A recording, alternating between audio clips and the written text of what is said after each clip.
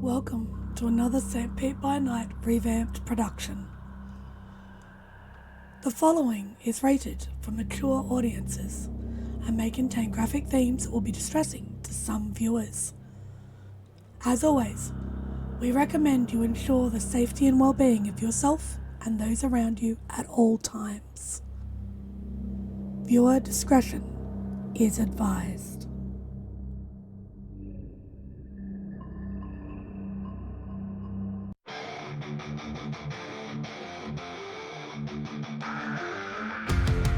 In the heart of night, we rise from shadows, howling at the moon, igniting our battles, cleansing Gaia of an endless bite, until our final days we will fight. Thanks, man, we stand united as one.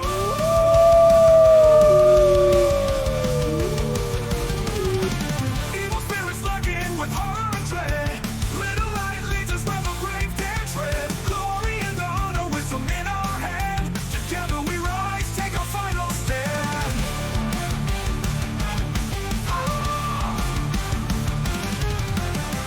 Everywhere we run, the wind is at our back. All the warring forces we will track. From the depths of the ocean to the clouds in the sky, vampires tremble as we learn to fight. Rage across Tampa, in this fight we'll stay. Evil spirits lurking with horror and dread. Little light leads us where the brave dare tread. Glory and honor, wisdom in our hand. Together we rise, take our final stand.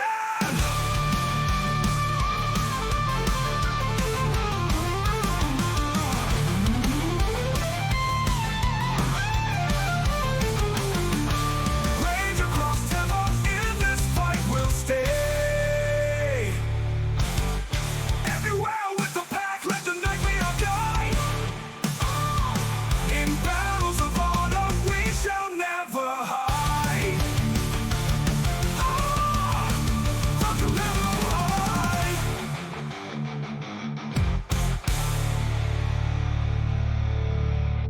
Good evening and welcome to the St. Pete by Night Entertainment Network, where we play St. Petersburg by Night, a massive multiplayer 5th edition World of Darkness chronicle set in the city of St. Petersburg, Florida. My name is Kent, also known as Misha Kent on all social media, and I am the lead storyteller of St. Pete by Night.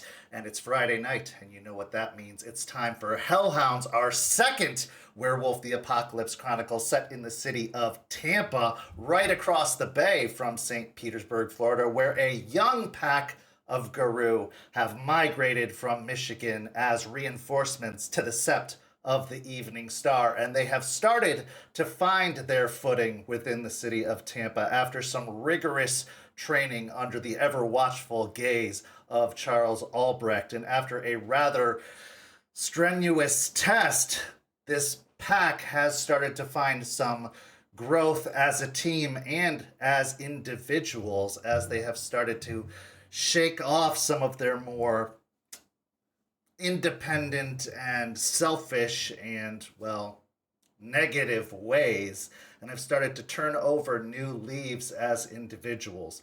But will that growth last? Because it's hard for an old dog to learn new tricks, and while these are young pups, they have been set in their ways for most of their human lives. And though a change, like one becoming a new Garou, might be an opportunity for change, do they have what it takes?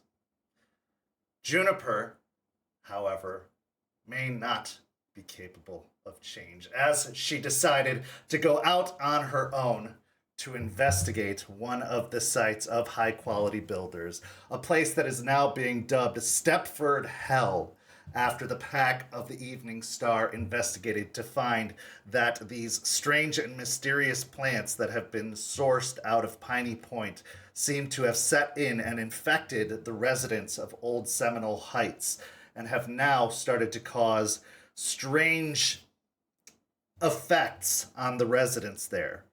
When Juniper went to investigate, she may have gotten in a little bit over her head, and she was assaulted by the residents there who started to gang up on her. And when things started to look very, very bad for the young guru, and it seemed like she was not going to escape the fight, her mentor, stakes her claim, came in for the rescue. But it seemed like neither of them was about to escape the fight, and as Juniper fell unconscious, it really seemed like the end.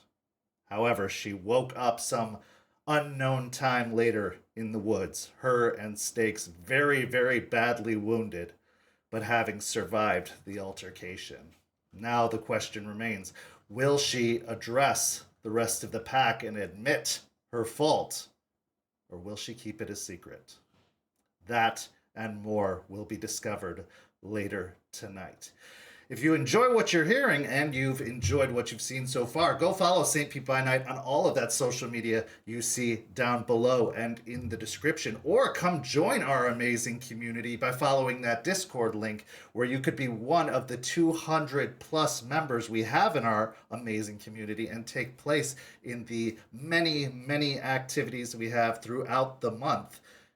Come join us. We'd love to have you. But in order for this story to be told, it would take some pretty amazing players to do it. So let's introduce those players now. Players, introduce yourselves, if you please. Hello everyone, my name is Jay. I'll be playing Deadbeat, the Bonar Haroon, soon to be on Jerry Spring.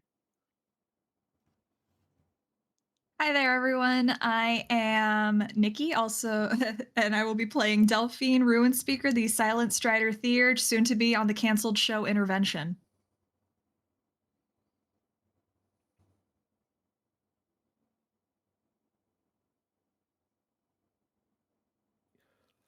Hello, everyone. My name is Ben. I will be playing Raymond Gorn, Ghost Council Philodox, not to be seen on any show. Hello, everyone. My name is Katie, and I am playing Aurora Rory Woods, the Bonar Galliard. Hopefully not on any TV anytime soon. Maybe might be seen in the news, who knows. Hello, everyone. I'm Lilith, and I'll be playing Juniper Kameen, the Ragbash Black Fury, who will also just not be on any show because Juniper has done nothing wrong. Never. Ever. So a very television-themed introduction from the Hellhounds today. Although I have a feeling everyone on this show is going to be seen on either America's Funniest Home Videos or America's Most Wanted, depending on how this show proceeds going forward. We'll see. So, as previously mentioned, it appears that the pack has started to experience growth, especially ever since the test on the ship out in the middle of the Gulf of Mexico. And yes, we are going to call it the Gulf of Mexico, heretofore in perpetuity, no matter what anyone says. It was a bonding exercise and a wake-up call for the pack to see what the true threats were in the world. But those aren't the only threats in the world. As we said, Juniper found out firsthand that there are more threats in the world than just leeches. The threats from Piney Point, the threats from these mysterious plants that have been literally sprouting up from the ground all over the Tampa region. The threats that this pack haven't quite been exposed to yet because their training hasn't dictated that they're supposed to be exposed to them yet. But maybe training has been expedited. But we'll get to that shortly. Our story begins shortly after Juniper arrives home after recovering from her injuries after that incident in Old Seminole Heights, after having spent almost 24 hours in the woods recovering with stakes her claim, regenerating from the bruises and bumps and wounds sustained at that altercation in Stepford Hell. Juniper, as I said, you spent a majority of the last day in the woods with stakes, recovering.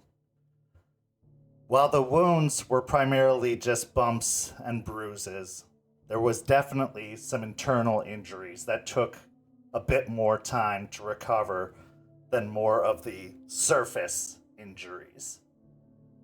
But with the supernatural healing that comes with being a guru, eventually everything did mend, and you found yourself fully healed. But physical injuries aren't the only ones that come with a conflict like the one that you encountered. The anxiety, the stress, the pain of seeing your mentor, your friend, your second mother, wounded and injured because of your actions.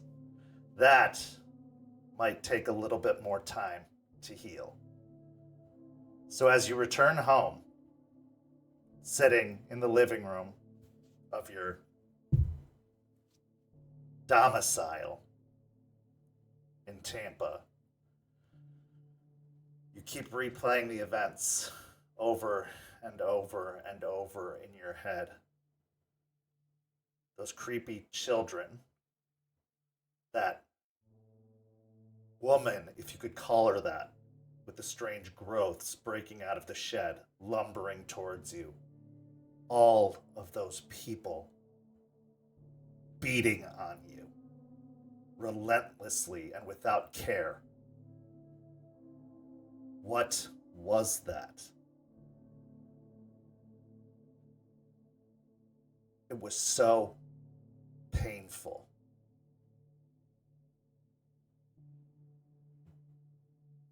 Maybe you would have died if it wasn't for her.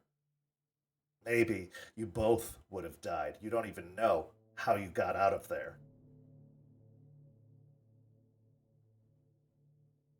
The more and more you think of it, the less and less you want to. You need something to make it stop. Anything.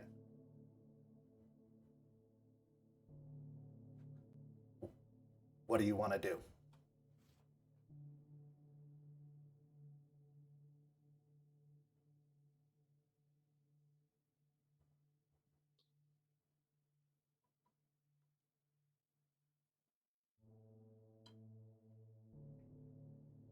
I think about my options.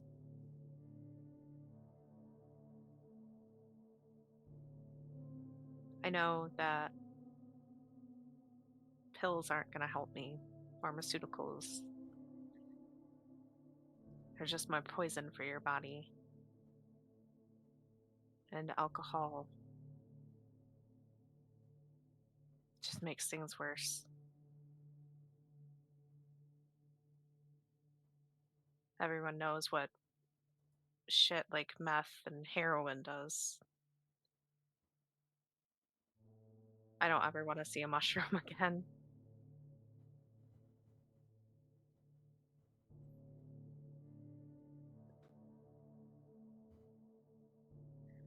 What I do know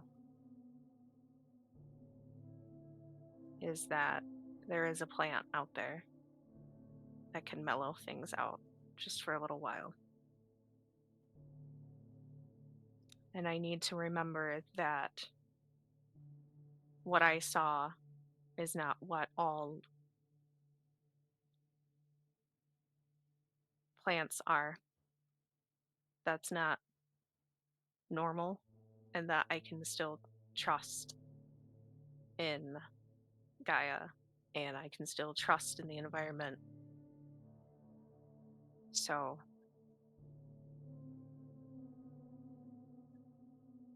the only person that I can really go to to see if they have any contacts for it is Rory. I would like to ask Rory if she has any hookups for cannabis. Okay, so after debating for a little while, you stand up off the couch and head towards the bedroom where you know Rory spends most of her time when she's at home. If she's not out busking, she's usually in the bedroom, strumming away on one of her instruments or napping or just hanging out generally. She tends to avoid Deadbeat or most of the others, spending a lot of time by herself. So you head to the bedroom and knock on the door, which is slightly ajar, where Rory is inside, laid out on her back, just hanging out, looking up at the ceiling, listening to some music on her earbuds, just blissing out a little bit, kind of trying to maybe block out some of her own memories of the boat and her experience with the tree and a lot of her own trauma that she's experienced within the past couple of weeks since her arrival in Tampa. Rory, what's going through your mind before you hear the knock interrupt your thoughts? Currently, she's just kind of letting the music try and like take her to wherever at this point. She's still kind of shaken up about the boat now that it's been a few days. The adrenaline has worn off, like all the things that have happened since then, just kind of trying to process them and not break down and go into an episode. She's still mulling over the conversations with Deadbeat and Ray, neither of them going the way she thought, but also very interesting information to know about both of them. And it's just kind of mulling that all over. So, with the knock on the door and the door opening, it draws your attention away from your thoughts to see Juniper standing in the doorway.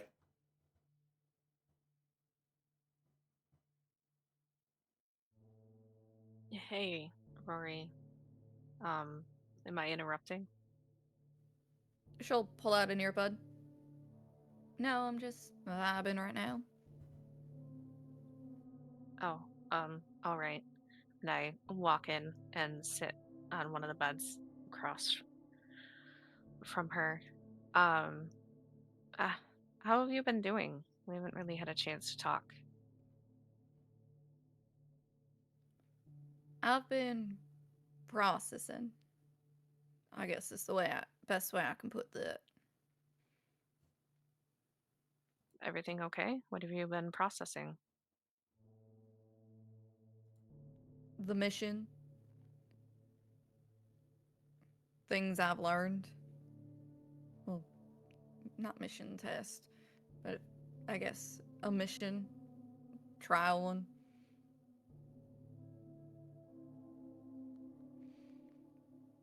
How are you holding it? And Rory will actually like go from laying on the bed to actually sitting up and like kind of observing Juniper.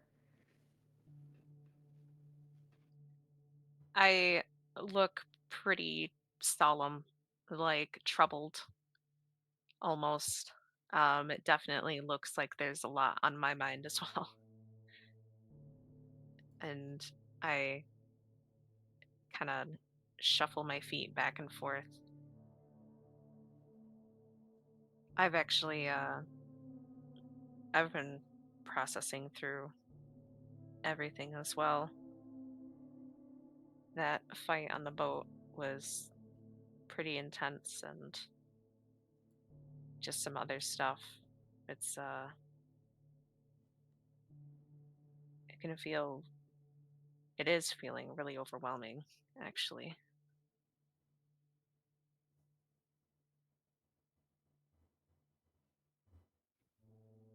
She'll shift a little bit, hearing that Juniper said she's feeling a little overwhelmed. Yeah, it's all a lot.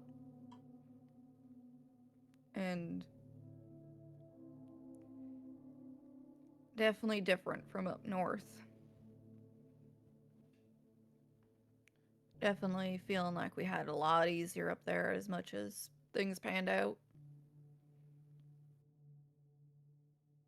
I nod my head in agreement. Yeah, I miss home a lot, actually. Today is one of those days where I wish we could all kind of go back. Um, I actually have a bit of a favor to ask. A favor. Yeah.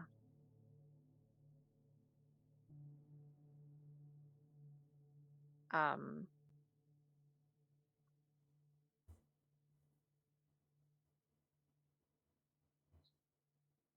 when I said that I'm really overwhelmed by everything, I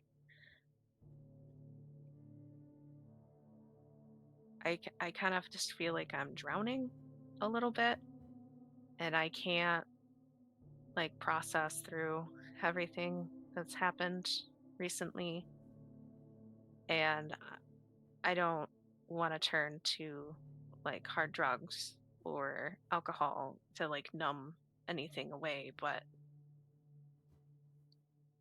I do need some help being able to organize it all in my brain, if that makes sense. And I was wondering if you knew or had a good hookup for uh, some plant medicine, some cannabis, something like that. She'll look a little amused when you say plant medicine. You want to know if I know a dealer. Uh, yeah. I have met one out while busking and trying to earn some extra cash. Little bit of a weirdo if you ask me, but to be fair, who in that business really isn't a weirdo in some case? I mean, yeah, they can be a little strange, but No, like this one was strange for even for Florida. Was walking around wearing a wizard hat.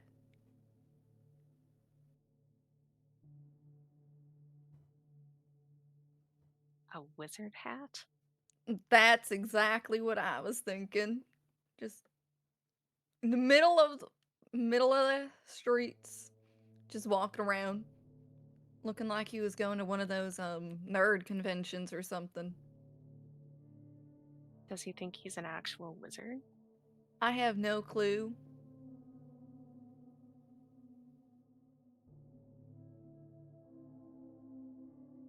Um,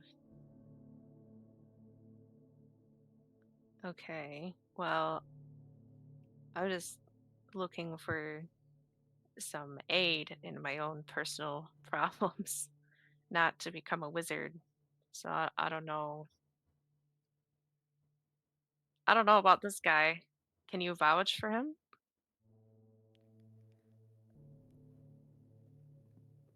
She'll kind of like think on it for a minute. Yeah, it seems like he has an alright supply.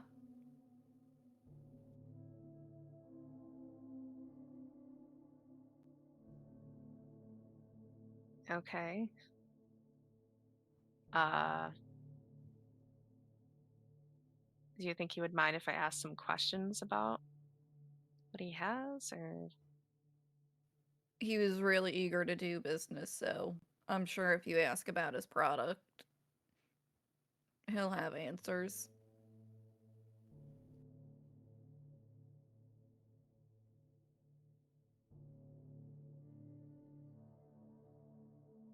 oh, all right. Um, Do you want me to go with you? Do you want me to help you with it? Walk you through the process? I mean, I wouldn't mind the company. I don't want to just go up to this person I've never met and, you know. Fair enough. And she'll stand up and she'll go look for her work boots, debate on putting on the hoodie, and then realizing, right, we're still in Florida. I hate this. I just want to wear a hoodie and baggy clothes all day.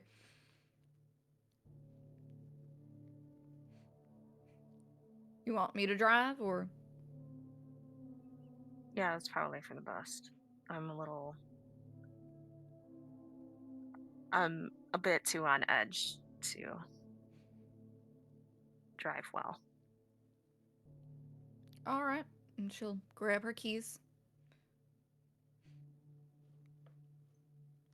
Let's head on out. I don't know if he'll be in that same spot today, but we can go look for him. Again, not hard to miss with a wizard hat and all that. Yeah. A little bit of a different hunt than our last time around. Heading out, getting into Rory's car, taking the drive downtown. It's a quiet ride. Juniper, your thoughts are racing all over the place, bouncing between the incidents back at Stepford Hell and the apprehension about the upcoming meeting with a wizard and what you're about to do. But the risk might be worth the reward, because if it'll numb this anxiety, this feeling,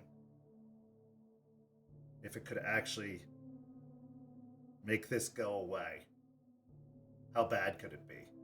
Strange people are the least of your worries right now. What you witnessed the other night, that was strange. That was terrifying. Some weirdo in a wizard hat, that's nothing.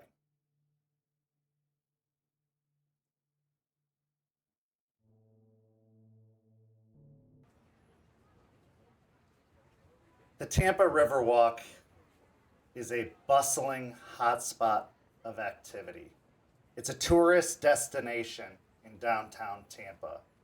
There's art, there's entertainment, there's dining, sights to see, things to do,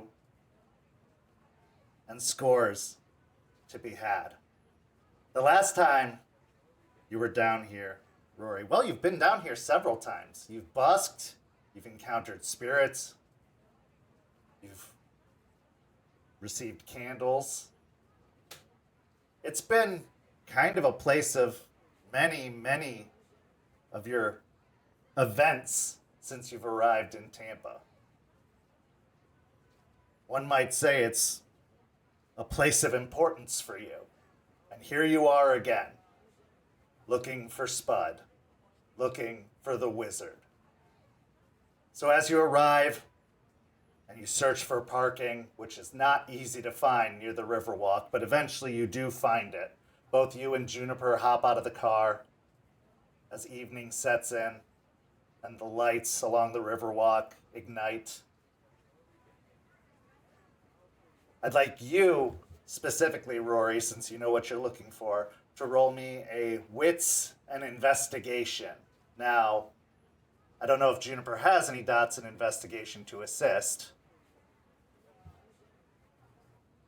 No, so you're on your own on this one. All right, that is a very small pool, but I got 2 successes. Okay. Walking along the Riverwalk, keeping an eye out for that pointed hat.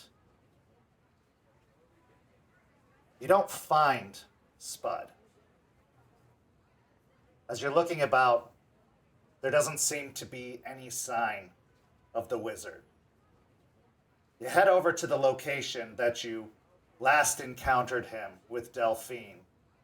And as you're looking over the area, that's when you notice a strange marking on the wall, a little bit of graffiti in the alleyway. A strange sketch of a little wizard on the wall. And on the cap of the wizard,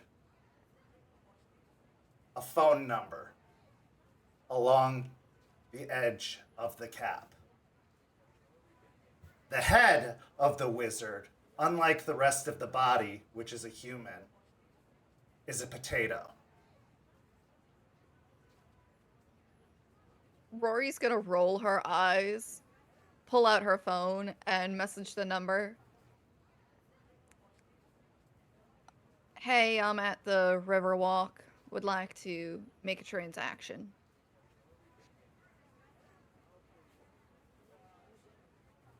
You wait a few minutes for a response.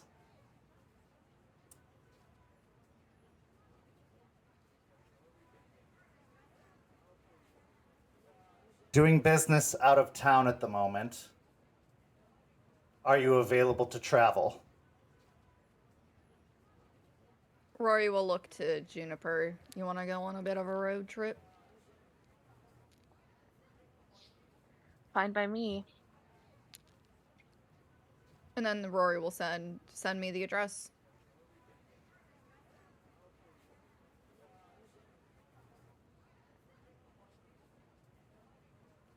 It takes a few minutes for a response to come in.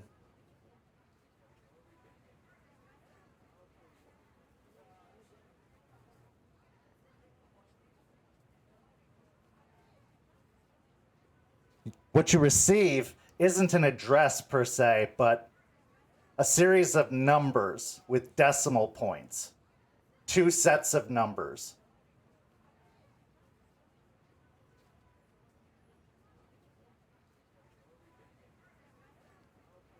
Now you could roll me an intelligence and academics to try and determine what these are.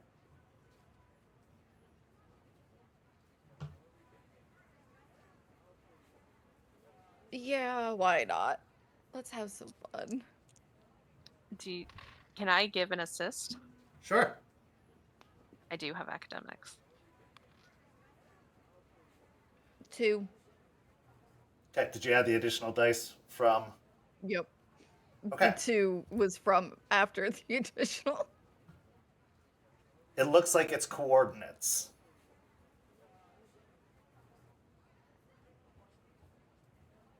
Rory's gonna just like mutter under her breath, this fucking potato motherfucker, and put the coordinates into Google Maps and see where it takes her.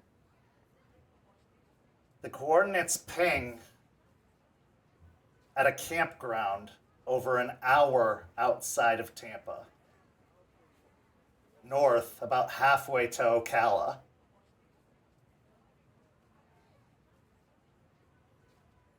Well, it's about an hour from here. That's like 20 minutes in Michigan time. Oh, I was about I to say thought it was that's going to like, be a lot longer than that. it's that fair. I've been on longer road trips. I'm ready to head out. Let's go. All right. And Rory will also let Juniper choose the music if she wishes. I just kind of shrug and say, I don't know. I don't really listen to much. You can put it on. I don't mind country music. It's fine. Heading back to the car, climbing in. It seems like this night has taken a turn towards adventure more than you'd expected. What was supposed to be just a quick trip into town is now turning into a road trip of sorts. So, with the choice of music at your fingertips, what's the soundtrack for this evening, Rory?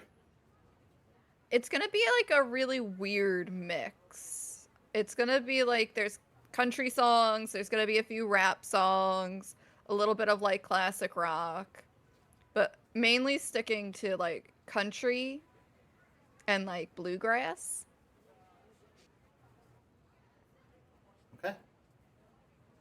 So as you climb into the car, the dulcet tones and twangs of country and bluegrass ringing through the speakers, you jump onto the highway, taking I-275 north to connect to I-75 as you head out of the city, north, towards the campsite where Spud awaits. About an hour later, you exit the highway, pulling down some long side roads until you pull into an RV park.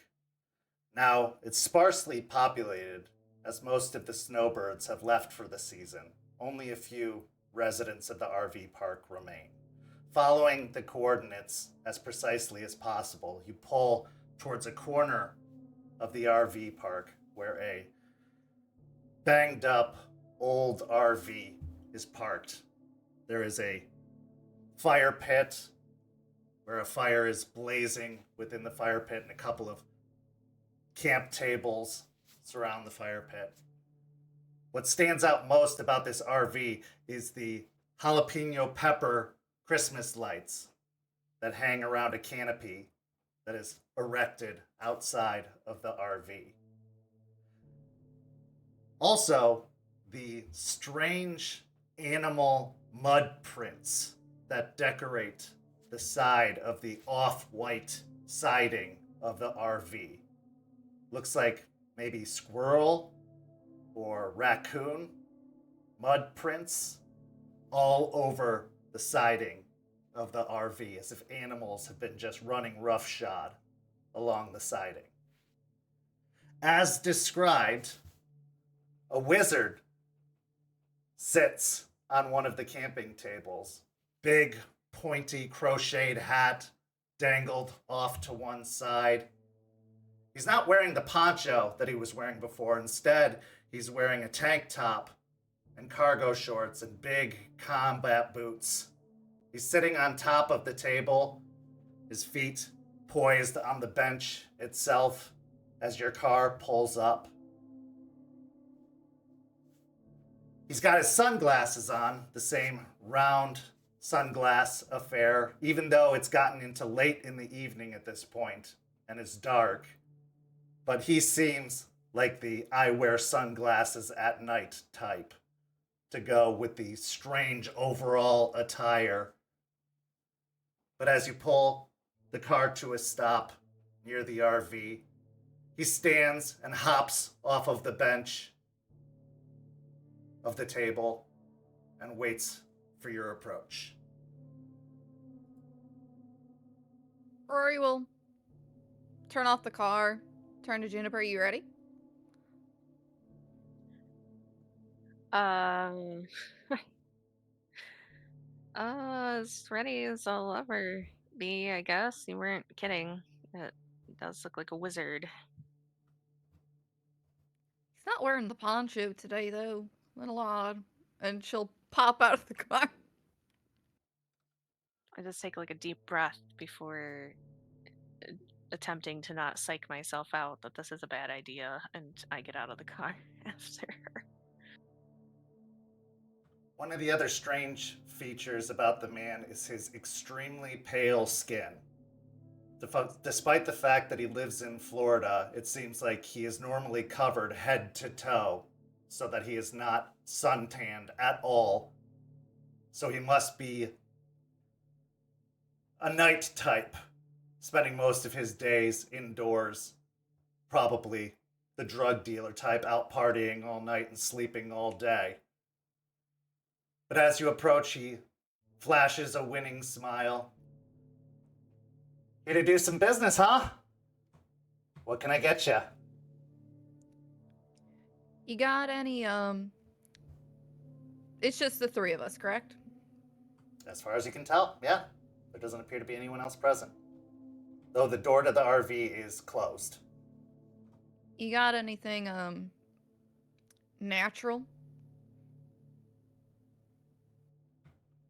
I've got all kinds of natural things. Depends on what you're looking for. You can speak plainly, by the way. The neighbors don't seem to mind, and they're all, fans of what I do. You never know nowadays. You never do.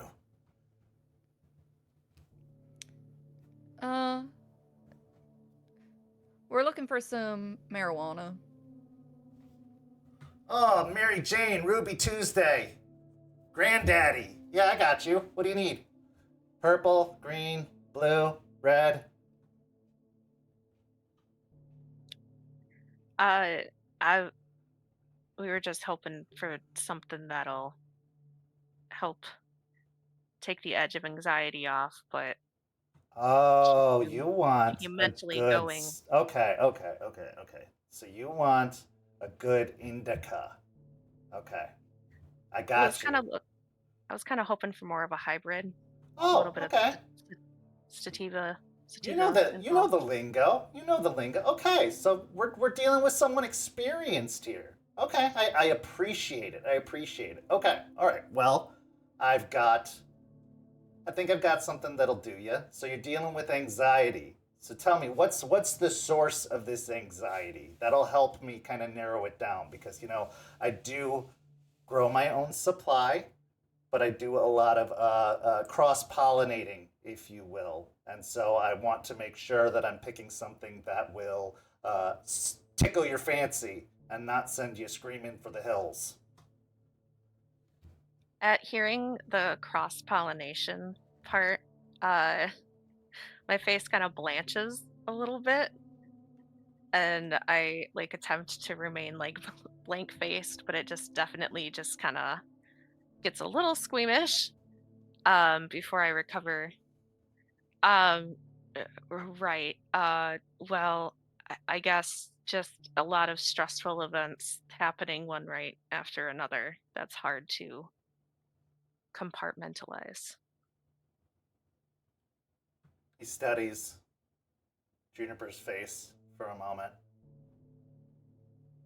Right.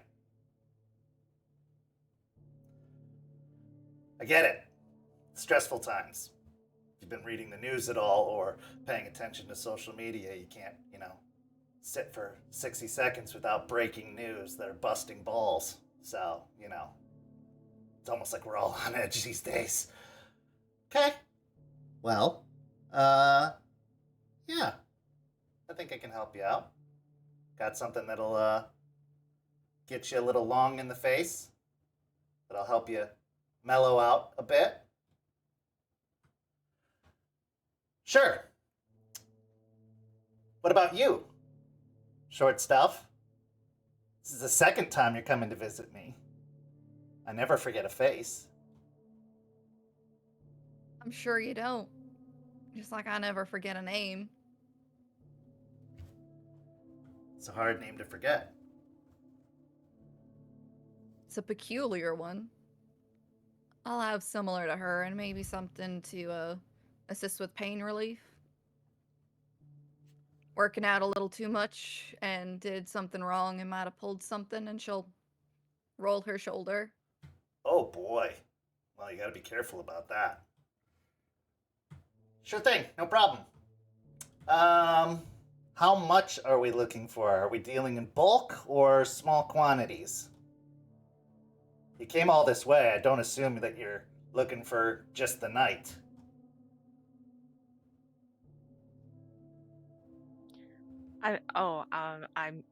This isn't something I'll be using often, so I was thinking maybe just a gram or two to have for long term.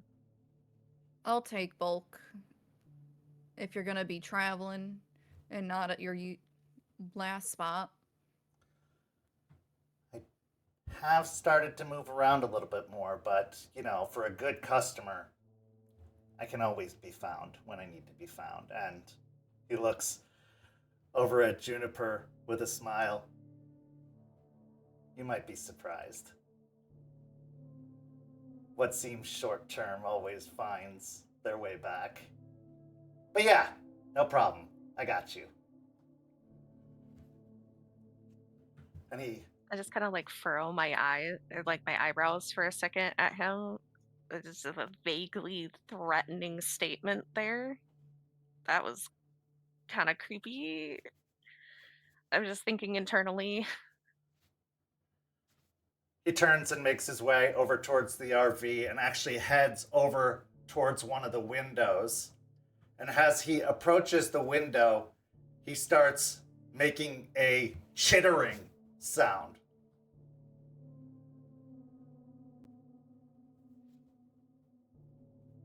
What? I don't know. I warned you he was a little eccentric. I thought the wizard hat would have been enough of a cue. Is he like calling to something? Probably his, and she'll roll her eyes, lab assistant from last time I saw him. Lo and behold, a moment later, the RV window slides open and a couple of dark paws pop out, one passing a little baggie, which he reaches up and grabs, and then a moment later holding out a small bushel, like a small wrapped cellophane package, which he reaches up and grabs. He then tucks both under his arm and reaches up and into the RV, giving some scritches before closing the RV window and turning back and walking back over. Do I recognize the animal paws? Give me a... Sure, give me an intelligence and science. Actually, you know what? You're from Michigan. I'm not even going to make you roll. It's raccoon paws for sure. Thank you. As he shuts the door, I just kind of exclaim out, like, "Was that a raccoon?" Yeah.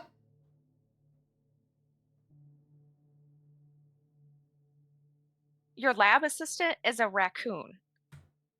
Yeah. That is so adorable. That is so adorable. Oh, thanks.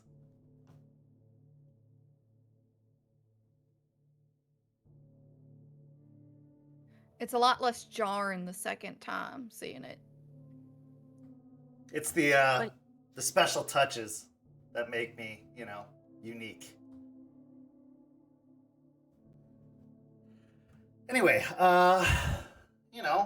return customer. I think that deserves a discount for you, and first-time customer, I think that also deserves a discount. So, I think we can say $200 for both of you. How much is that bushel? How many? Well, she wanted bulk. Sorry, I was asking the ST. Like, how much did that bulk? Like, how many? I would say she got... God. I don't know. I'm very bad at like this. An ounce? Yeah, I would say she got about an ounce, yeah. And Juniper's portion is like 2 grams? 2 grams, yeah.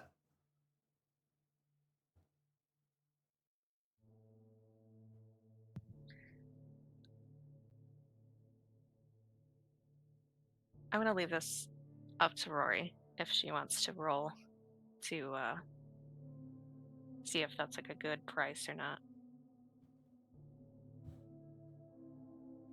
Yeah, I'll roll to see if it's a good price. Okay. So roll me a intelligence and streetwise.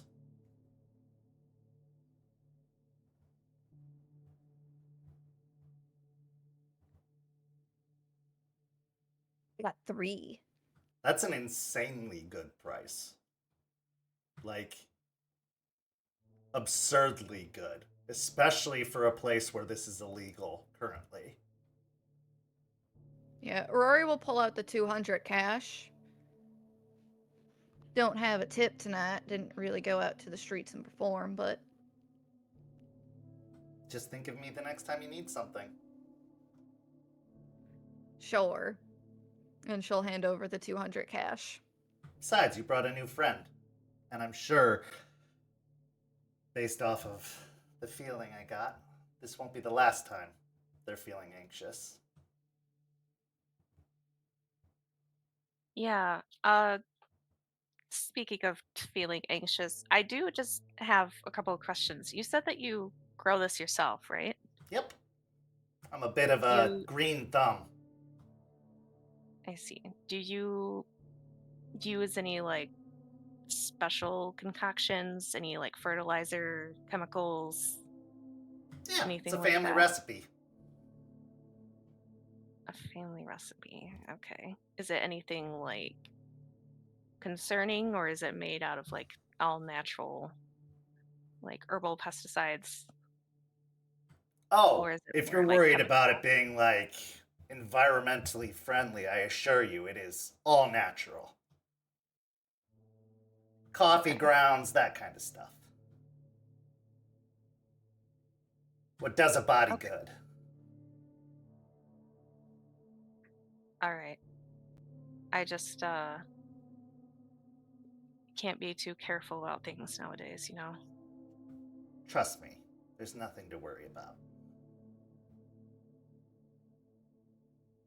All right. Well, just be mindful about where you get your dirt. Yeah, There's I've heard some stuff going I've around. heard that the ground around here is getting a little spicy. You've heard about it?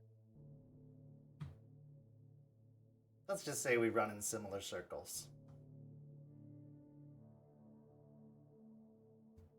Can I do an insight check on this Sure. guy?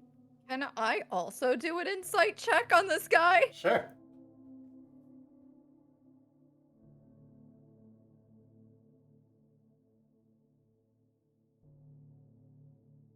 What is my rage at? 2, for sure.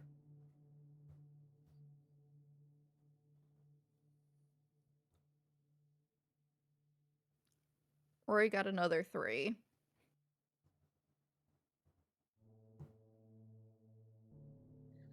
Five successes with a crit. He is incredibly suspicious. He knows way more than he is letting on, and he is very, very, very suspicious.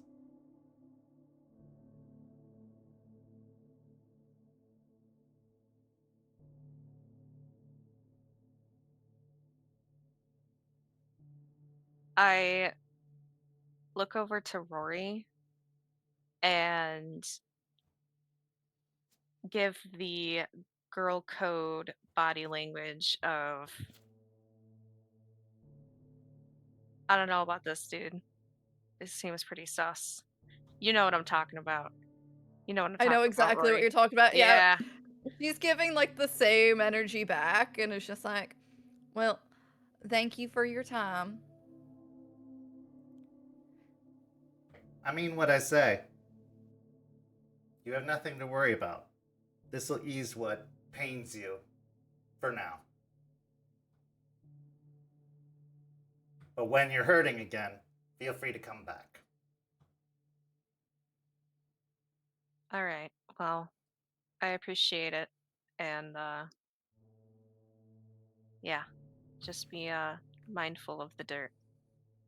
Oh, I'm looking into it. And he passes over both parcels and holds out his hand for the cash. Rory will hand over the cash. Okay, thanks. Bye. Bye. And he wads up the cash and sticks it into his boot before he turns back to the RV. Just get in the car. I just get in the car. Yeah, Do not Rory's say a heading back word. to the car after that exchange. As you I climb into have the car and drive out of the RV park, you have a moment, just the two of you, and the scene is yours. Rory, If I you do want- not think that we should smoke this. I'll give you the $200, but I do not think that we should smoke this. You I don't know don't about you, need. but that man is not safe. He's the only one I know in the area at the moment, and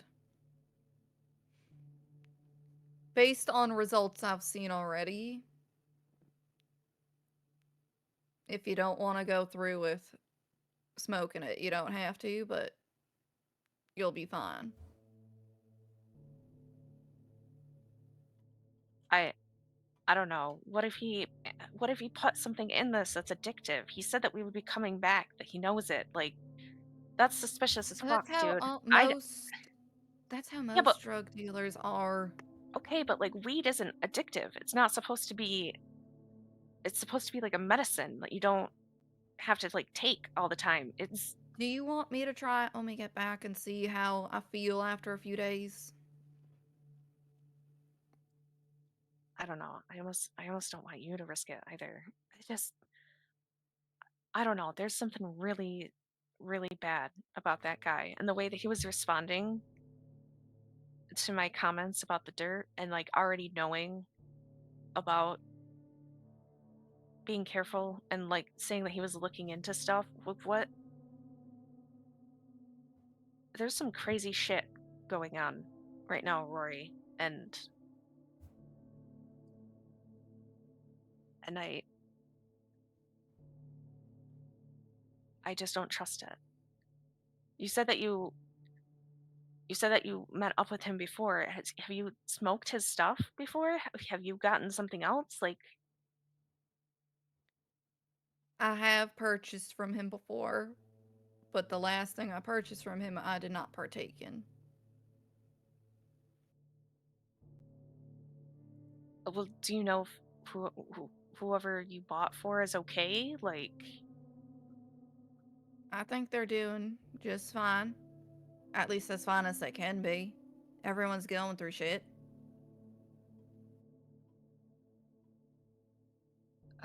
okay. I don't know. That was spooky. There's something off about him. I don't know.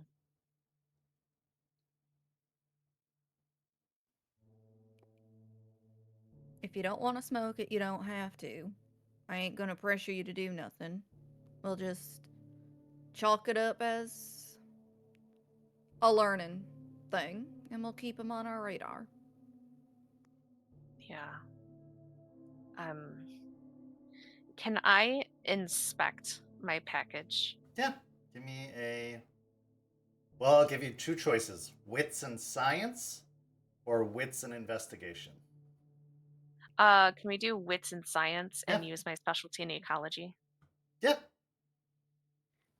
I unfortunately can't give you a assistant die, but Rory will let you inspect her package as well if you would like to make you feel more at ease. Yeah, I'll inspect both of them for sure.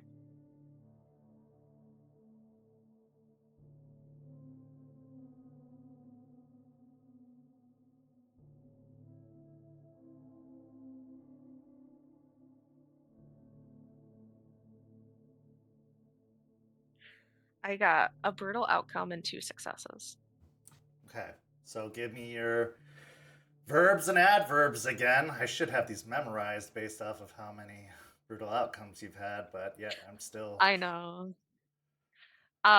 Cleverly, provocatively, or subtly is my auspice, and my tribe is avenge, dismantle, and demolish. So I would say those do not apply in this particular, because you are not trying to avenge, dismantle. Well, you know what? I could say you Hold could on. dismantle. Yeah, I was just about to argue for it. Okay, you are I was about to cleverly back you up on that. dismantling. Cleverly dismantling. As you pull apart the packages and try to break apart the buds to inspect them, these are some very healthy greens. Extremely healthy. Well grown. There are very thick fibers growing out of them. This is potent bud. But there doesn't seem to be anything off-putting about it. There is no odd chemical or sulfuric smell. There's nothing obviously wrong with this at all. It just seems like very healthy product.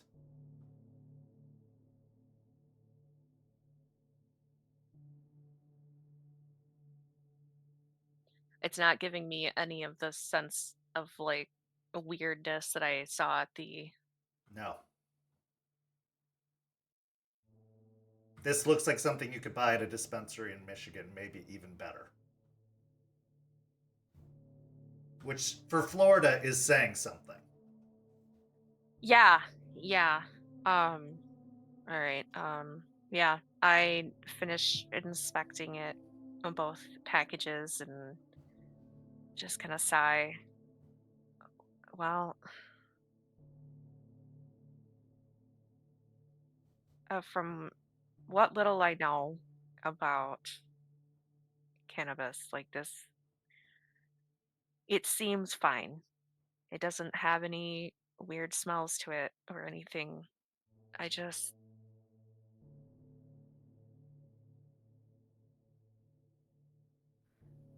I don't know. Are you sure that that person that you bought, whatever, what did you buy before? Did you buy cannabis or was it something else? It was something else. Ugh,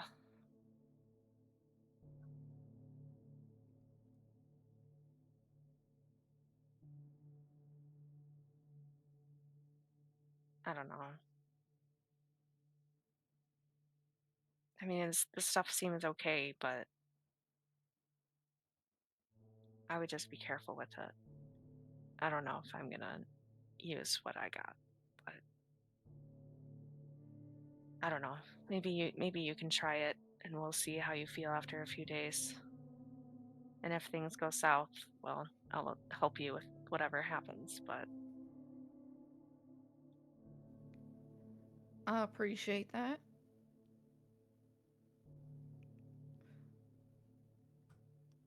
Did something happen between today and the boat? You're a little bit more jumpy than normal.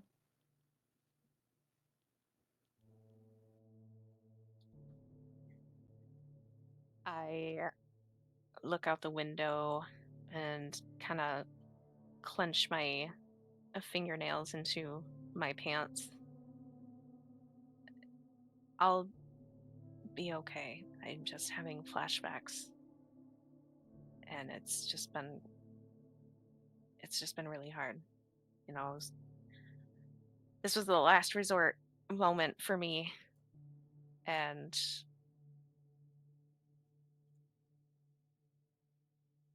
uh, I'll be fine. I just need to deal with my shit.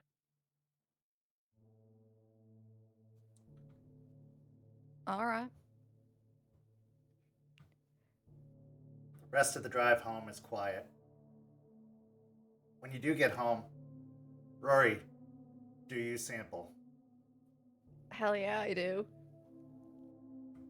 It is an incredible high. When you do sleep, the sleep is dreamless.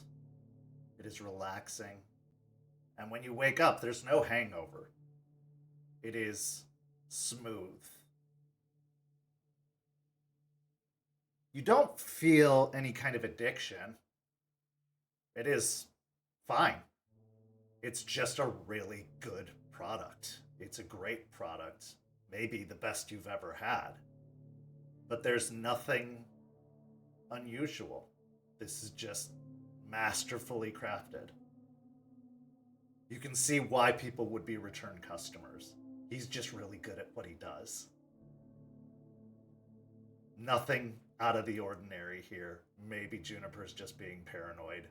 But yeah, maybe he's a little odd when he talks about what's going on around town. But to be fair, there's a lot of strange shit happening in this town. It wouldn't take much for people to take notice.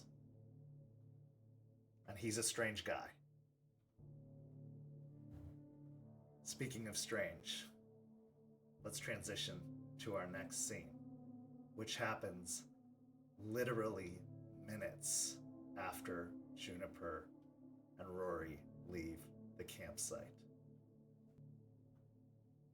Delphine, you have spent the last several hours blissfully hanging out in Spud's RV, smoking, drifting, relaxing. All this facing reality, all of these harsh truths, all of these confrontations, all of this tests and training. It's been a lot to take in. Tampa has been a lot to take in. An escape is long overdue. And you have had a very accommodating host tonight. So accommodating, in fact, that in your high, you didn't even take much mind when he got a text message and said he had some other business to take care of and stepped out of the trailer for a short while. When he returned after about 15 or so minutes, coming back in after the raccoon scrambled to the window, grabbing a few things out of the drawer, passing them out of the window. Roll me a wits and awareness, however, do so at a -2 because you have been off your gourd, to see if you recognize the two female voices from outside of the trailer. Okay. 2 successes.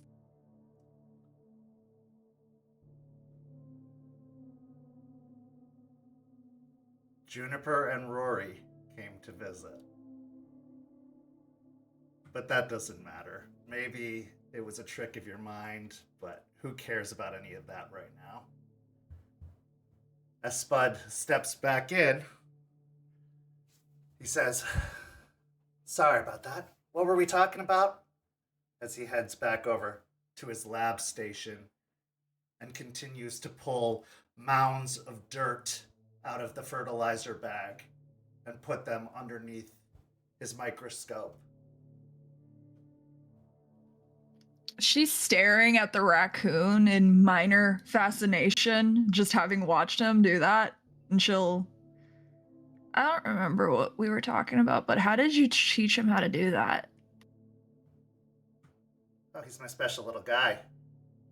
And his mom is particularly good at training. What's his name?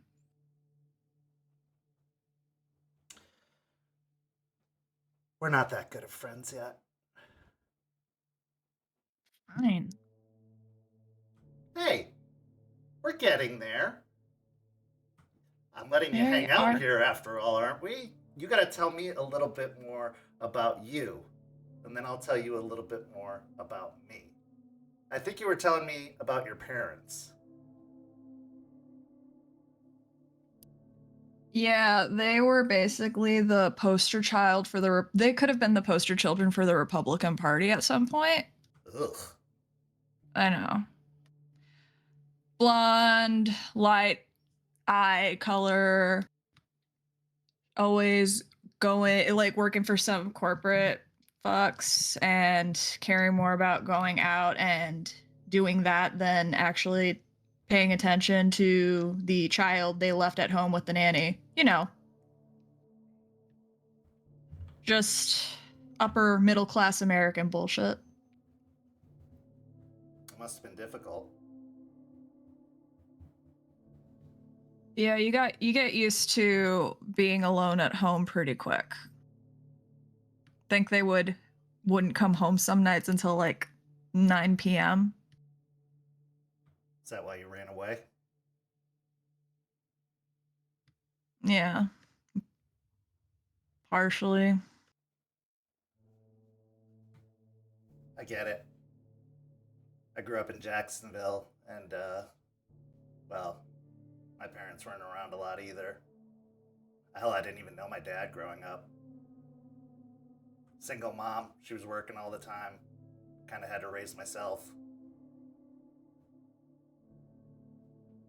Yeah, I get that. Yeah, my mom was like a litigator my dad, he was like heading the office. They were gonna move him somewhere. He was supposed to head up that office. So when I got the news that they were moving, I was ready to move. I was hoping that they would take me with them, but I was about to start my last year of high school, and they thought it would be better for me to just stay. And then mom could come down during during like long weekends, and that he could come back during the holidays. And then once I was at college, I could just go wherever I wanted. Where did you want to go? Literally anywhere. Literally anywhere. I spent my entire life in the same town, and yeah, we went on vacation. Like, don't get me wrong. But we went to places like Hawaii, and we went skiing in Switzerland once, and we went to frickin' Aruba and Jamaica and places like that. We went on cruises, but they weren't like actual places I wanted to go. So you went to all the fancy, upper crusty tourist places.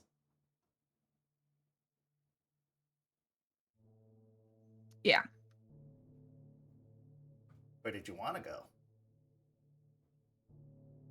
Don't get me wrong, some of the tourist places could have been good, but we didn't go to any of the interesting ones. We didn't go to places like Athens, or we didn't go to places like Taiwan or Bangkok or Tokyo or Stonehenge. Like, there's so many more interesting places to go to just like experience actual culture instead of just doing the same white bread, whitewashed rich people vacation. You said Bangkok. You want to live in Taiwan? It's all the rage now. Now you're in Tampa.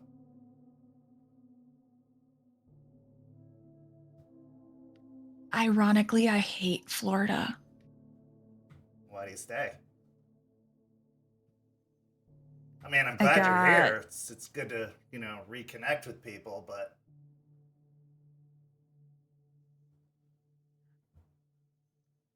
Maybe I just remembered that you said you were going to travel down here, back in New Orleans. so you came here for me? I'm flattered. I came here for your product, and also because a job brought me here. What job? It's a student internship sort of deal. Environmental stuff. Oh, like a work study. Yeah, I don't actually get paid for it. Oh, that sucks. Yeah. Don't you know? Unpaid interns keep corporations running. You like the other interns? I mean, one of them called me a tweaker. Yeah, they should talk. Thought I almost heard one of them out there, but I don't fucking know.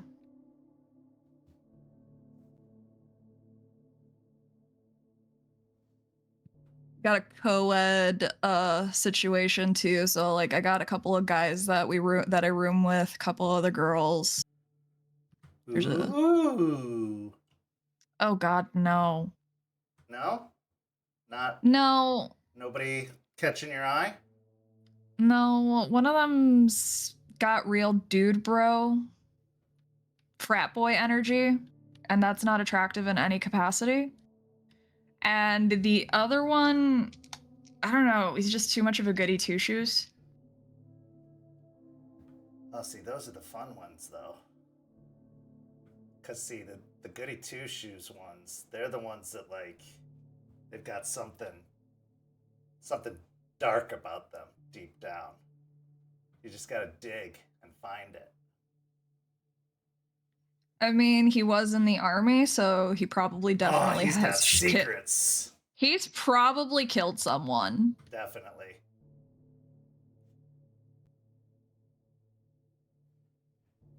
Yeah. I don't know. They're just people I know. I wouldn't really consider them friends. What about us? Are we friends? I like to think we're friends. I mean, I like you. You're a cool guy. Aw. I like you too. It's not just anybody that I let hang out in my place. I know we started off interestingly, but I've come to think fondly of you. His name's I'm sorry, Pippin, again. by the way. She looks at the raccoon. Does he do pets or does he bite? Yeah. Oh, grab those Cheetos over there. He loves that. She'll reach over for the probably already open bag of Cheetos and grab a couple. Are they supposed to have this? Do you see his fat ass? We used Supposed to have to, that I don't raccoon. think comes in the equation. She holds out a couple of Cheetos in her palm for him. Roll me a charisma and animal ken. Oh god. Okay. One success on the one die I could roll.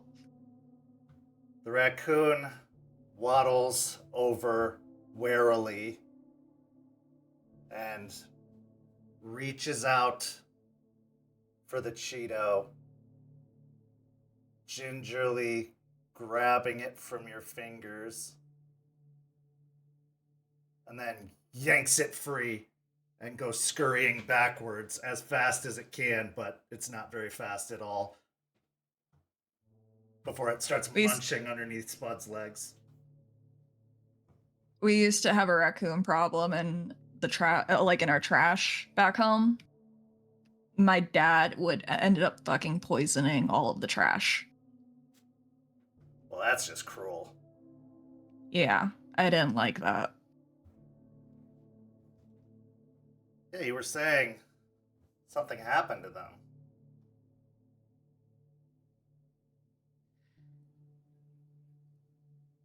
Yeah, I found out on the drive down that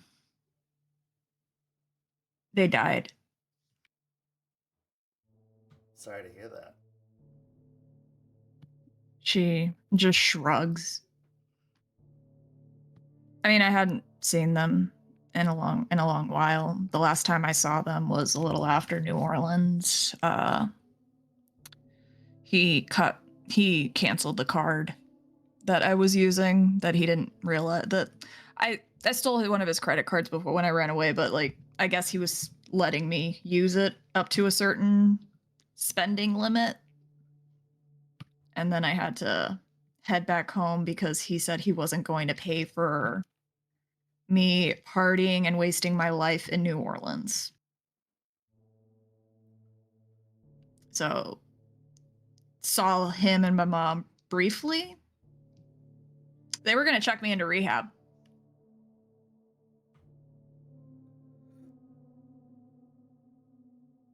Doesn't mean it hurts any less. I fell out of touch with my mom for a long time. And after many, many years, reconnected with her briefly. It seemed like we were getting along again, like we were gonna get back on the right page, and then she died too. Suddenly. And well, you don't get to choose your parents, and it still sucks. So it's okay to feel bad about it. It's okay for it to still suck, even if you didn't like them. I get it. But it's also okay to feel happy about it too. It's confusing. That's the It's thing. complicated. That's the thing. I don't know how to feel about it. Last thing I remember my mom saying,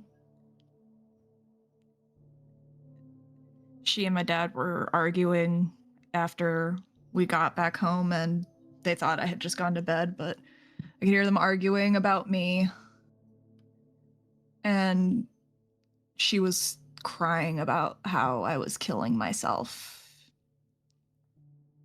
And then I had to recently hear that from one of the professors that's been teaching us.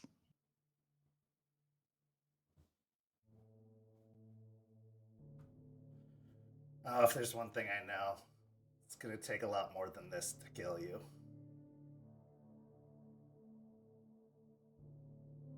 But Yeah. I don't want to give it up either. It's the How only did, thing that makes me feel anything. yeah, nothing, right? The things you don't want to feel. I get energy when I have it. Feel a little bit more pep in my step. I feel more focused. But without it, I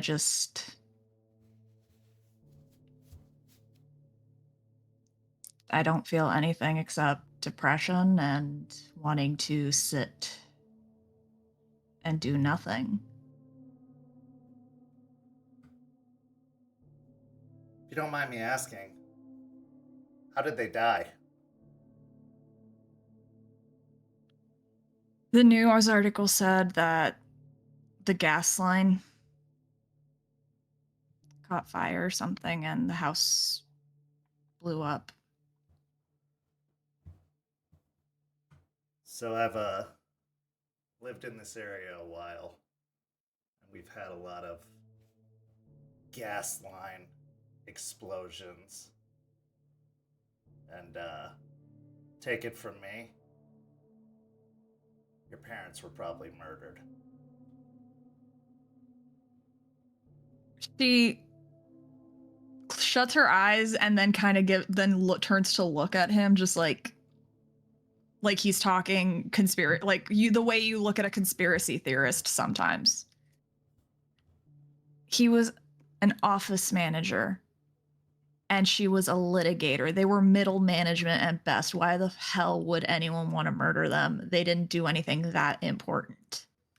It's not like they were legal counsel to a senator or a congressman or a governor.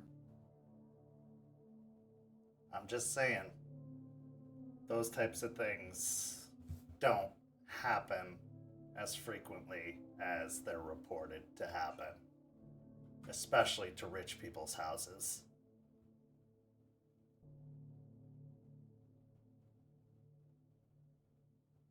I don't know, maybe one of the maintenance people just fucked up or purposely fucked up. I mean, my dad wasn't the kindest individual when it came to employment. Maybe. I think Florida's making you paranoid. Could be.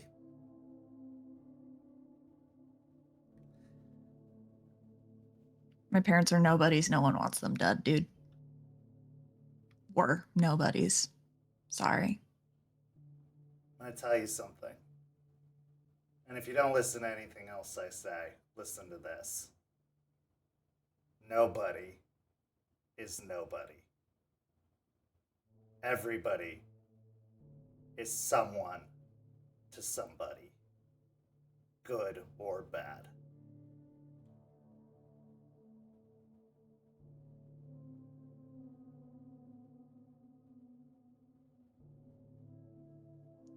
She considers his words a little bit. and not really having a response to them at the moment with how fuzzy her brain's feeling and how sleepy she's getting. She just gives him a nod, acknowledging that she did hear him and she did listen.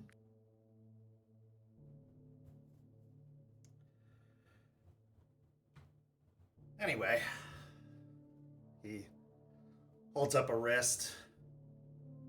5, 4, 3, 2, and you go unconscious.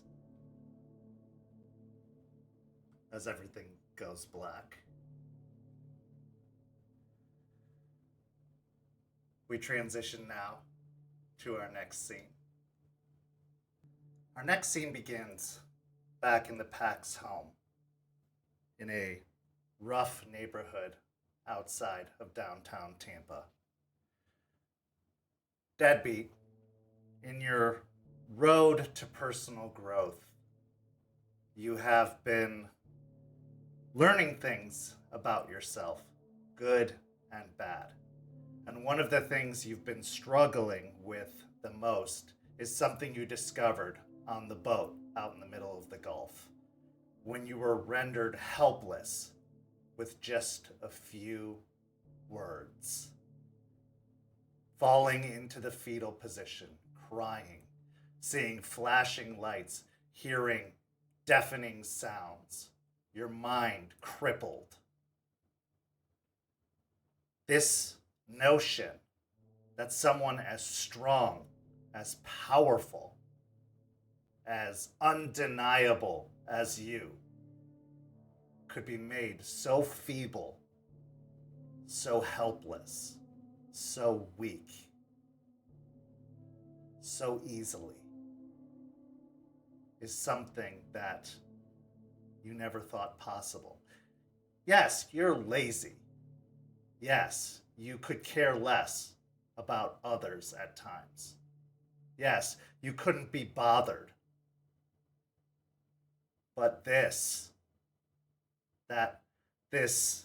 leech, this young woman, something that should have been easily overpowered, could just cut the legs out from under you and drop you to the ground at a moment's notice. That just won't stand. You need guidance. You need help. You need to find a way to stop that from happening again. You need to find a way to prevent this. Because if you're going to live this supernatural existence, if you're going to be bothered to be Guru, you are going to be powerful. You are going to be undeniable. When you are going to be put to task and called to conflict, you're not going to be made to feel like that again. So, you look to the only source you respect, the only source you've come to trust.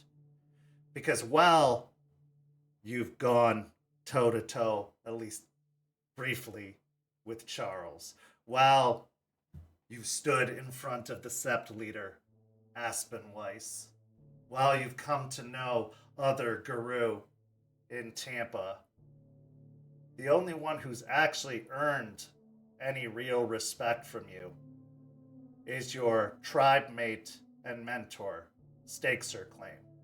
Because she's always been real with you. She's always been blunt with you. She found you, after all, after your first change. She brought you into this existence, and she's never bullshitted you. She's never made you do more than what's expected. And she's never asked anything more of you than what's needed. So with these thoughts going through your head, with this apprehension and this anxiety, this weakness, at the back of your mind. One afternoon, after waking up, dreams of that night on the boat having plagued your nightmares. You find Stakes sitting on the couch in her Hamid form, which is a rare sight to see, seemingly nursing a bruise on her arm, rubbing some cream on it gingerly as you walk out from your bedroom. And the scene is yours. Still kind of waking up, seeing Stakes nursing a wound, that bruise. Kind of a little bit of confusion, knowing like I don't really ever see State get fucked up that badly, and I mean, there's not anything really in Florida that could really mess her up that badly. It's odd. So it's kind of a little bit confusion on a little bit like not worry, but more just confused than anything. As I kind of walk in, take a seat on the couch, and I just say, "So what? You tussled with some gators out there? What the hell messed you up?" Something like that. Just getting used to the area. Not quite used to things around here yet. But you should see the other guy. What's up with you? You know, just this standard shit. Going out, gathering information. Uh, just hanging around.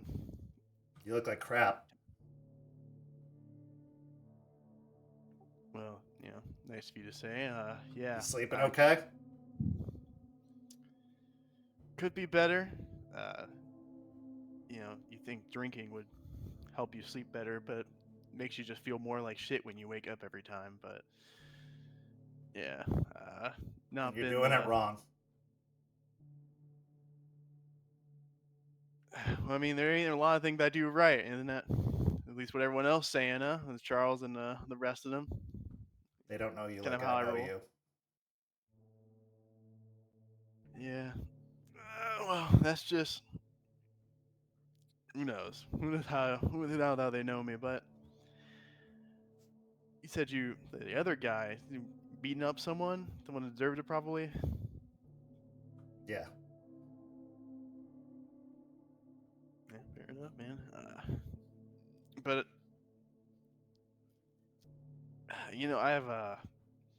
I was just thinking about some stuff recently. Especially about the whole crazy boat trial jigsaw trap bullshit that went on. With Charles and everything.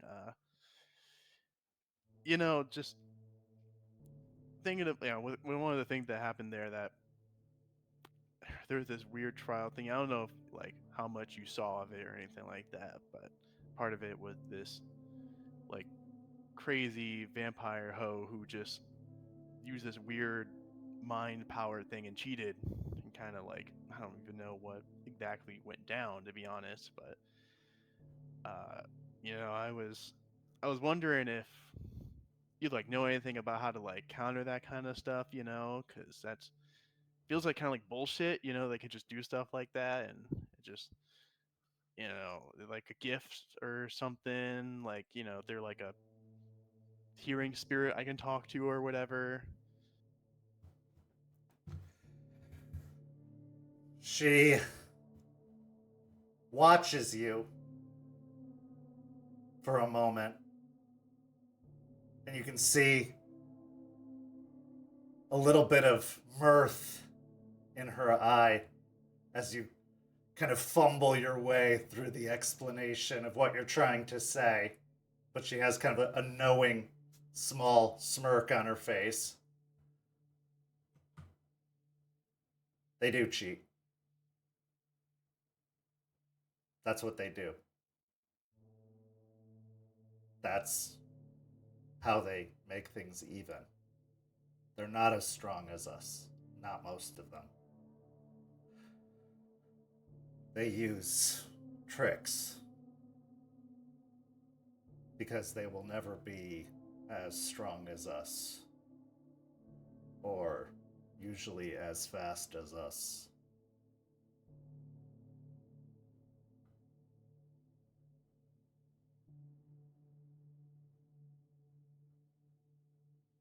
But that's what makes them dangerous. Yes, there are ways you can get better and fight against that. But there are also older ones that will be more powerful and will still break through. I have tricks that I use. Others have tricks that they use. Charles actually blinds and deafens himself when he fights them, so he can't see or hear anything. He's learned how to fight without using his eyes or ears, so that they can't manipulate him. I'm actually trying to learn some of that from him.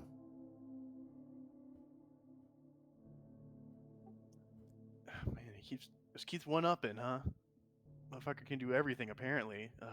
That's He's been learning a long time.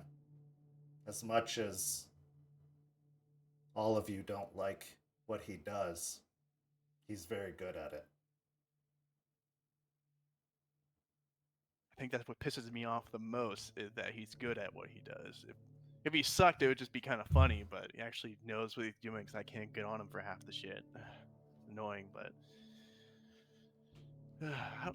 I guess so. It's from a sound like if you can't see it or like hear them, they can't do that. Like at least those kind of tricks. But how do I know if they're gonna do those kind of tricks or the other tricks? You know, like it kind of. You don't. That's why they're dangerous. Most of their tricks can't be predicted.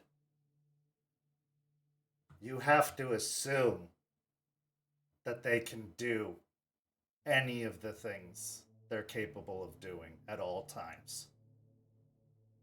You have to assume that if they can look you in the eye, they can take control of your mind. If you can hear their voice, they can charm you. That's why you don't give them a moment to speak. That's why you don't look them in the eye. You have to identify them and destroy them as quickly as possible. That's why they like to blend in crowds with people, because then we can't attack them outright. We have to lure them away from people and attack them when they're alone. And it's a lot harder to do. They're smart, very smart. That's why they're dangerous.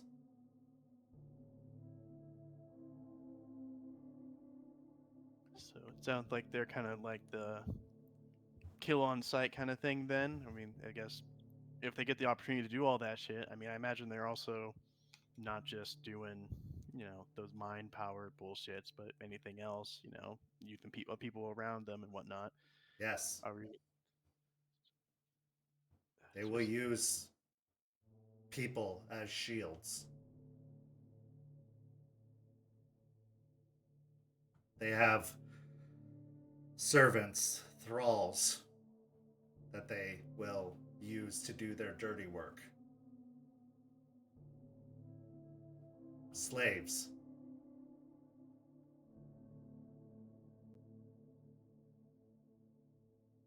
like, it's just kind of bullshit, isn't it? Just they have all this stuff they can do, like mind power shits, and using all the like the governments and all the systems to their advantage. And why don't we get that shit? We I don't do. know, but like they feel like they do it better, They do. like.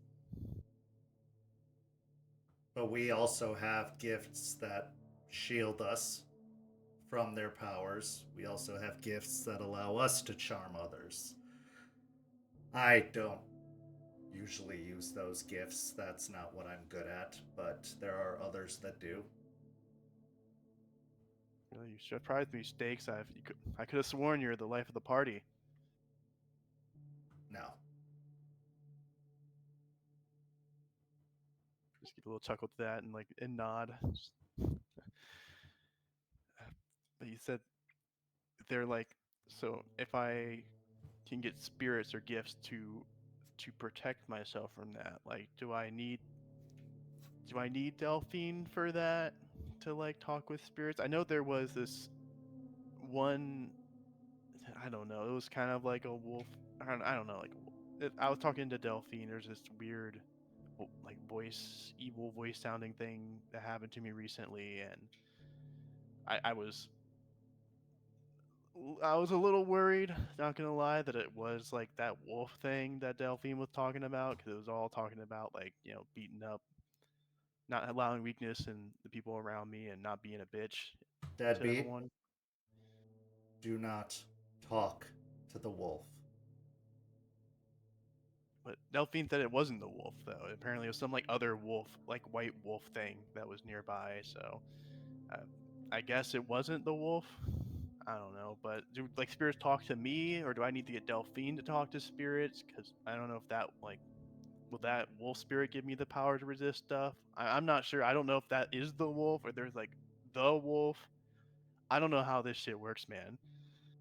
If a wolf is talking to you and calling you weak, that is not a wolf you want to deal with.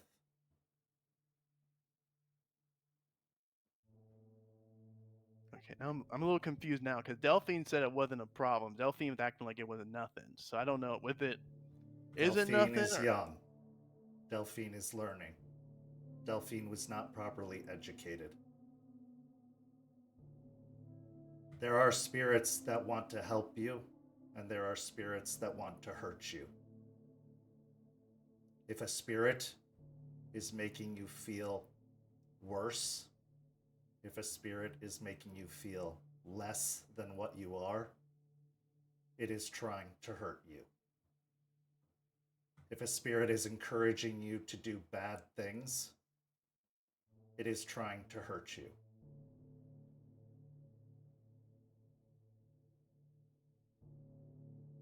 Kind of look uncomfortable as I'm look around for a moment, kind of trying to think of my next words of what I want to say, or kind of clearing my throat. But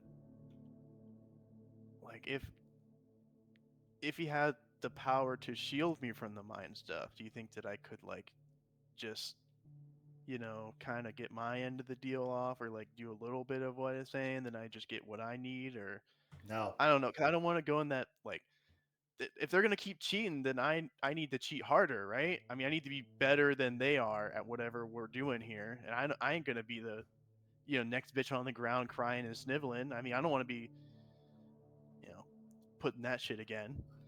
what would you be willing to pay for that? I mean, Would they price can't be that bad, right? I mean, what could Yes, they? yes, it can, Deadbeat. It can cost you everything.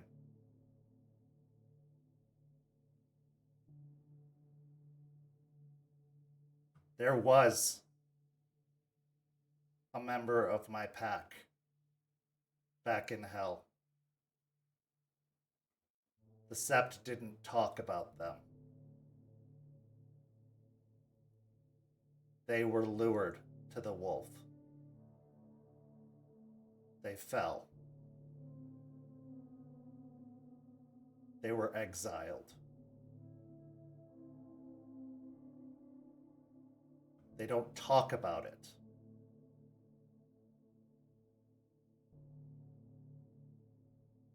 They were my brother. My actual brother.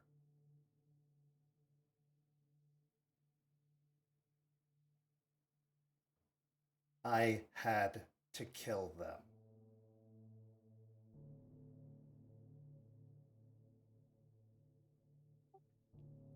my face, I hit the immediate kind of yeesh, like oof, like face. I just kind of look around, just kind of at a loss for words, not sure what to say to this sudden bombshell of information. Kind of, well, oh, fuck that shit, man. That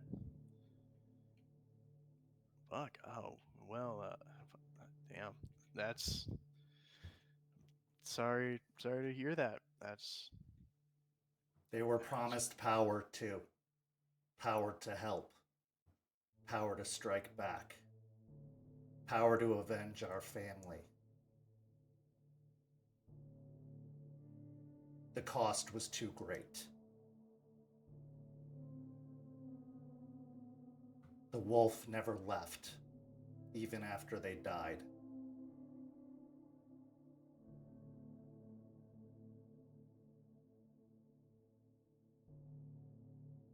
And it followed us here.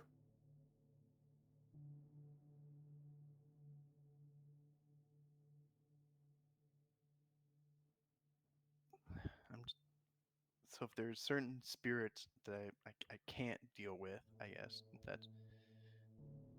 sounds like I need the help of Delphine, I guess. I mean, I don't She know. can Would help Delphine you. mess? She can help you know which spirits are good and which spirits are bad, yes. She will make mistakes, and there are others that can help you too. The older ones here can help you. But you will have to learn to know for yourself. If they are promising you things that seem too good to be true, everything has a cost, Deadbeat. Everything. Nothing comes easy in a guru's life.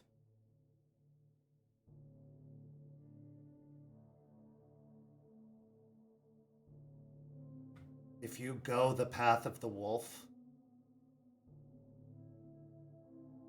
as much as I love you as my own, I would kill you too. And I don't want to do that.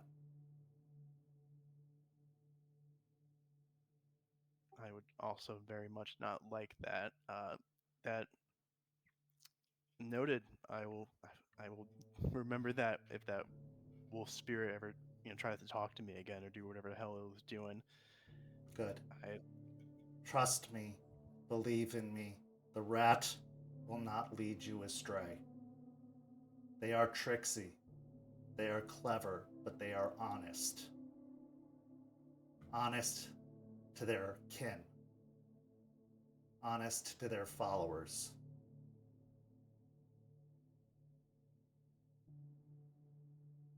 mean, when he first saw me, he did say that I was trash. So I mean, he did peg me there. So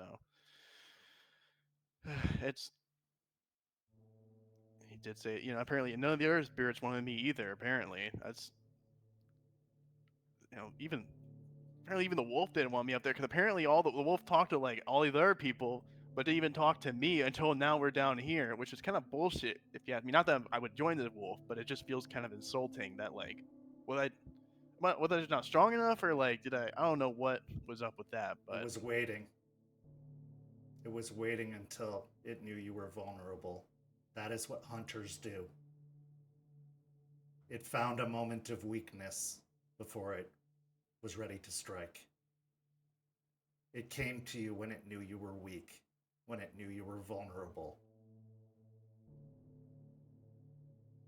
so why don't we just kick his ass? Can't we just go into the spirit world and just whoop his ass then if it keeps trying to bother us? The many times I've wanted to, Deadbeat, the many times I've tried. It's not that simple. Man, it's just fucking bullshit, Like at first, it's these vampire fucking things that have all these cheating powers, and then they get, did all you think that I can't really do anything about. And then now for the spirit thing, we can't actually really deal with any of these spirits, and then some of the spirits are just trying to screw us over where apparently we're supposed to be the ones helping them out and doing all this stuff for them when half of them are just trying to screw us over, I guess.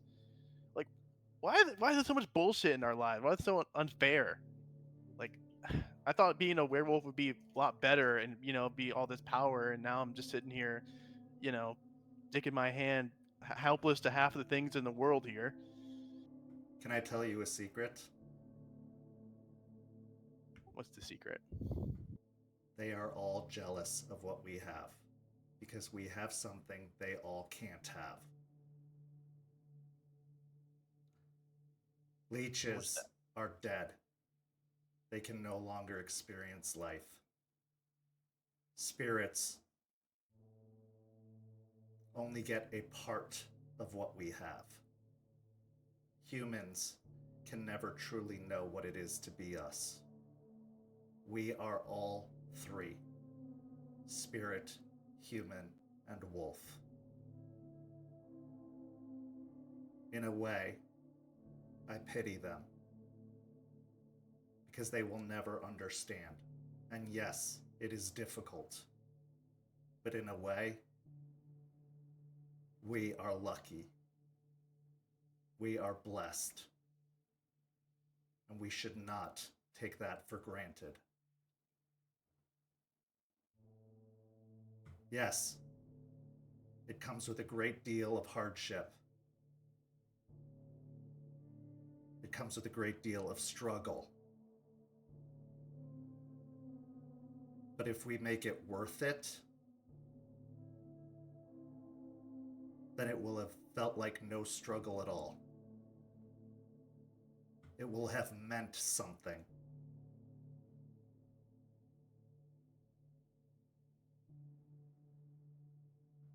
Killing my brother will have meant something.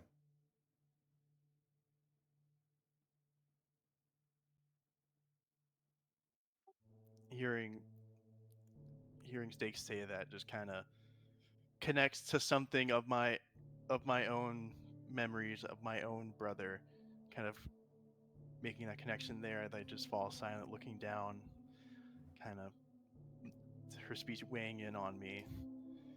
Before I kind of nod, I just nod and say, "You're, that's you're right. I hopefully I can at least make this werewolf shit worth it.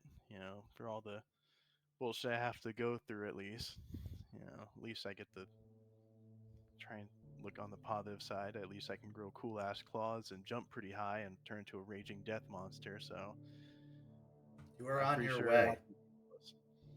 I see it. You have already started. You have come a long way. But there is still a long way to go. Keep moving forward. Don't go back. There's nothing back there for you. Hey, don't get too ahead of yourself. I'm still the same. I'm still the same deadbeat pile of trash that a rat picked up. Okay, I'm just maybe Charles just hit me a little too hard in the head. I'm just not the same person after that. All right, let's just Sure. not get too ahead of ourselves. But I'll leave you to nursing whatever the hell you got done there. That must have been one strong motherfucker to at least give you a bruise. But I'm just gonna go make some pizza rolls here. If you want any, I can make some extra, I guess. So No, I'm good. Just keep training, keep focusing, learn to block out distractions. That helps with the leeches, is if you learn how to ignore them and focus. That's a good way to shake them off. It's a good start. yeah, I imagine they probably like. I don't know if this is true, but like just shit I see in like movies and whatnot, they do like those villain monologues, right? Where they just keep Yeah. talking. I feel like that's something they would do. I don't know. You have too much time on your hand. Motherfuckers love to hear themselves talk. I don't know why, but something Yes. they all have in common. Talk less, claw more. That's something I can do at least. But give a nod to that. I'll start walking out of the room, take the pizza roll, and say, just stop. Make sure the next guy you beat up don't get a hit in at least. All right. I'll try. I was distracted. Shit, were there a rooster around or something? I've been seeing a lot less of them in Ybor. You better not be messing with them. Those chickens, they're protected, you know? Not them. Give a laugh as I walk on out. Let's go into the kitchen, preparing some food. What are you thinking about after this conversation with Stakes? There's a little bit of kind of weight on my shoulder been taken off, but there's still the pressure that there wasn't really a solution that was gotten to. There was no like shortcut or anything that I could just do in that moment and fix all my problems, because even the shortcut that was seemingly presenting itself with this, voice in my head is apparently, a pitfall that's going to lead to my own death perhaps. But there's still that like small voice in my head, that temptation is like, but what if you're better? What if you're different, that you could, navigate it, you could get something out of it? Because as much as I respect Stakes and as much as I, would rather not get murdered by her, I would, the equal fear of being put in that situation again, the equal worry of being helpless in a situation against one of those things again is very real. And there is also a bit more respect now, knowing Stakes and her past, especially with her brother, kind of relating to my own brother, and kind of just even thinking about that, like, just kind of brings a lot of stress, and kind of starting to try and now push it down out of my brain, just repress it as much as I can, as I'm just trying to distract myself with these pizza rolls, and the rest of that conversation, trying to make a brighter tone, just so I can stay away from that thought entirely. With that, we transition now to the last scene of the first half of tonight's story. From one connection to another, though this one might not be as healthy. From one seemingly run-down house to another. Although, you've been putting in some work on this house, Ray. It's been looking better, relatively speaking. Still not the kind of house that would go for very much on the market. But that's fine.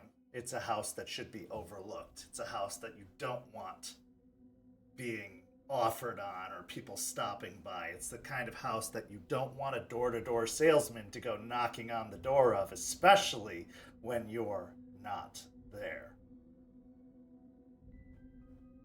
But today, you are there, and you're seeking information. You're seeking answers, and you're seeking time with a friend. So, we find ourselves in the sitting room. The lamp is on, 2 chairs seated across from one another.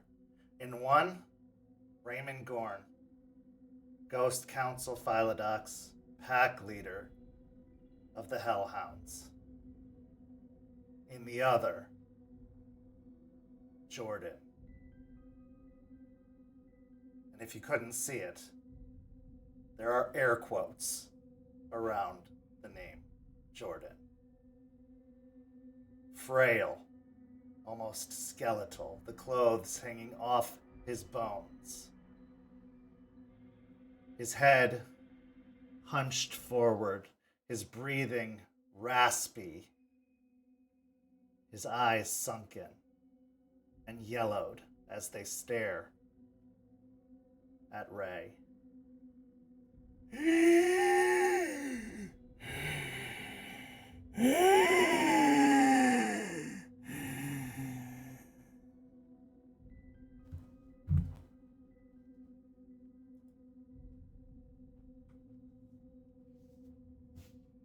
What is it this time, Ray?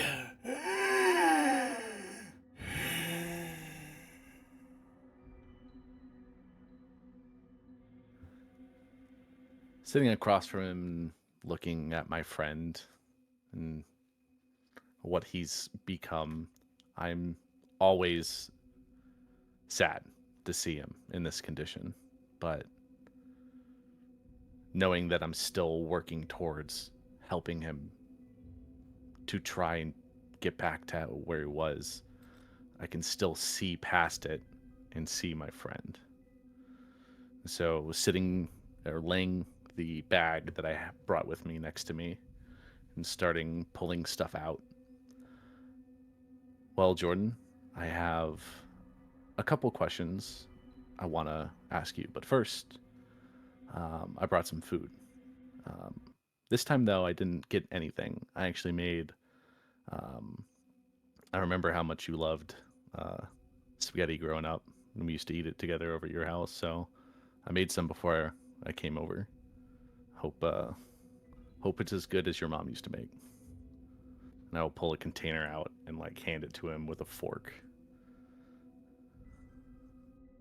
Spaghetti. He takes his bony fingers, kind of claws at the Tupperware top till he peels it off, letting it drop to the floor with a clatter. Ignoring the fork entirely, he just fishes his fingers into the noodles, starts lifting them out of the container, sticking them into his mouth, a mixture of sauce and noodles just dangling from his chin.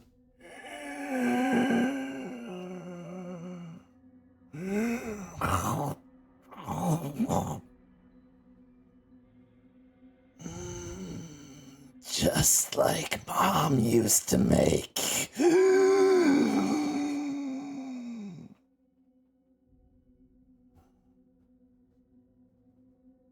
I'm glad that I was able to remind you of that. So I brought an extra shirt too, because I know that you get a little messy. So You're so good to me, Raymond. I'm so weak. And you're so strong.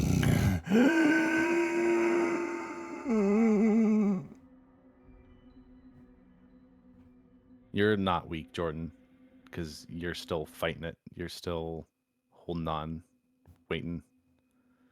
I'm trying, but I did have a couple questions that I needed to ask. Questions, yes. Questions, yes. Answers, yes.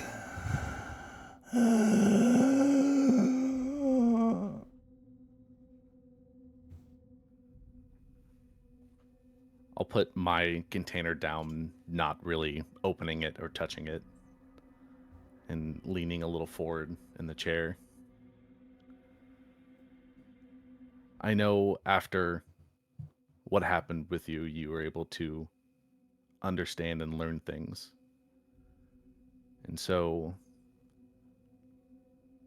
I had an experience a little while ago where someone was talking about the worm and being worm touched. And I'm wondering if you could tell me anything about what you know about the worm. Because I know I can get the perspective of other people that may not know exactly what you know. So I want to get your thoughts. The worm. Spiral round and round and round. In it goes, ever crawling.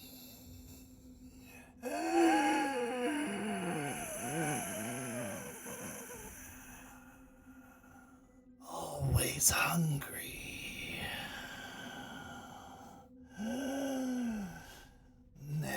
full.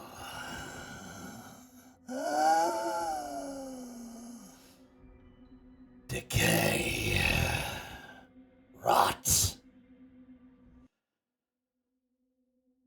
Death. I know all about it.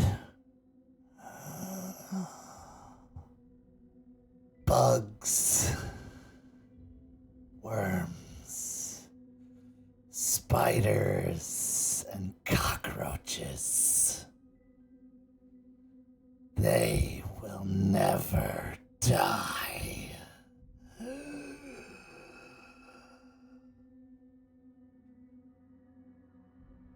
You're too vague, Raymond. That is too broad a subject. We would be here forever.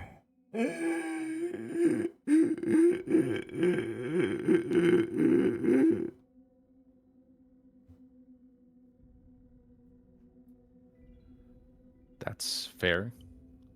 You definitely covered a lot in just those few sentences. I guess the main question is, how does someone become worm touched? Because what you described was what seemed to be aspects of nature in a sense. But when someone said that I was potentially worm touched from ingesting leech blood, what exactly is that touching? Like, what does it do?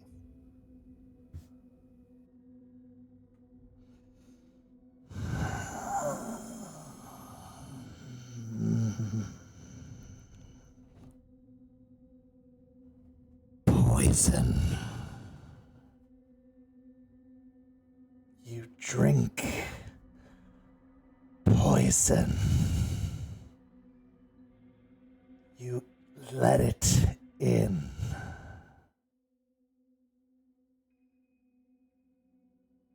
It rots you away from the inside.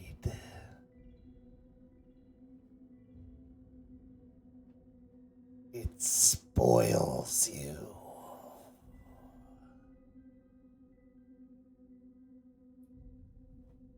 Is that what is happening to you? What you're fighting against? That rot? That poison?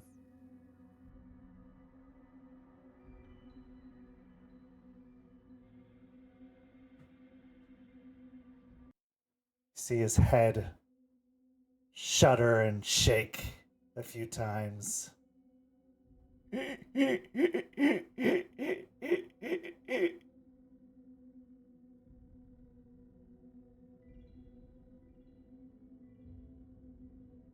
Happening, Raymond?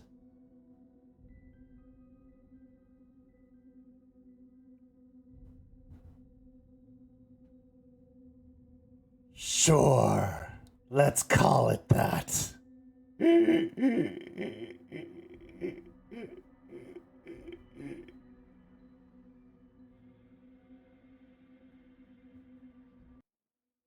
I'm fine. Just hungry. Speaking of which... And he reaches out a bony hand.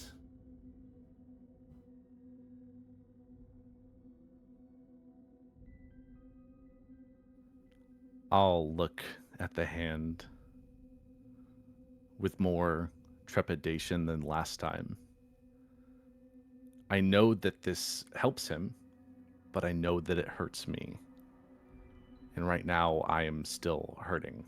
I don't know if I can give him this help at the moment. Jordan,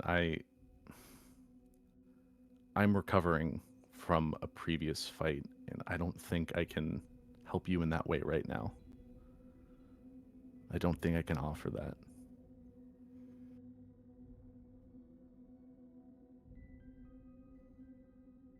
His face kind of falls. You're hurting?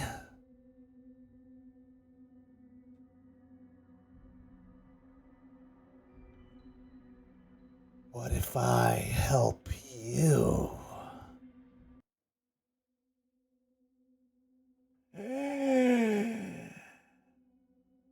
You've helped me so much.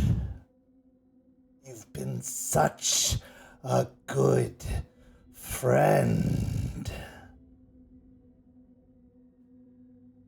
All you have to do is let me in.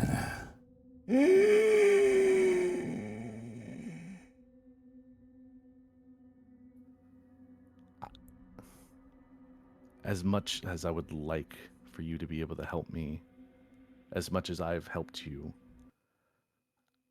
I can't let you in because I need to be able to help you, and letting you in would just complicate it too much. I can't. If there was another way, if you could help me with something else, I would take it, but I can't, Jordan.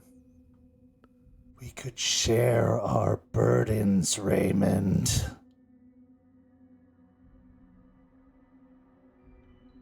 You take some of mine. I take some of yours.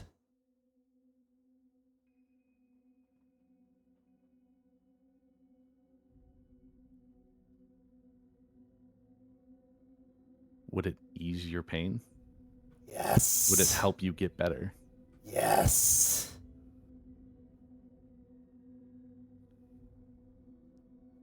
Can I roll an insight to see if he believes, like, what am I being tricked? Like, is the Bane speaking or is Jordan speaking? Roll me a wits and insight. Okay. I'm assuming I'm at 1 rage, or... Yeah. Okay.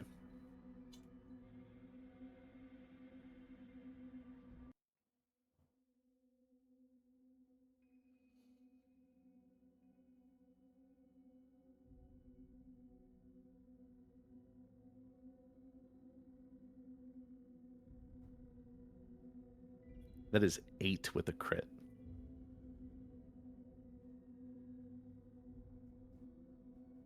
He wholeheartedly believes what he is saying.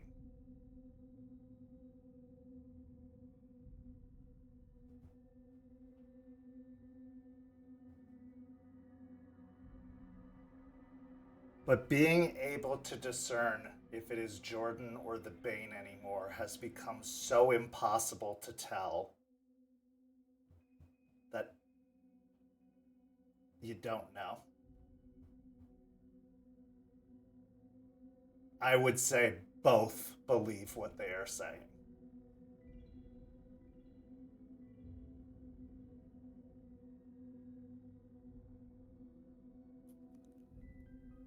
I'll look down and think for a few seconds before looking back up.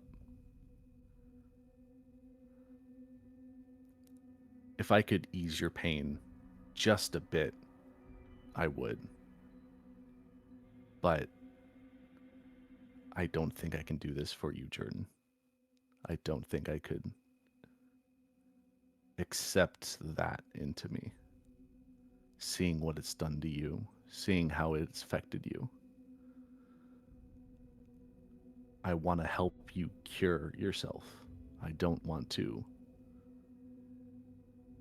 fall as you have. I want Why to. am I here? Because I'm trying to help you. No, I'm trying you to aren't. separate. I'm trying to rid you of what has consumed you. Then take it from me! Take it from me! I can't do that. Because then I wouldn't be able to help you. Then you're my warden.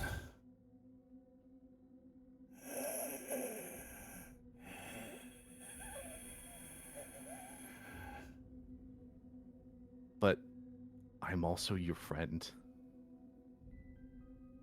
I may have you locked in here, but I am still your friend trying to help you. And you have to understand that.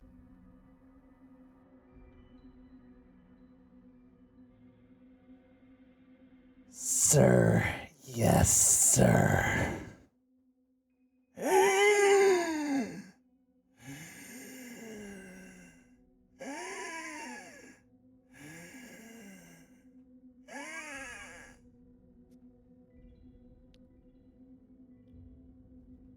Hearing that,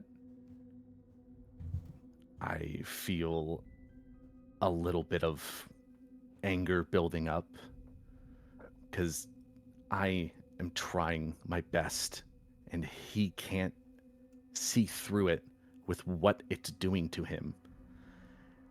And I don't know if this anger is towards him or towards the Bane. Give me a composure and resolve. Okay.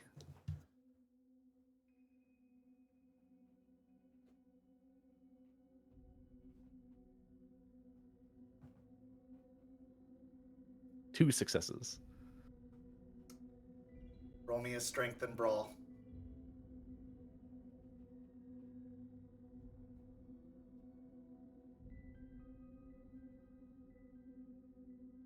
That is also two successes. Okay. So as he says it, feeling the rage kind of build up inside you, taking you to rage 2, you swing out and strike him directly in the face. He doesn't buckle over backwards. It's not a very powerful hit, but it's enough to make him just kind of knock his head back briefly before it buckles forward. And then as he slowly lifts his head, there's a trickle of blood coming out of his nose.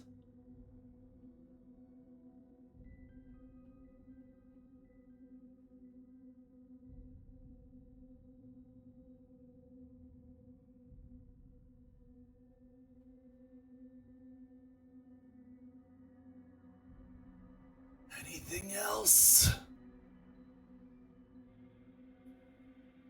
No, I'm sorry, Jordan. I didn't mean that. I'm sorry. And I'm just gonna leave everything there and leave the house. As you're walking out, having struck your friend, what's going through your mind now?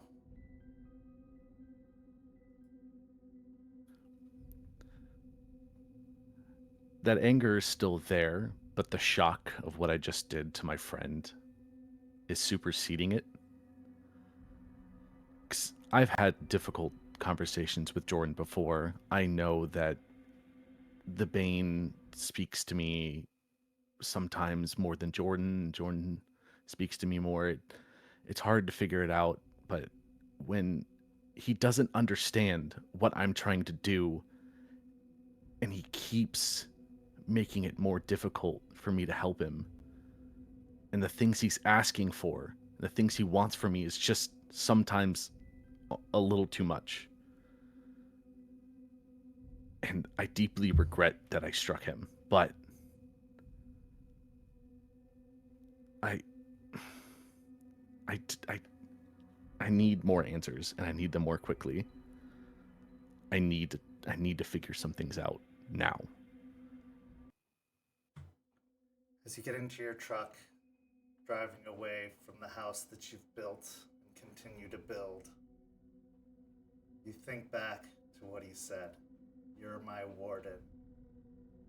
Is it a house or is it a prison? But then you think to one more thing that you've heard recently. There is an answer to what you seek. The words of Ember, the spirit. We'll be back in just a few minutes with the second half of tonight's story.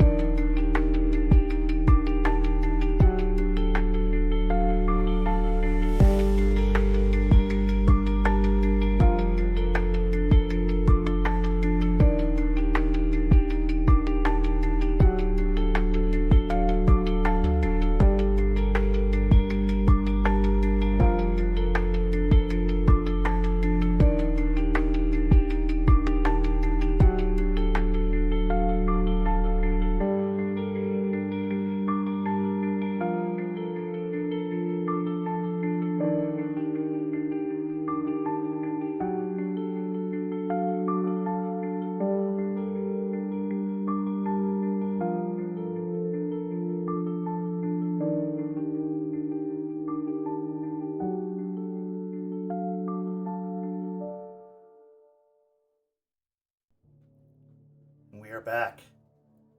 In the first half, Juniper and Rory took a little road trip to pick up some medicinal products to help with Juniper's anxiety after her actions last week. Delphine had some one-on-one time with her supplier where she got to unload some of her past traumas. Deadbeat got some much-needed advice from his mentor, Stakes. And Ray got to catch up with his friend, Jordan. However, that may have ended worse than it began. Now, in the second half, the pack reconvenes as they arrive at the Sept, preparing to start up their training again and check in with the warder of the Sept, Charles Albrecht. But as they arrive at the Sept proper, at the Cairn, they have some time to themselves to check in with one another before the meeting officially takes place. Arriving at the Cairn, it's quiet. There's still some milling about going on. Eliza is off at the garden. Lucas can be seen tending to a building that he seems to be constructing off in the distance. But they're not near enough to overhear anything that's going on. You have space and time to talk amongst yourselves without any prying ears or eyes. The scene is yours.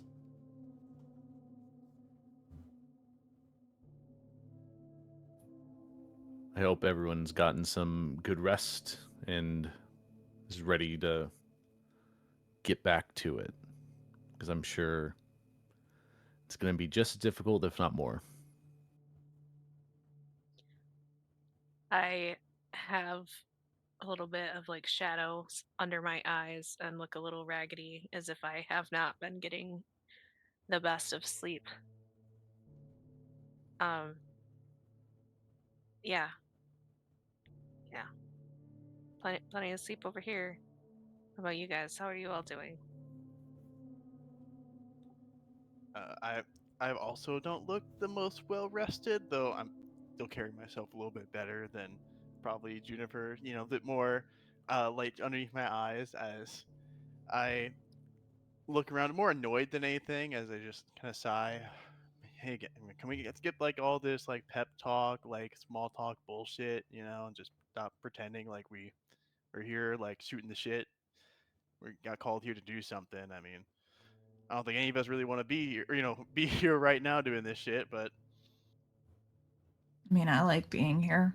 And Delphine will speak up from where she's sitting on the grass with her feet. Like, she doesn't have her shoes on, so she's got her bare feet against the dirt, and she's got her palms against the earth as well, kind of just like trying to sense for that heartbeat she felt before, even though she doesn't have her penumbral senses up.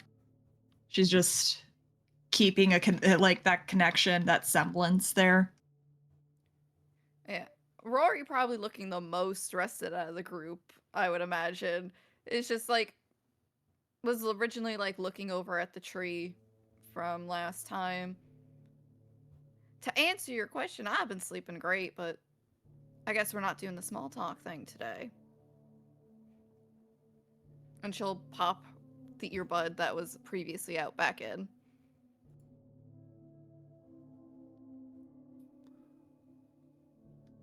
a piece of my life finally.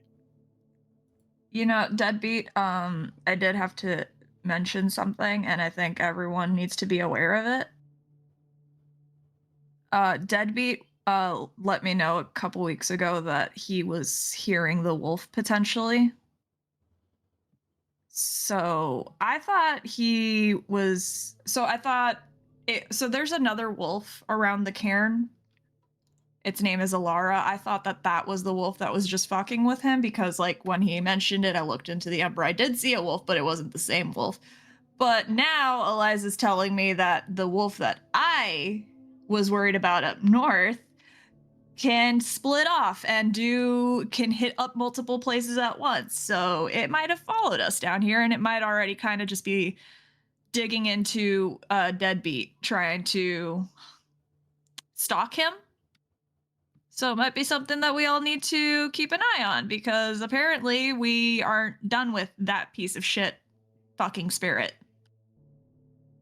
I mean, when I look over at Deadbeat, doesn't surprise me that the wolf is trying to get Deadbeat. I mean, he is the weakest member of our pack. I mean, did you see him on the boat?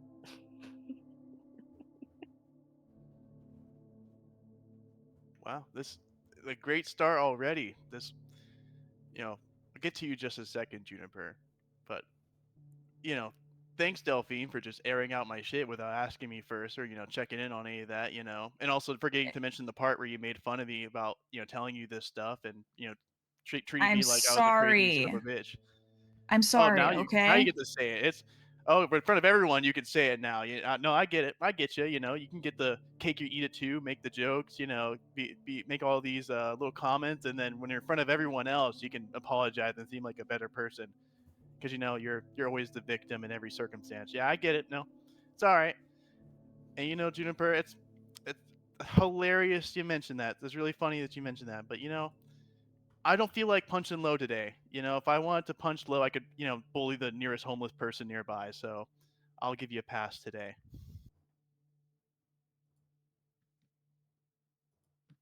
Again, I'm sorry. You aren't the only one that's gotten talked to by that thing. I've gotten talked to by that thing. Rory's gotten talked to by that thing. It's something that concerns all of us. That's the only reason I brought it up to everyone, because how long until it starts talking to Juniper or starts talking to Ray? We got to be careful. Not all of you can see into the Umbra like I can. So we got to coordinate to try to, I don't know, keep an eye on each other at home when we're at home and away from the Cairn. Great that now you suddenly care, but then when I was telling you about it before, you didn't. Like, what changed, Delphine? What change of heart did you get you? Charles gave you a bunch of money. You know, you get a nice little stash from Eliza. What happened? I didn't realize that it could move. I thought it was still in Michigan. I'm still learning. I don't know everything about spirits yet, Deadbeat, and I'm trying to sincerely apologize for making fun of you, okay? I How many am times are you gonna make sorry. mistakes? How many times you're gonna fuck up? First, you fuck up with the job that we did in Michigan, where we even got caught in the first place. Then you now fuck up with this, and you didn't even know about like the hell we talked about with the boat spider stuff, talking about there's some worm stuff going on, and you don't even know anything about that. What do you actually know about spirits, bruh? I've been doing this for so long. How many mistakes you gonna make, and how long are you gonna DB. fuck up? Okay. All DB. right. Yeah. Despite me being upset with the both of you still for what happened in Michigan, don't put all of that shit on her. She's literally sincerely apologizing, and that is some growth right there. Okay? So just chill the fuck out. Okay? If I knew that this was going to be your reaction to me giving you a little bit of shit about the boat, I wouldn't have said it. So take a deep breath, touch some grass. It's doing good for Delphine. Maybe it'll do good for you too.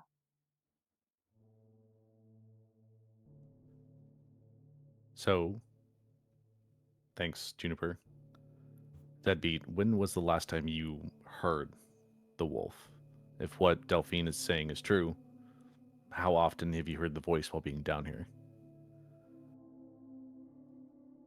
I have like my arms crossed right now, very standoffish, kind of taking some like a deep breath in, still very pissed off. Where I get a moment of silence before I eventually begrudgingly respond and say, "When I, it was around the time that we had our disagreement.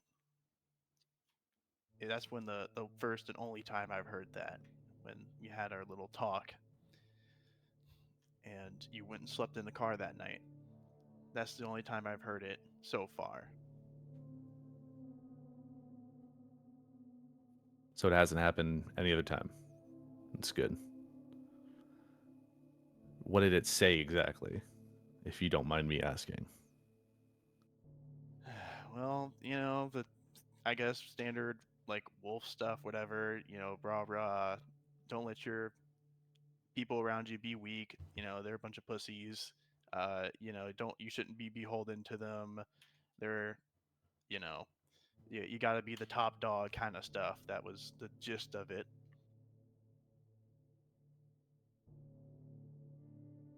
So it seems to be playing into what you've kind of already been speaking in some way.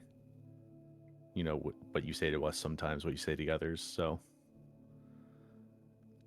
though Juniper came at it very rudely, and she did apologize for it, but it seems like the wolf is targeting you because of your habits and your personality. Or because I'm the strongest. I mean, that also might be the case. Which, I mean, though, to be honest, I'm a little confused of why I even talked to, you know, the other two when I was, you know, the strongest there and, you know, pretty.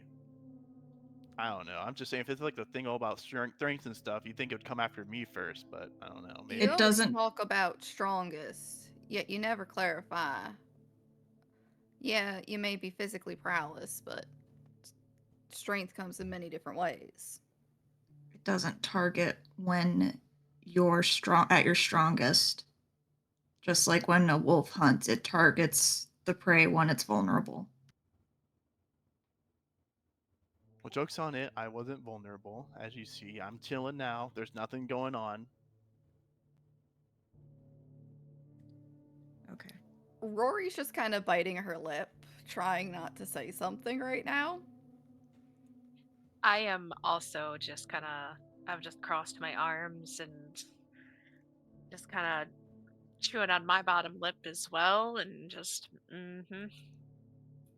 nodding my head slowly. Well, if the wolf does talk to you again, let us or Delphine or someone know. Because if it's still trying to influence you, and like you said, if you are centered now, then it might be pushing more to try and get you. So we need to nip that in the bud. If Delphine is saying is correct, and the wolf did follow, and it is splitting. Apparently, they've had issues with the wolf down here too. So it didn't surprise Eliza that there was an avatar of it around here. Did Eliza say anything about how we can protect ourselves, protect Deadbeat? She said that its bark is worse than its bite, and that we shouldn't fear it.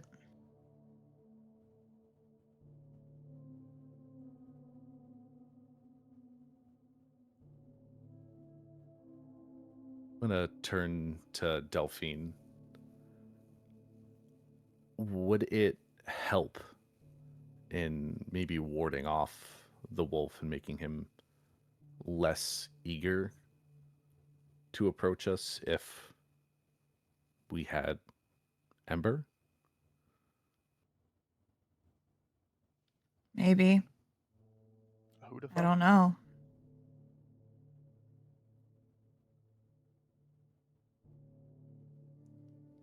I don't know enough after all. And she looks at Deadbeat specifically when she says that. I feel like I'm out of the loop here. Who we talking about? There's a fire spirit that followed us from Michigan. I don't know if you've seen it, but me and Rory and Ray have seen it. Like fire, like literal fire, like, it could like show up in any, like, perhaps like a blunt fire or like a lighter. Yeah, they've shown up in my bic before.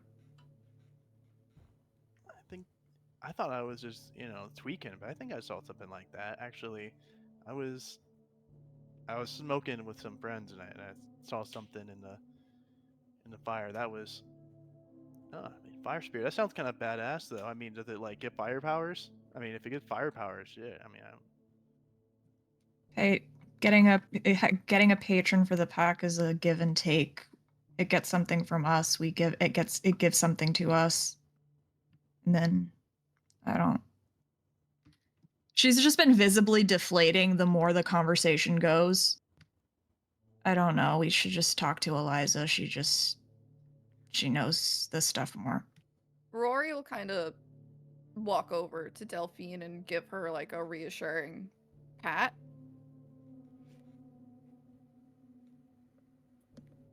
She doesn't react or move when you put your hand on her. She just kind of just sits there and is just rubbing a blade of grass between her fingertips.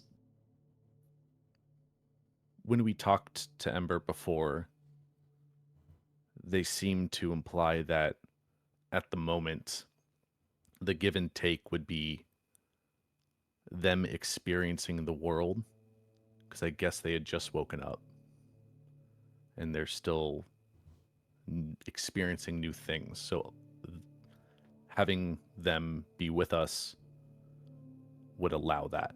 And they implied they know things and potentially can help us better ourselves as a pack and can keep our fire going, can keep us moving towards our goal. I'm liking some of that, not liking others. You're telling me it's trying to make us better? Like, if this sounds like a preachy fire thing, I don't really want like a preachy spirit in my ear constantly telling me I need to like start escorting grandmas across the street and giving money to homeless. It didn't seem to be preachy. It seemed to have specific knowledge, or implied that it did, that we could benefit from. Are Like, you sure that we can trust this spirit? Because there seems to be, there's like warnings against letting like letting spirits in and like falling prey to the big bad wolf and things like that. And this seems like this is just another spirit. Like, When We I can have a talk, light. oh, Sorry, go ahead, Rory. sorry. When I talked to Jester about it, she was the one that mentioned to me it might be a potential pack patron. Was even willing to put in a word, get us the ritual to make him our pack patron if we wanted to. We could just have Eliza meet it. She said last time I spoke with her that we could just let her know whenever we wanted to meet with Ember again as a pack, and she could come and check it out and even teach us what we need to be taught. Did she tell you anything else about what having a pack patron means? What it can do? Nothing different than what's already been said. Yeah. God damn it, Delphine, bruh. This is getting depressing, dog. Look, okay, I'm sorry about what I said. Can you stop being sad now? This is just bringing the vibe down. All right. Look, I'm just pissed off that we always seem on the back foot with this kind of shit. Okay, and I just want us to actually like have a fucking win under our belt for once. So just just pissed off about shit. Look, sorry, man. Better. Can you stop being depressed now? She just doesn't react. Delphine, did that apology seem genuine to you? It's hard to tell with Deadbeat. In her mind, he never seems to come off as genuine. So I don't know. I think he's only doing it. Delphine honestly thinks that he's only doing it because because everyone else kind of ganged up on him when he was going off on her. Okay.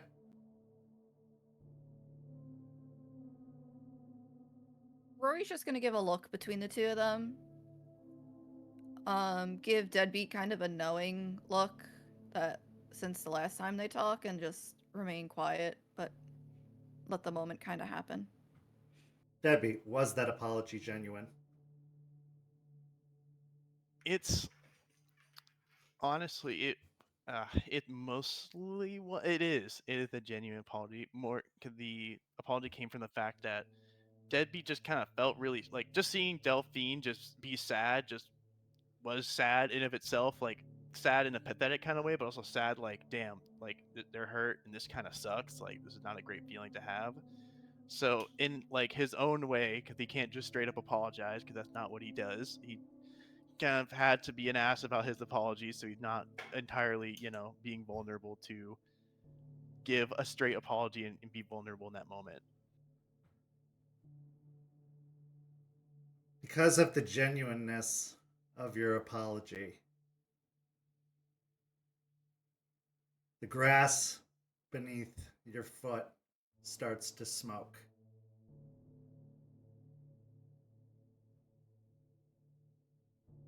My foot? No, beneath Deadbeat's foot. Beneath his shoe. I will pick my foot up, kind of like stumble back. like a little bit, just like, ah, shit, I thought I didn't bring a smoke here. Hold on. As it does, a small flame erupts in the grass.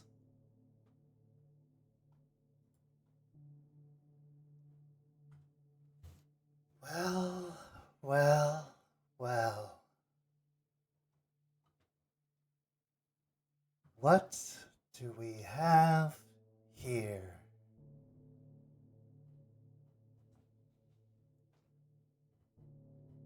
Oh, this is like Ember thing we're talking about. Delphine looks over at the little flame and just nods. Yeah, that's them.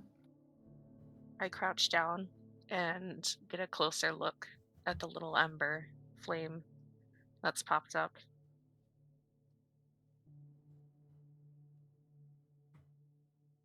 Hello, everyone. It's good to see you all together.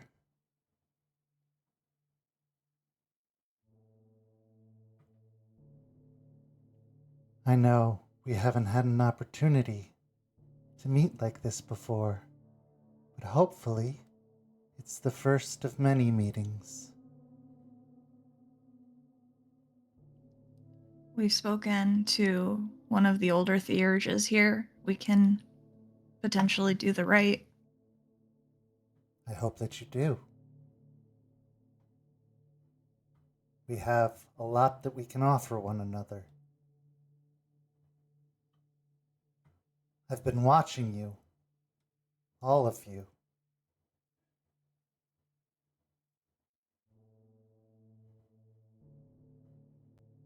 You all have a great deal to do. And a great deal you have done.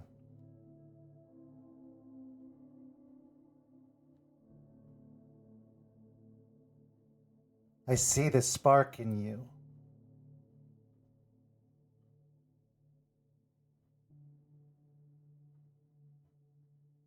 But there is a potential that it could be snuffed out. Or it could go out of control and become an inferno, if not tended.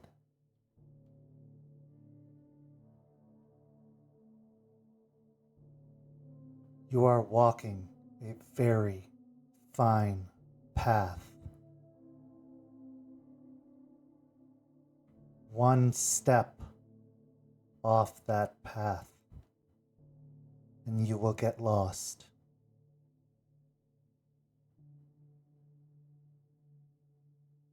And if you get lost,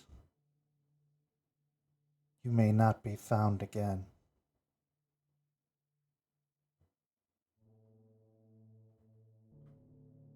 I can be your guide.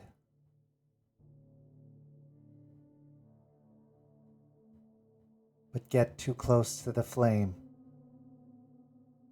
and you might get burned.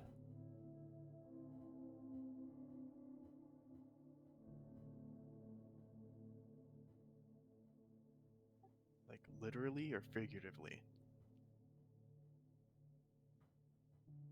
Yes. No, fuck you. I just kind of like look like I'm a bit far away for a moment before zoning back in as Ember speaks.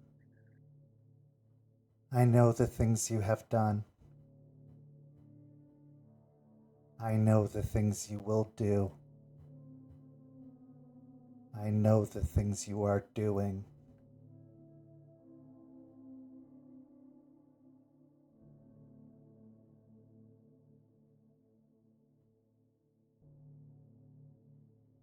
The choice is yours. I'll say yes if you tell me all of Raymond's stuff. If you tell me all his tea, I'll say yes for sure. Then I tell him all of yours. Okay, never mind. We're gonna go back on that one. Good. Rory will give Ray a slight glance at that little comment from Deadbeat I am only as harmful as you make me.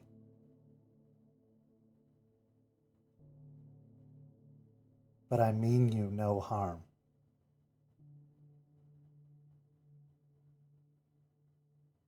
With that, the flame starts to flicker and die down,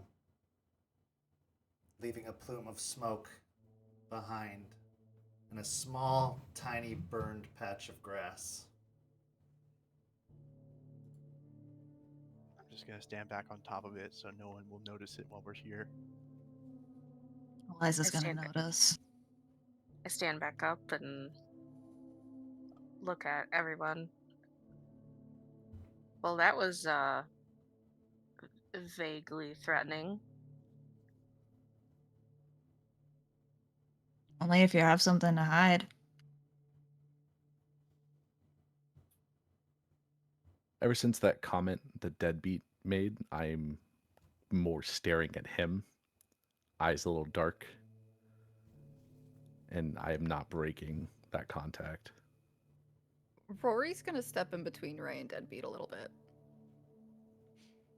I'm just gonna silently witness this moment and pocket that information for a later time.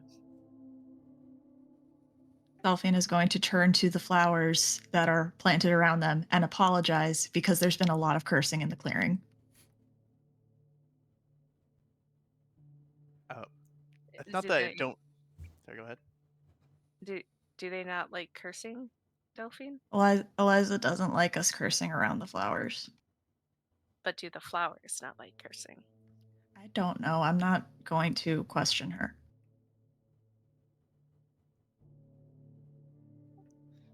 I'm not. It's not that I'm not. I don't under recognize what's going on between me and Ray, but I'm just. It's more that I'm choosing to kind of ignore it. Like I look over, I see you staring. I see Ray staring at me with this like killer stare, and I'm just kind of just looking away, just not trying to give him any mind, because like he's just a like goody two shoes military dude. What the hell he's gonna do? He acts like he can do a bunch of stuff when he really can't do anything. So right now I'm actually looking more towards Delphine, and I just say, so that fire thing, are we that like that give off evil vibes or give off like not evil vibes? I don't know. To me, I mean, if it can get full cool fire powers, I'm kind of on board with it. Especially if it just got to live through us. I mean, that sounds like an easy deal. I mean, I do a lot of shit. Feels like it could get a lot from me. Delphine will listen to what Deadbeat's saying, but like side glance over at Ray. Is he still just like sizing up Deadbeat? Yeah. Yeah, she's just gonna be watching that like, this is like the worst fucking chest up I've ever seen in my life. And she'll just shrug to Deadbeat. I don't know, Deadbeat. I can't give you a straight answer because I don't know. I have been this longer than you guys, yeah. But I think out of all of us, I know the least. So I'm still learning and I'm going to keep making mistakes. But we have Juniper here. You can't possibly know the least. Juniper's had stakes, and stakes is a ragabash. Ah, shit, you're right. I thought you said I was getting a pass. A little bit. I mean, I kind of just stopped caring about that. Also, what's with like the tension going on here? You see something you like, Ray? You know, I mean, Deadbeat, pay me just enough shut. money, I can do something. Just stop. At this point, off towards the clearing, you hear a familiar barking, the barking of stakes calling to you from the clearing. At that point, I'll break contact and then start heading towards that clearing that Stakes is barking from. Delphine will collect her shoes and head over that direction as well. I will kind of stay in line with Ray and murmur under my breath as we walk over to like Don't let him get under your skin. I don't know what the fuck that was, but don't show it in front of them.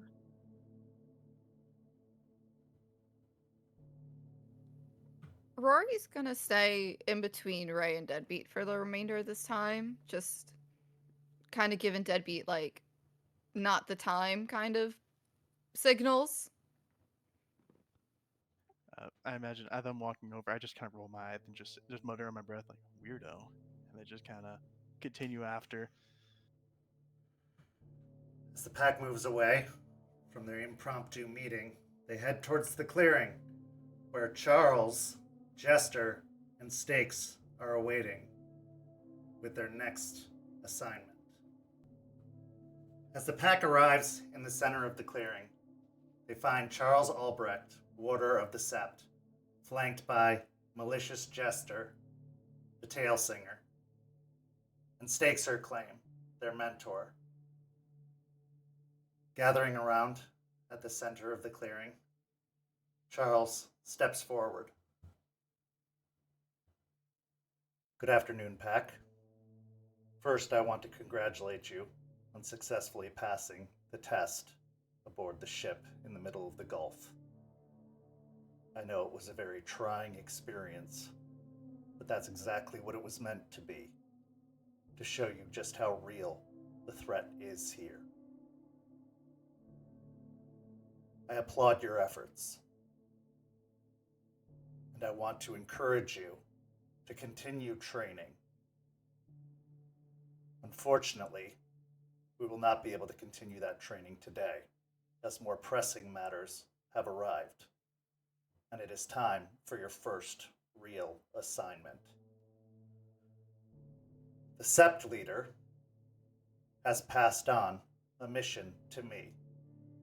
As such, I have decided to include all of you in this particular assignment.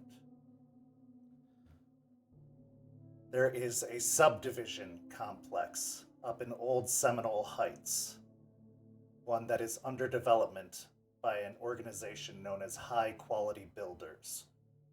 This organization is a subsidiary of a larger organization known as Pentex. From what I understand, and as he looks towards Stakes Her Claim, you have had previous dealings with High Quality Builders up in Michigan. Well, you will be dealing with them again. We have reason to believe that this particular subdivision, upon our initial inspection, has been contaminated with some plants that you have also previously had some dealings with, and that the inhabitants of this subdivision have been infected by these plants. Our mission is to neutralize the threat and, if possible, to bring back a living specimen to determine just how bad the infection is and to determine if we can find a cure to the infection that is coursing through them. Upon our last investigation, we did believe that the inhabitants were not hostile and that there is no cause for alarm should we arrive there. But we cannot be sure, and therefore we expect everyone to be on their guard when going.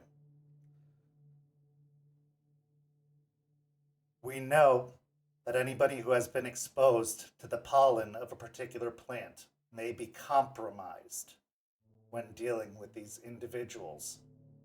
They have asserted mind control over people who have been affected by this pollen before.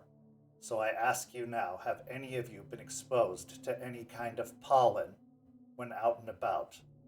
It comes from a plant that looks much like a tulip or a large bulbed plant, unfamiliar to anything you've experienced before. I mean, just aside from the regular seasonal spring pollen, I've never encountered any pollen from a tulip in the time I've been here. I also have not been exposed to any pollen of a plant like that. Do you mean like just exposed skin-wise, like just in the air, or like ingested, or? No, this would be very apparent. You would know it if it happened. A yellowish pollen that would have been directly applied to your face or body.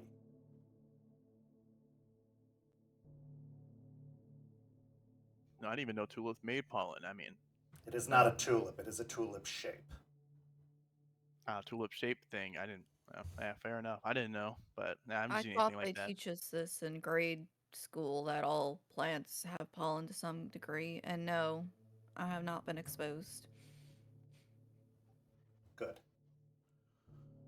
Yeah, I haven't had any like mind control issues or anything, so I'm not sure I've been exposed to this pollen.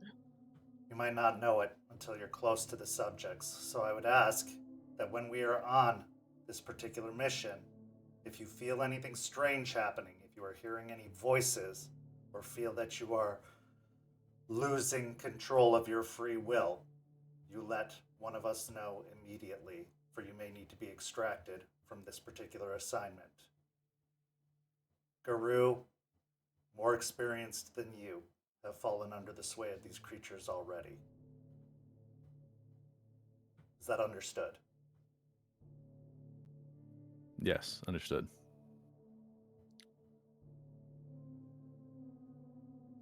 Delphine just nods. Yes, sir. These individuals look like regular human beings. We do not know the extent of what they are capable of, but we believe that they could be lethal. The hope is to neutralize if they do become violent, but if necessary, do what you have to protect yourself and your pack mates. Do we know how many inhabitants are currently at this complex? We did not get an accurate count. Our last count was 5, but that was only from our initial site. We were able to inspect one building and the exterior of another, 4 in one, and 1 was seen from the outside of the other. But there were 6 buildings already completed in the complex. How long ago did you guys do your investigation? About a week ago. So there's a potential that these 6 houses has maybe a family of 3 or so living there? Or more, possibly. Is there a possibility that not all of the inhabitants of this complex are infected, or is there a high chance that they all are? We're unsure at this time. From what I know of high quality builders, when they were back up in Michigan, they move people in pretty fast. So if there were already inhabitants in multiple buildings, it would be safer to assume that there's more people there than what you originally saw. That is my suspicion. The question is how many of them are infected and how many of them aren't. What exactly are they infected with? Well, from what we can tell, these plants are producing a pollen that is interlaced with spores. And these spores are entering into the airway, or possibly through the skin, and getting into the bloodstream. That bloodstream is going to the brain and is starting to affect the neural pathways and is potentially taking over cognitive functions. It is causing these individuals to react erratically and, from what we have determined, creating a sort of hive mind-like behavior. I have a question for the ST. Sure. From what I would have learned in college when I was going for environmental science, can I make a reasonable assumption that these that this pollen and these spores would be acting quickly, because I saw the fungi, for one, and for two, I know that when mushrooms pop up, they like pop up just overnight given certain weather conditions. So would I be able to safely? Oh yeah, you can assume that Okay. it moves quickly. Yes. Okay. Okay. After listening to Charles' description, I stand there and I think for a moment, based on what I know about plants and pollen travel and spores and how quickly things can pop up. Whatever is going on there might have spread very quickly if there are other inhabitants involved. That was our Plants like fear. this, yeah, plants like these have a tendency to pop up very rapidly, and even like the slightest touch can release a bunch of pollen into the air, as we all know during springtime. That is It why we gets need to everywhere. proceed with caution in this matter, and we are hoping to take as many precautions as possible. We have procured a bunch of masks, especially following the pandemic. They are readily available. So we have masks for you to wear, at least in your Hamid form. Thankfully, due to our healing capabilities, it doesn't seem to act as quickly with us as possible, but we recommend avoiding exposure as much as possible because we do know it does affect us, as one of us has already been afflicted with it. So please be on your watch and on your guard. Malicious Jester is also aware of other variety of plants that have popped up in the region, and she is going to describe those plants to you now. Please pay very close attention, as these plants are very dangerous and you may encounter them on this assignment. Jester. Right. Hey, pups. Hope everybody's doing all right. Jester is currently dressed in denim overalls that are tucked into motorcycle boots, and underneath a like blue button-up, like loose blouse. She has a belt that has what looks like gardening equipment on it, and then strapped to her back is a very large, long silver sword, except it would be longer if the tip was not broken off. She'll pull out her phone, go through it, and then hand it over to the closest person. The first one I want to bring up is this one. It's has moving eyes on it. Those little eyes actually move around and watch you. We believe this is a sentry plant. Most likely some sort of spiritual connection, probably a Bane, that allows them to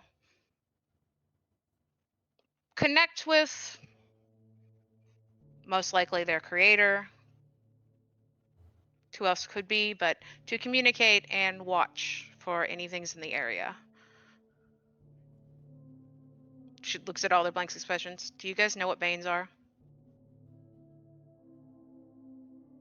No, we kill him, right?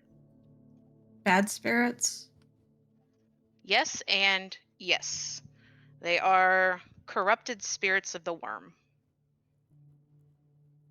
You guys do know what the worm is, right?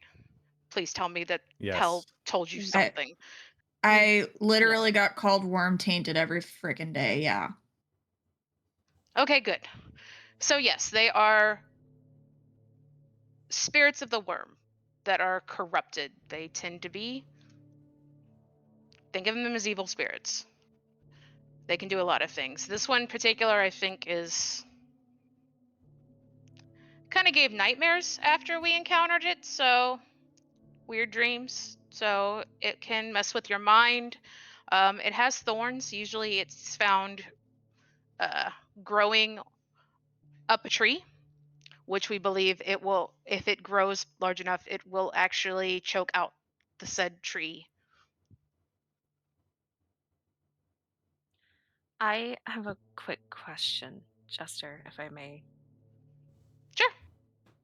Are these plants just naturally growing and occurring and evolving this way, or are they being like tampered with in some way by humans or whatever? Oh no, absolutely not natural. These are the product of what I'm calling a mad scientist who's fucking with nature spiritually and physically. Okay. Okay. So it's not just a natural change that's happening to the earth and all of the plants and No, this is intentional. okay. Okay. Well, there's that at least. I have a practical question. Uh, do you know exactly how well these things work as sentries? Like what their vision's like, how far they can see? Do you have any idea? We're unsure at No. this time. We have no details about what they are capable of or how well they work. We've only encountered them a couple of times so far. Sorry, Jester. Go ahead. It's fine. No, as he said, we don't have full idea of any of these capabilities. These are not naturally occurring. They are very recent and very new to this area. Possibly. They've been cropping up within the last few months. Noted. He mentioned the tulip ones. Think pollen coming out, not just like little tufts, but like a freaking volcano.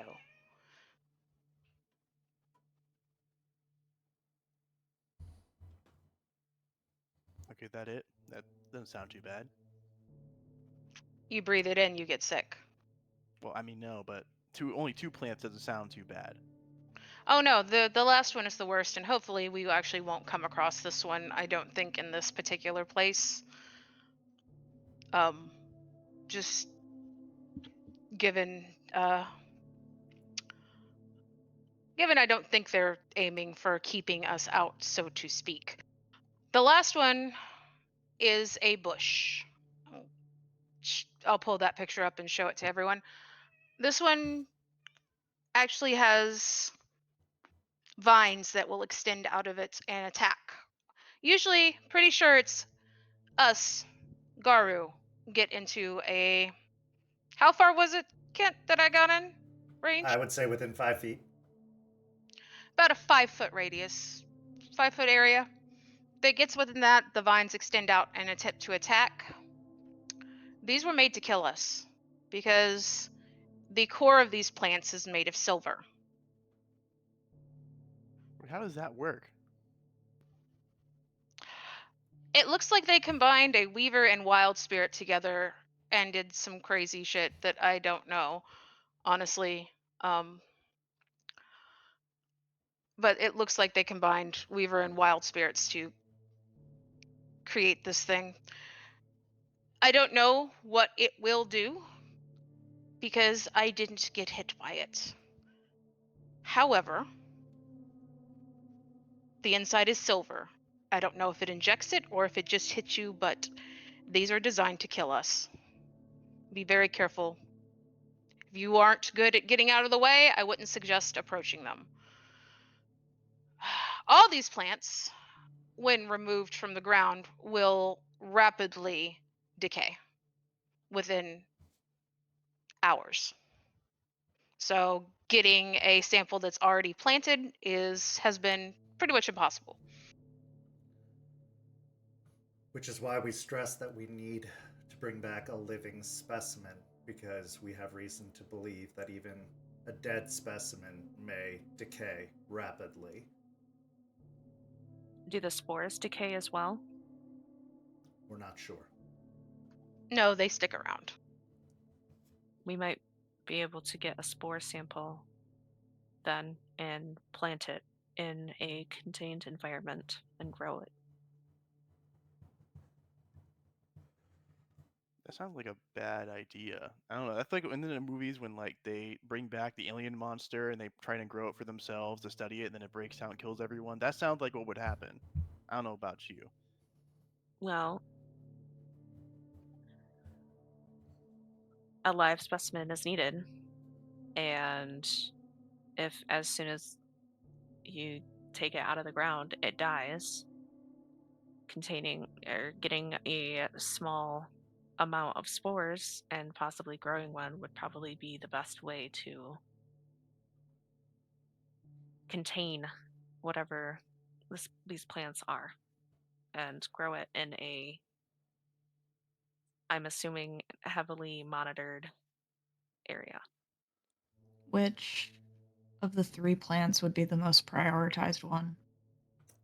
At this point, it would be the tulip plant, as that is the one that seems to be infecting others. Obviously, the sentry plants are an issue, but I would rather they see us than are infecting humans that could be potentially infecting others.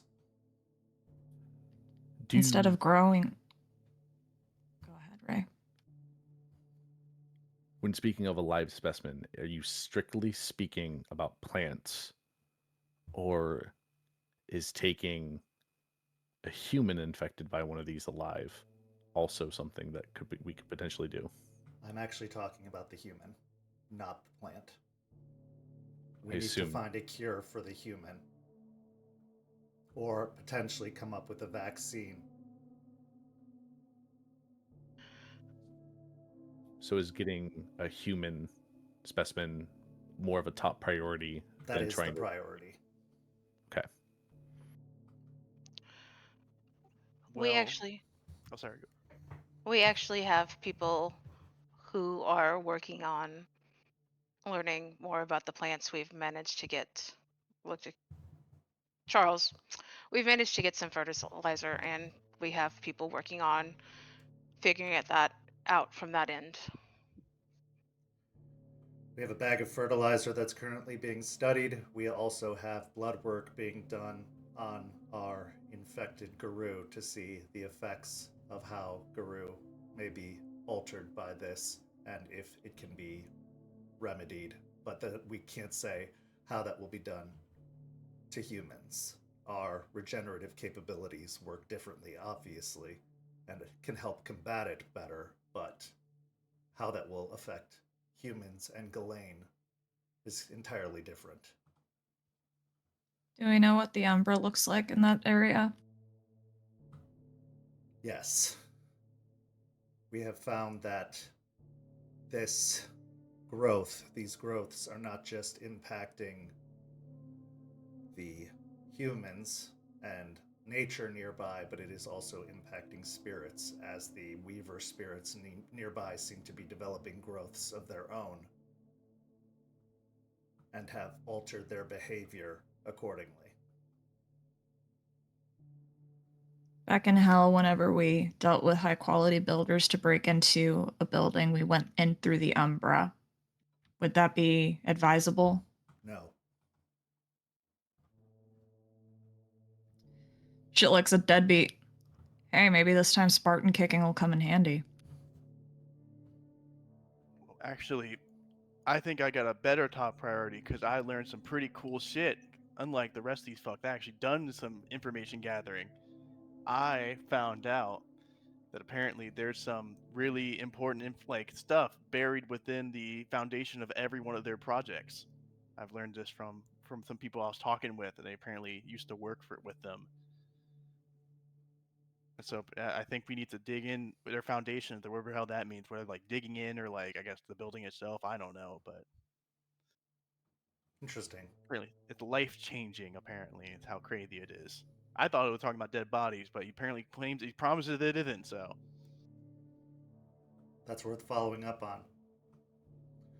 If we're able to, we'll see if we can look into it further while we're at the site. But obviously, the priority is to take the live specimen, to neutralize the situation there, and to get out as quickly as possible. But if we are able to secure the scene without causing too much of a fuss, we'll follow up on that information. Good work, Deadbeat. Also, see if you can press this contact for more information. Yeah, I can try. He's kind of a weird dude, but I might be able to find him again. He's, he's kind of got that like crackhead vibe, so it's hard to get to him. As No they offense. say, loose No. lips sink ships. More information, the better. Keep working on it. Sir, yes, sir.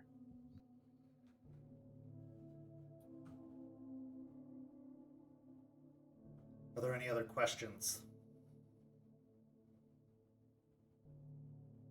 So this is mainly a priority stealth mission to infiltrate and extract as quickly as possible with the subject? I also believe neutralizing the scene is important as well. If, as Juniper said, there is a risk of further contamination and infection, we need to close it off. We need to stop the spread. There is a potential that this could gather some attention, so we need to be as quick and as quiet about it as possible. This means no burning down buildings. This means no outbreaks or loud noises or violence. So yes, stealth will be necessary, but if there is resistance, resistance must be dealt with. But we don't entirely know what they are capable of. So caution is also a top priority. We are going in almost entirely blind on this. And I understand that this is a lot to put on you as a young pack. But let me make this very clear. This is also a showing of faith on my part for how you handled yourself in that test. I will be with you on this mission, as will Jester, as will Stakes or Claim. We will be there to lead and assist. We need the manpower for this. This is why we're here. This is a top priority and of the utmost urgency. I know a way we can kill all the plants quickly. Go on. What would that be? Flood the lawns. Flooding's common in Florida. It's a housing development pipeline. The water pipes and the sprinkler systems could have gotten damaged. If it floods the lawns, you drown the plants. They get too much water. But like, aren't they evil, weird, spirit mutated plants? Do you think they would actually die from too much water? It sounds like It could slow them. If they're still plants, they're still working with like on the basics of photosynthesis. That is a good recommendation. However, the tulip plants, which I believe we should call spore bombs so that we don't keep referring to them as tulips, were growing in a marshland. So I believe that the flooding may not be as helpful, but it is a good recommendation for the other plants potentially going forward. That is a good suggestion, Delphine, and one that we will take into consideration for the other plants that we encounter. Bushes especially. Yes. Yeah. If the infection has spread too much and there's too much going on, do you want us to fall back? Yes. Okay. And I know you said no burning buildings and no burning stuff, but if that ends up being our only option to get rid of these plants. And that's the bridge we'll cross when we come to it. Okay. I just wanted to make sure that it would be a bridge that we cross when we get to it and not like completely off the table. It is not, nothing is off the table. As I said, we're going into this completely blind. The priority here is not to draw attention. When are we heading out, and how much time do we have to prepare? This evening, you have about 6 hours to prepare. Are we meeting up here, or are we Yes. meeting there? We will meet here, and we will go out together.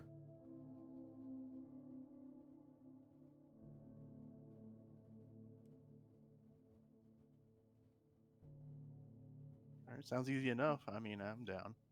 should be. I mean, if you're all gonna be there, it sounds like you probably three could probably do it on your own, to be honest. But we'll be here, I guess.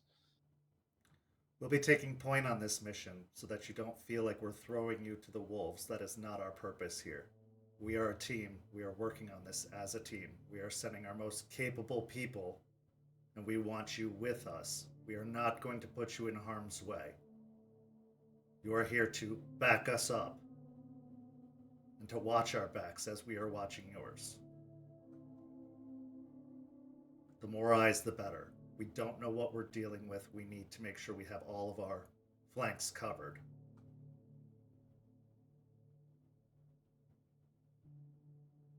I know that you are capable of doing this.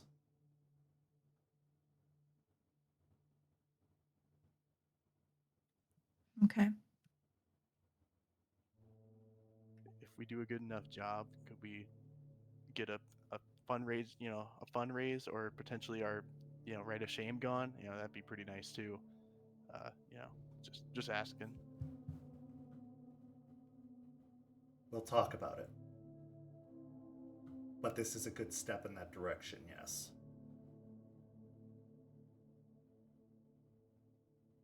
A very good step in that direction because of the urgency of it.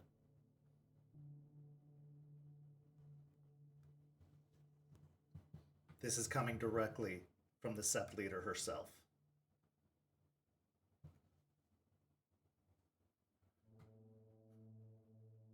You can talk amongst yourselves, make your preparations. We'll meet back here in 6 hours. Hoorah. Any other questions? Delphine just shakes her head. Nah, man, I'm good. Very well. See you in 6 hours. With that, Charles turns and walks off towards another part of the cairn. Hear that, Delphine? We're gonna get a rite of shame gone here soon. Oh fuck, it's gonna be so cool. He said we'd talk. He said we would, that it would be discussed, talked about it. There's no guarantee. We'll probably work out. I'm sure it'll work out. I mean, especially with the info that I had, and they're gonna find like some cool stuff underneath there, and they're gonna be like, "Man, Deadbeat, you did such a great job. We're gonna remove your rite of shame, and I'll vouch for you too. Don't worry." Yeah, you'll be a hero, Deadbeat. I'm a badass, not a hero, but thank you, appreciate it. At least someone here sees it. Heroes can be badass. At least, the option is on the table. And that was not something that was probably considered a week ago. So I'm sure it will happen. Transition now to 6 hours later. About 7 hours later, the pack arrives in Old Seminole Heights at the housing development. This housing development is very familiar to one of the pack, as they had just been here a few days prior. However, it looks very different than they last remembered before slipping into unconsciousness. The streets are completely spotless. There are no bodies lying around. There's not even blood or debris on the streets. It is as well manicured and clean as it was when they first arrived on the scene. The pack pulls up and parks their van off to one side, and Charles pulls up in his luxury town car along with Jester and parks as well. He climbs out of the car and walks to the trunk, popping it open, where he pulls off a sawed-off shotgun and puts it in a holster off one side, and a Magnum and puts it in another holster on the other side. He pulls up some dark sunglasses and puts them on his forehead, as well as some very, very thick headphones that he dangles around his neck. He then walks over to the van to meet with everybody else as they climb out of the van. Stakes climbs out of the van in lupus form, and she gives a look towards Juniper before looking towards everyone else. Charles addresses the group. We're going to split into two groups. One will move to the house on the right, one will move to the house on the left. We neutralize, and then we move on. Tie them up if you have to. Knock them unconscious if you have to. But do it quickly. Take them down. Make it as quiet as possible. We need to make sure they are all neutralized. We will gather them up and we will take them away. We have the means to do so on the way. There will be a vehicle here within 15 minutes to put them in. Move quickly, move quietly. Jester, you will lead one team, I will lead the other. One team will consist of Jester, Deadbeat, Rory, and Delphine. The other team will consist of myself, Raymond, Juniper, and Stakes. Delphine holds up her hand. Yes. Does each team have someone who can see in the umbra? Yes. We were able to do some research, and all but one of these buildings are fully occupied, but I wasn't able to get a number, like an official number, but there's a lot of people here. That's what I was afraid of. Good thing I thought of that. He moves back over to the trunk and he grabs a duffel bag. And as he does so, he brings it over, unzips it, and then pulls out canisters with pins in them and starts passing out the canisters. If you have to, pull the pin, throw in the canister. Do not breathe in what comes out of the canister. Do I recognize these canisters? You do. Absolutely. It's military-grade knockout gas. Break a window or open a door, roll in the canister after you pull the pin, but make sure you roll it in immediately after you pull out the pin. Do not expose yourself to it. 60 seconds. Anyone, hopefully, with a human constitution, should be knocked out. Again, we're not sure how this will affect them, but we'll have to see. 3 canisters per team should do it. Use them sparingly. He passes 3 of the canisters to Jester and takes 3 canisters, which he actually hands to Ray. Does everyone understand? Yes, sir. My team will take the house to the right. Jester, your team will take the house to the left. I'll nod. Let's move out. Just like Call of Duty.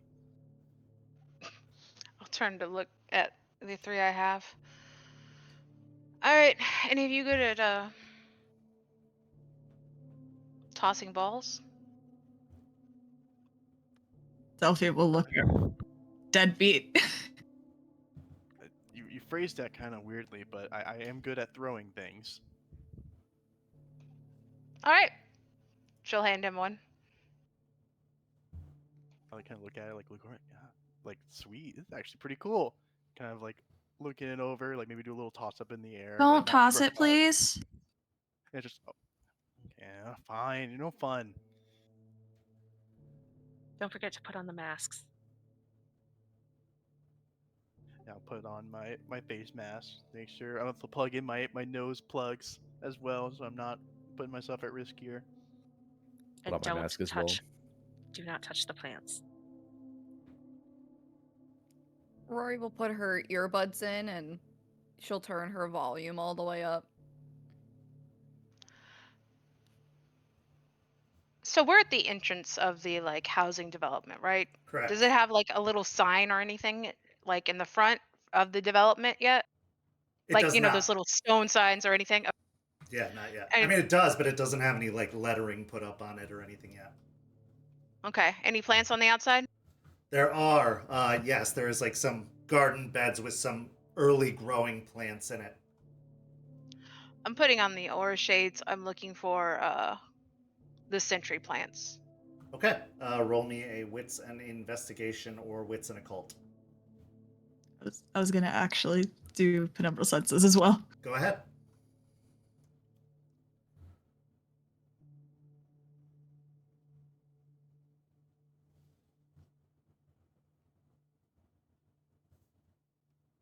I only got one success. Okay. I got 4 successes on getting on looking past the gauntlet. Okay, yeah, you can see through to the other side. So, and you said it was wits and investigation? Yeah, or wits and occult. I will do wits and occult. Does the Umbra specialty come in handy? Yes.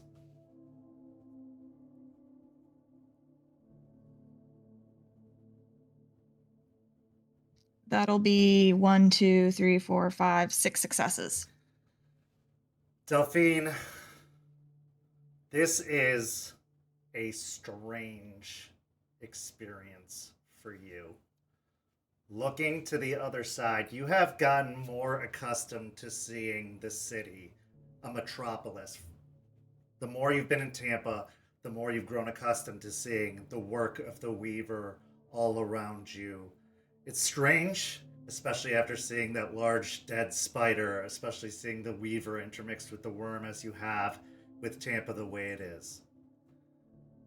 But this is odd, because the Weaver is at work here, but the Weaver is messed up, because there are pattern spiders, but these pattern spiders have these weird bulbous growths kind of growing out of the side of them as they skitter around, kind of twitching as they move in a less orderly fashion, moving towards the buildings and up the side of them, starting to construct on the side of the buildings.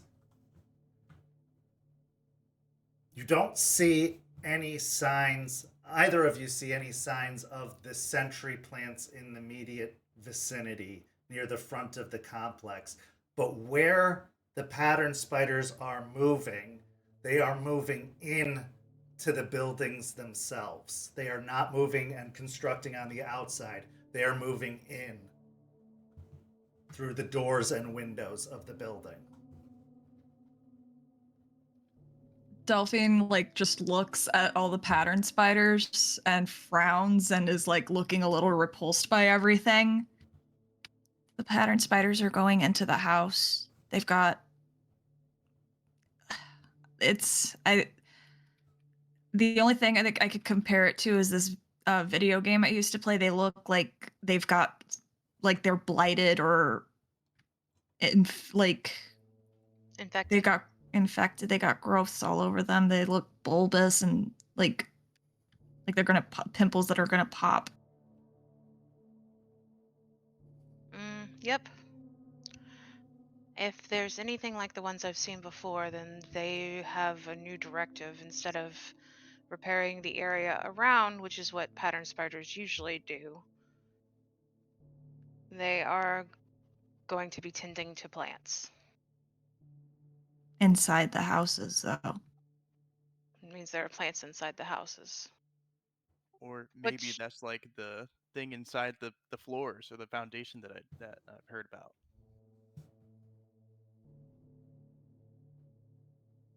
I can keep us quiet while we approach Jester if you'd like, but we won't be able to communicate well with each other. It silences everything around me. Okay. So while And Everybody, oh, go ahead. I'll everybody, just keep an eye on each other. I'll spend the willpower to do Whispered Passage and do my silence bubble. Okay. So while Jester's team moves silently, Charles's team, everybody makes a dexterity and stealth roll as they move to the house to the right, taking the path that Juniper, you are all too familiar with, as it is the same path around the back of the house that you saw before. As we stealth our way over, I look down at Stakes, and it is just fear written all over my face. And then as I look up again, I turn it back to just a blank stare. The mission ahead, hoping that all of us are enough to take out whatever all of this shit is.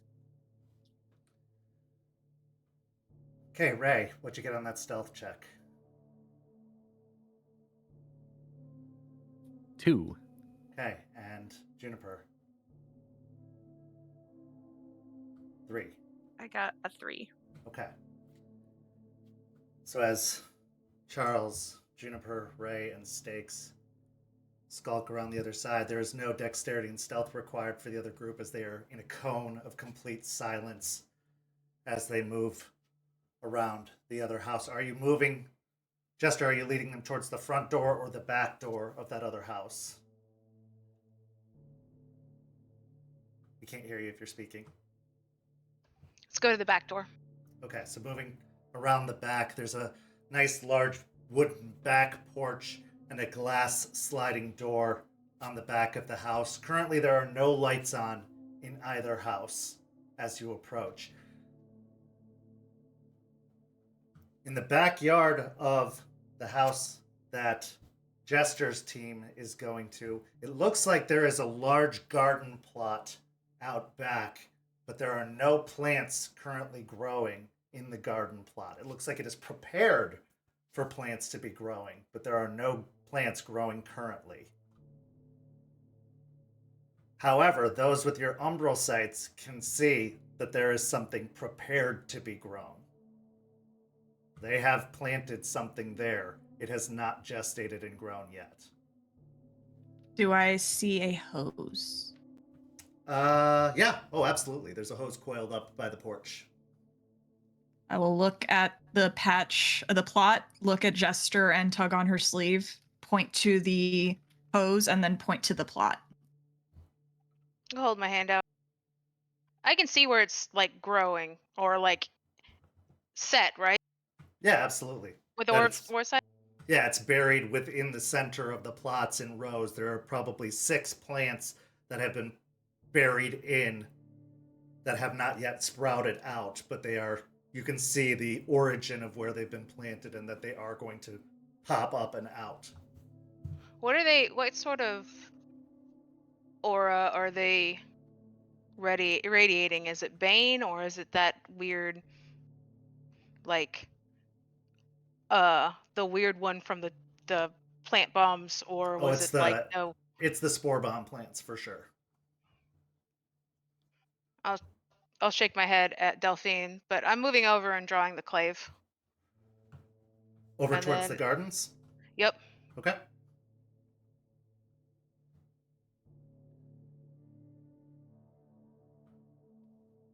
I'll stick close to that wish the cone, whatever noise she makes is in the cone.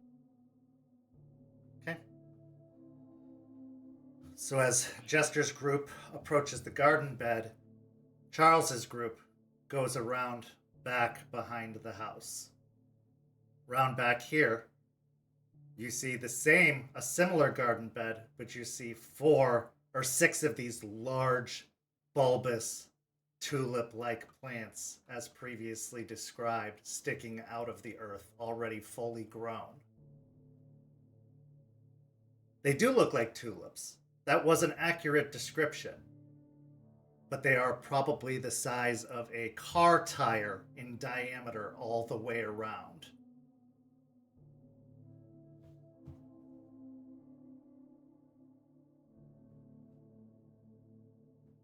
There is also a shed at the back of the garden plot.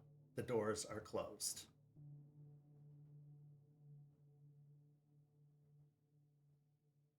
As we come around the back and I see the plants and the shed and everything again, I just stop for a moment. And I just stare. I just silently look, ready for something to pop out again. Do I see Juniper pause? Roll me a wits and insight.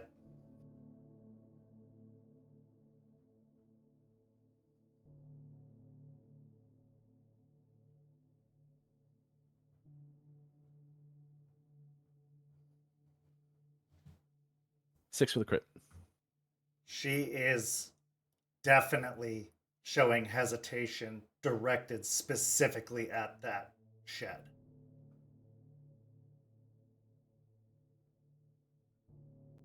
Seeing that, not fully understanding why, I will get Charles's attention.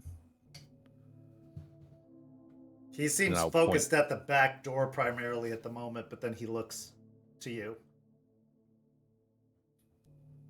Point at the shed and whisper, I don't know, do we want to check out the shed as well? Might be something in there. Good idea. Go check it out.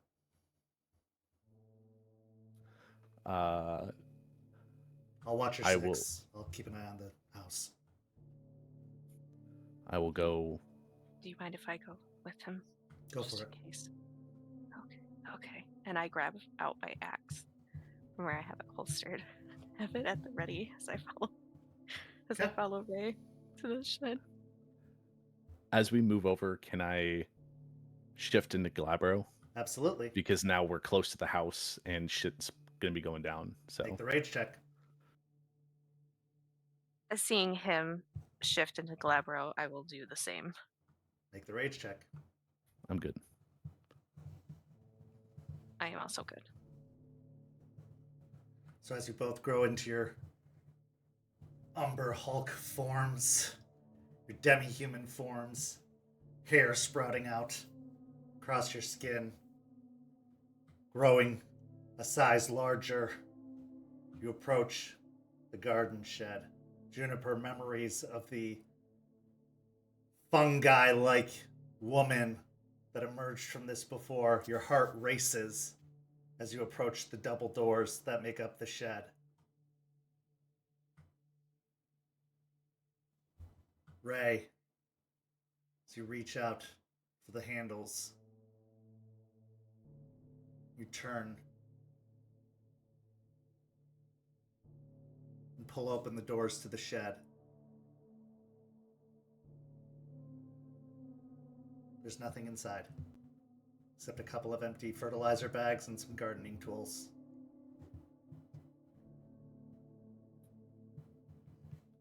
So nothing that I could take as like a specimen? No.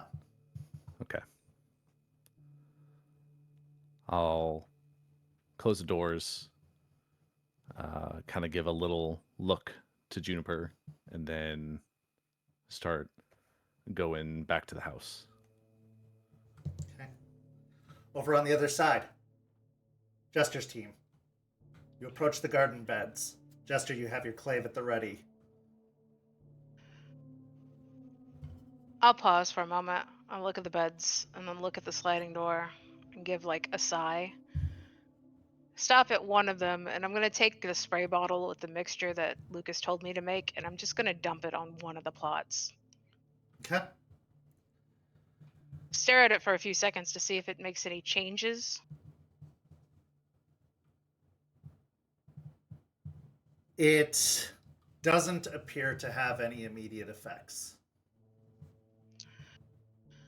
Okay, with sigh, I'll wave the group and we'll head towards the sliding glass door. Okay. Approaching the sliding glass door, you step up onto the porch. It is dark inside, and the curtain that covers the glass door is closed.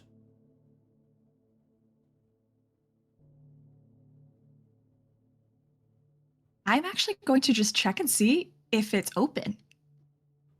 Okay. Before she does that, Rory's gonna kind of post up next to it. I would like to use blissful ignorance, so this way they Go see less invisible. of us, and kind of get ready to take a shot if needed. Okay. Just calling upon your gift, fading from view using the shadows as your friend to obscure yourself. As you give a pull at the door, Delphine, much to your surprise, it slides open. That's when the smell hits. Fungal and rotting.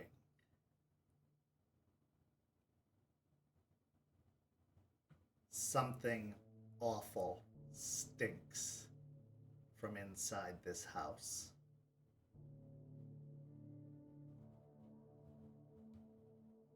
I bring up my shirt to cover my masked face. Like I'm like double layering because of the smell. And I back up a little bit, recoiling visibly, just shaking my head, trying to trying not, like, you can see the motions of gagging, but like you don't hear anything. I imagine I fare a bit better since I have the nose plugs. That would probably help with the stench. It helps, but you can taste it on your tongue. Like, that's how dense the stink is. This tastes like and smells like bodies that have been rotting for days. I'm gonna look to Jester to lead the way. Yeah, Jester's gonna put a hand on Delphine and push her back, like, make sure my mask is secure. Is it worse than the hive? Not worse, but different. This has a fungal aftertaste on it that isn't the same as sewage. Replace the sewage smell with a fungal taste. Yay. It's less. It's definitely less. The sewage was much worse.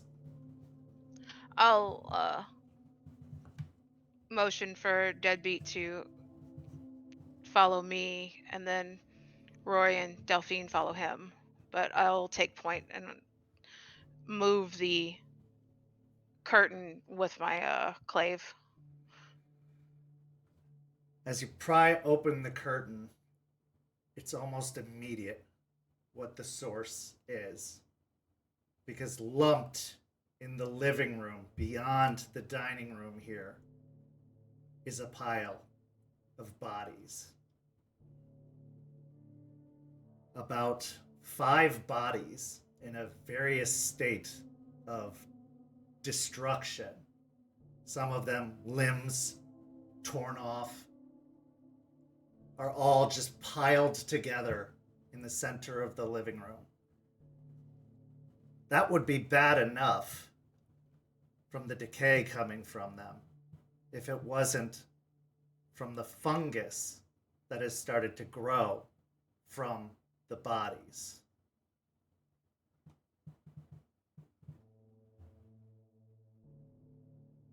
The yellow fungus that upon the opening of the curtain starts to move, assembling the bodies together.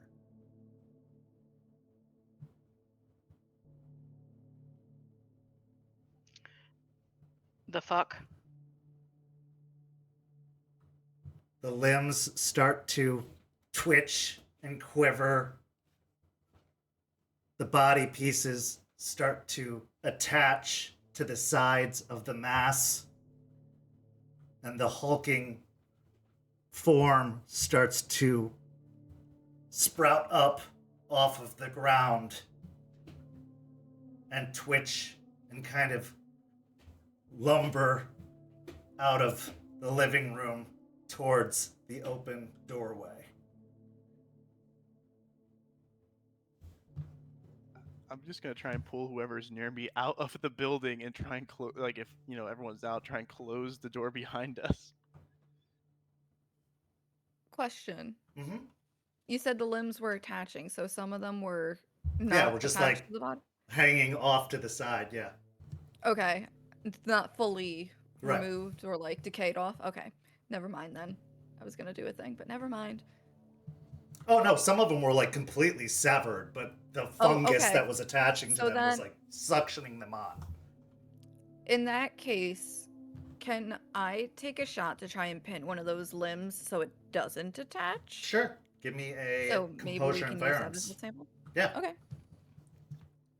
Okay. And my specialty, correct? Yeah. And you're using your crossbow? Cool. Yes.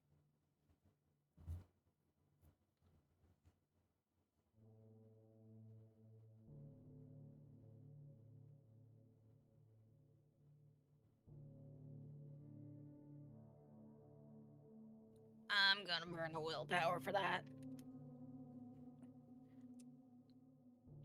Alright, that's better. I got 3. A lot of 3s tonight for me.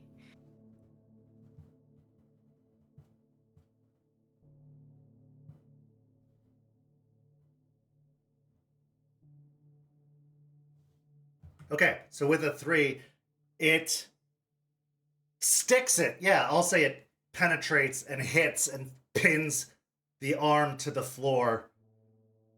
But the arm just starts pulling against the crossbow bolt as it tries to attach itself to the mass that's lumbering out of the room. Okay, and then since I moved, my blissful ignorance dropped. Okay. Anyone else want to take any other actions? I'm gonna indicate for them to step back. I'm gonna let Deadbeat shut the door, but I'm also gonna push them back away from the door. One to see if it comes out or not. I'm also gonna shift into. I'll go Glabro for now. Okay, go ahead and make the rage check. On the other I'll side. back up. Oh, yeah. On the other So I'll side, back up. Charles's group. You approach the back door of the house. Charles approaches the glass sliding door. He attempts to give it a tug. It is locked.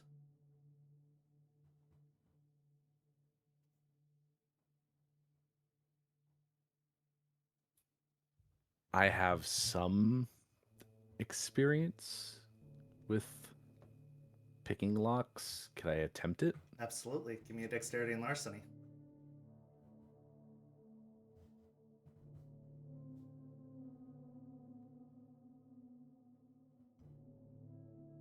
Two successes. Okay. So I will say, with your combined effort of him pulling and you kind of sliding something into the gap, you're able to unhinge or unlock the door enough for him to just break the lock as he pulls it hard enough to slide the door open. Your house is quiet and still. No smell, no odor.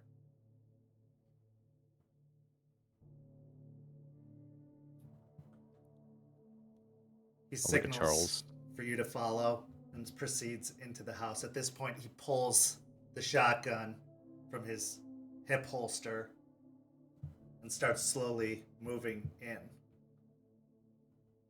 I'll follow right behind and unsling my rifle from my back and load around. Proceeding through the kitchen, you move towards the dining room. And there, at the table, are 3 people. 1 man and 2 children. All sitting, face down, on the table. Still. Unmoving. Having come up behind Ray,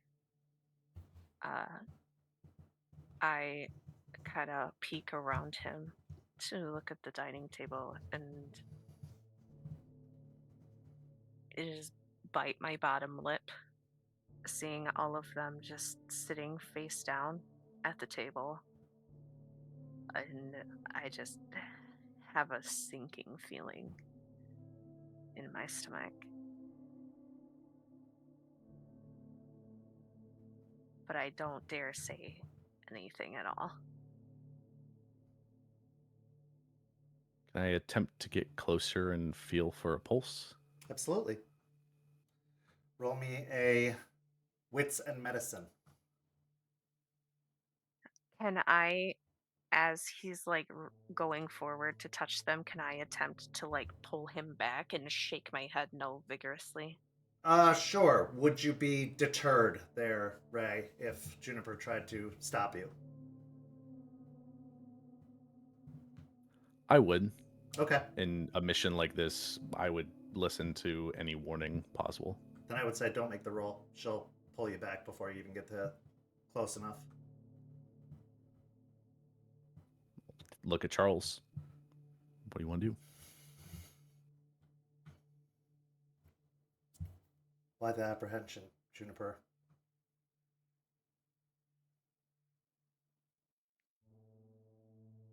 If these people are infected, touching them might make us infected too.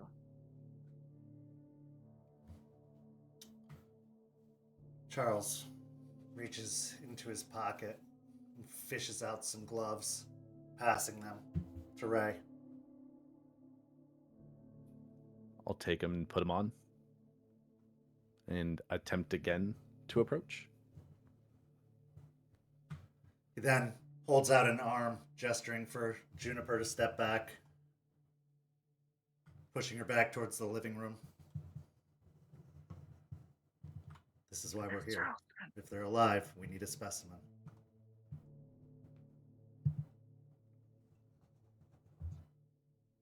I just have my axe at the ready. So I make the roll this time? Yep. With some medicine. I got 5 successes. 5 successes. Okay. Putting your fingers to the neck of one of the children. There's no pulse.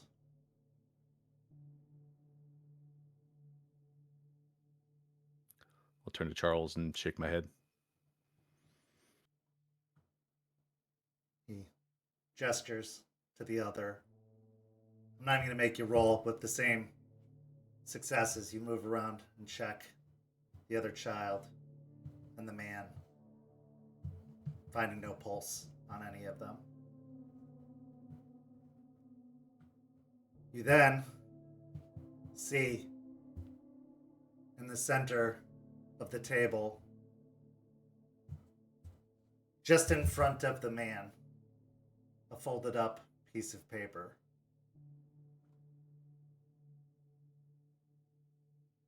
I will gingerly unfold it on the table.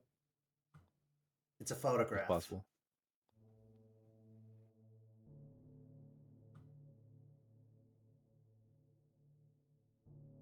Of Juniper and Stakes in the complex, surrounded by people being attacked. I will reach, pick it up, look at it for a few more seconds, and I'll just slowly look up at Juniper. Do I get a glimpse of the photo as he opens it? No, because he's facing towards you as he picked it up. Can I do an insight check on the look on his Sure. face?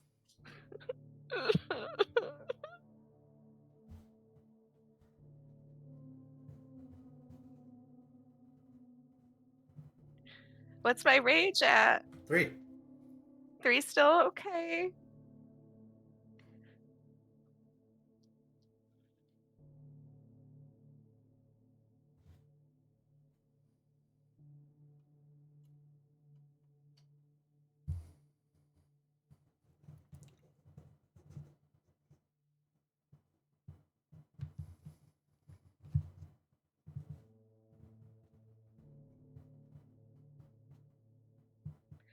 I got 3 successes. Okay. He doesn't seem happy about something, and he is very intently staring at you.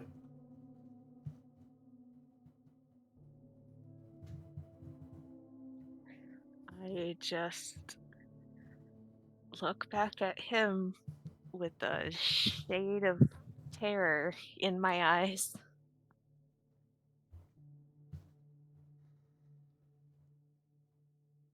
Is Charles watching me as I'm doing all this? I would say he is kind of scouting out the rest of the house, watching your back as you're checking to make sure that nothing comes up from behind. He's surveying the overall surroundings, waiting for you to finish up your checking. I will pocket the photo. Okay, give me a dexterity and stealth.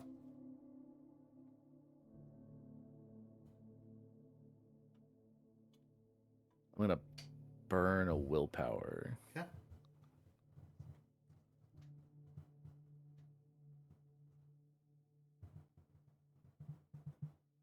Four successes. All right. You slip it into your pocket. As far as you can tell, he's none the wiser.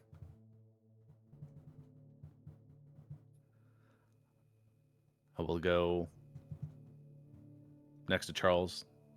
They're all dead. Very well. Let's check the rest of the house, and then we'll move on to the next house. After Charles moves on, I give him a few steps. I will turn to Juniper. We need to talk after this. What was that? What was that, Ray?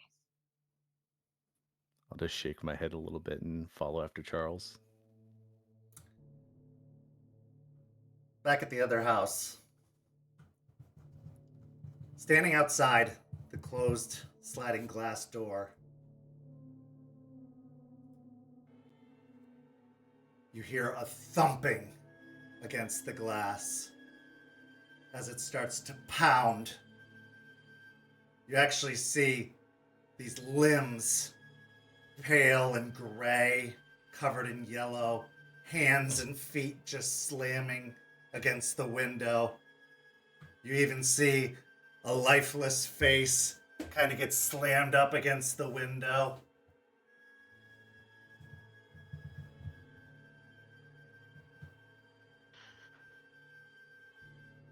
Did Delphine drop the sound thing, or is that still up?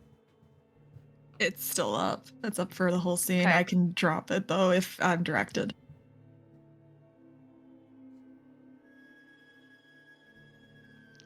I'll point to Rory and then point to her crossbow.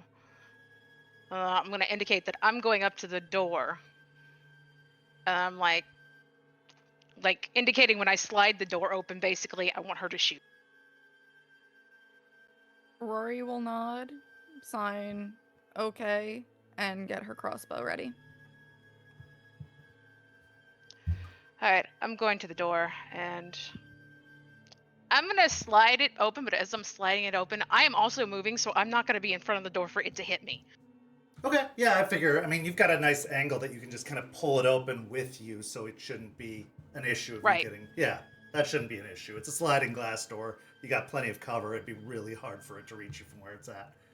So I would say, give me a composure and firearms. However, the difficulty is going to be higher because you're going to have a limited range to hit in because Yep. the door and the wall are giving a limited space to shoot in.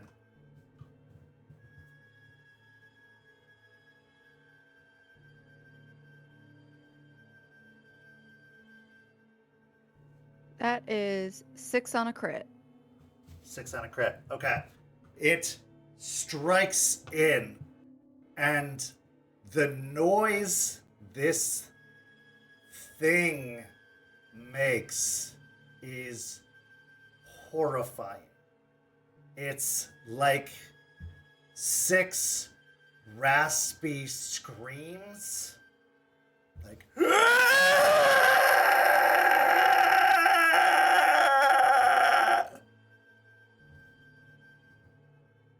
as the bolt strikes into it, you can see it recoil back from the door.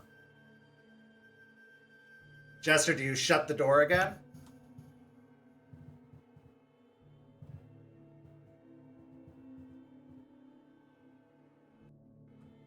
Jester, do you shut the door again?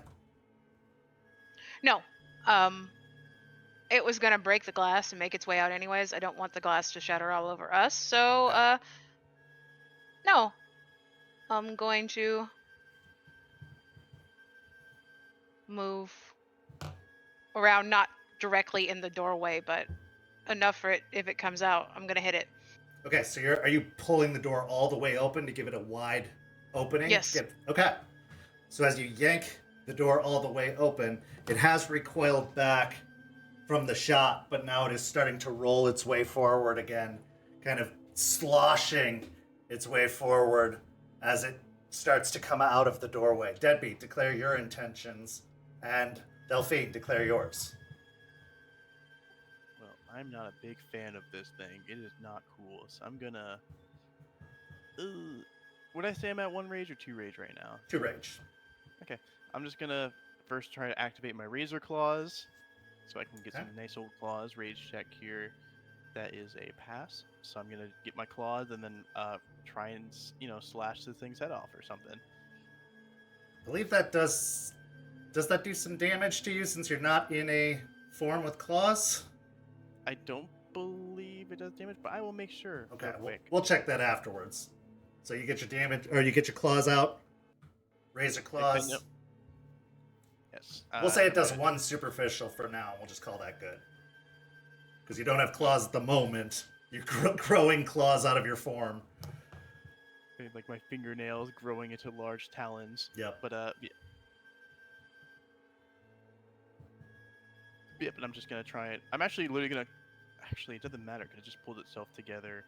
So I'm just gonna slash at the greatest form of mass because cutting its head off does not seem like it would do anything. Considering it pulled his head. It pulled his head back on, right? Yeah, it actually just like attached a head to it. Yeah, so I'm just gonna attack it normally. Okay.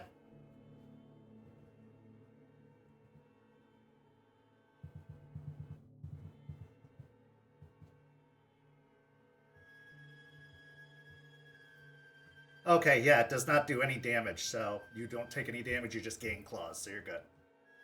Yippee!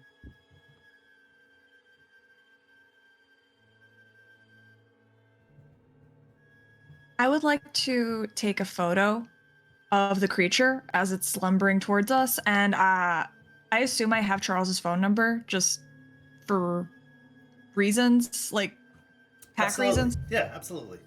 I'm gonna text him the photo. Okay. Now we have evidence of what it looks like. So I got I used the willpower to reroll because I do not like terrible fungus monsters coming at me, and I got 7 with a crit.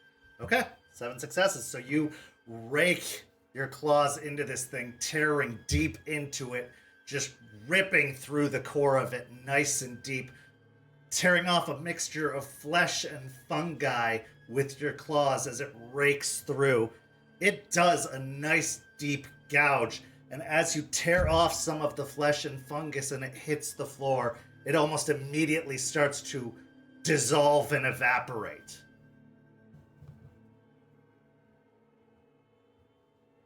Okay, next round, declare your intentions, everyone. Make this speedy. Well, we did have the mission of, I guess, trying to keep this thing alive. So as much as I'd love to just like finish murdering this thing, we don't really have rope though. But I know what I do have: a curtain. I want to try and rip off the curtain from that we was hiding the doorway and try and wrap this thing up the best I can. Now that I've gotten rid of a large part of its like form and flesh, weaken it enough, hopefully, to make it so I can fully wrap this around. I will say this is the size of about 6 corpses piled up, so this is a pretty big thing. So that would you say the curtain is not big enough to? Probably not. Nah. So Was that one limb I shot dragged with it still? The original limb? No, the arm is still on the floor inside. Okay. Is there a way I can get around to go grab it? Or is the creature in the way It's now? kind of blocking the doorway at the moment. You could try to go in through a window if you wanted to.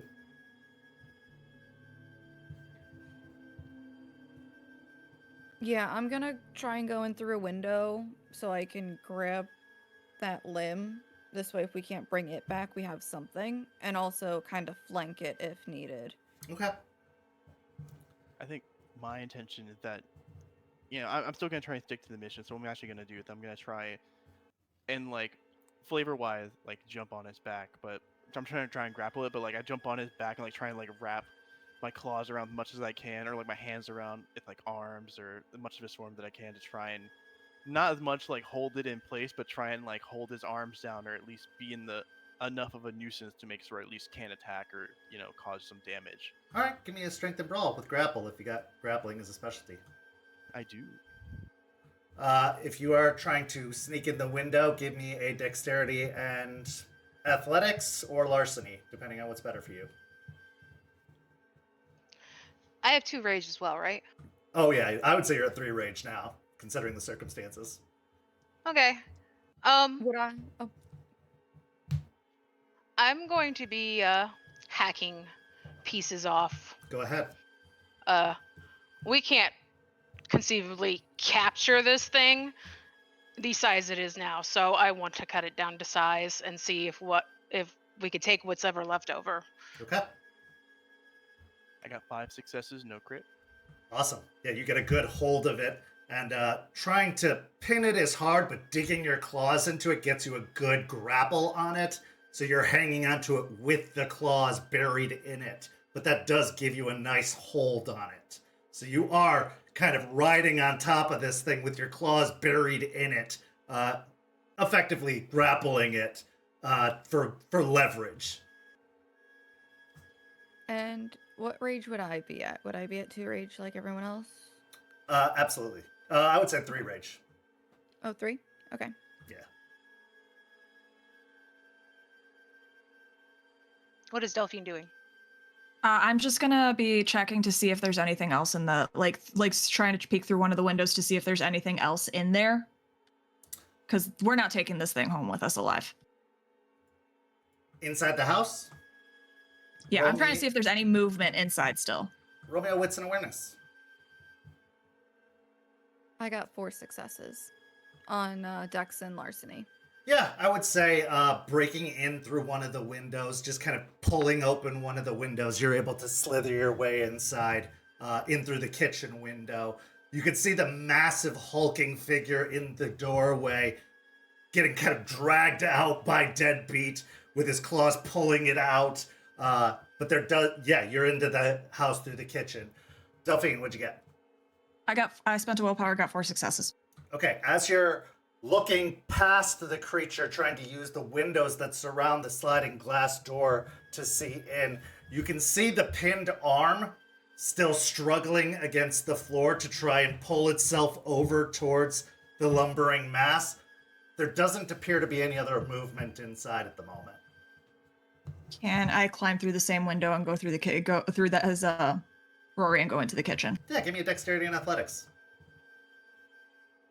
And Jester, what'd you get on your melee, strength and melee? 7 successes with the brutal. Oh yeah, so as you hack into this thing, you start severing large chunks off of the side of it, and the chunks that get cut off again start to almost decay and ooze and dissolve away as they're separated from the main body of this mass, this oozing mass being just severed pieces off. I got 2 successes. Okay, it's a little harder for you to climb in. You're kind of propping yourself up on the windowsill and trying to ease your way in, but you're struggling to get over the banister. You will get in, but it's a little bit harder to get in. Okay, last round. Let's declare some intentions. I would like to find the trash can inside of the kitchen and try to scoop the hand. Okay. I'm gonna do something probably not as smart. I have a sleep grenade in my possession, and I'm holding this thing. I assume there's large chunks cut out of it, so there's probably like a large hole in it. I want to try and pull the pin and just shove the grenade into the hole of this creature, and hopefully maybe do something to make it pass out, or at least do something. Sure. That's my only bet to at least do what I was told to do. I don't know what roll that would be. Yeah, I give can it a take shot. penalty if it's like a shot. Let's go with. That's a tough one. Maybe like athletics. Yeah, maybe let's go with the more throwing dexterity it. and athletics, because that's like a thrown weapon. So I would say dexterity and athletics. It is going to be. I'm grappling it, and I'm just shoving it into it at this point, just as hard as I can. Oh, so you want to just jam it into the creature? Yeah, like I imagine there's a hole. I'm already grabbing it, so I'm just essentially using this opportunity. Like I'm already close into it. I can just reach a hand, grab a pin, and just shove it into the hole. Let's make the strength and melee then, because it's kind of like a staking if you wanted to do that. If you had a stake in your hand, since you're using the object, trying to shove it into it, I'll say it's a strength and melee. I will call it a called shot, though, so the difficulty will go up. Because it is moving with you on it. All right. Seeing Delphine go for the garbage can, Rory's gonna kind of just put herself between the creature and Delphine as she goes for the arm, just in case, for whatever reason, it may turn and try to get Delphine. Sure. I got a 5 with a brutal. Okay. So you, and Jester, what's your intention? Okay, I'm activating Ancestors. I got 1 success, so that adds an extra die. I'm also activating Raging Strike and cutting off more pieces. Okay, so as you keep hacking away with your clave at it, roll me a strength and melee.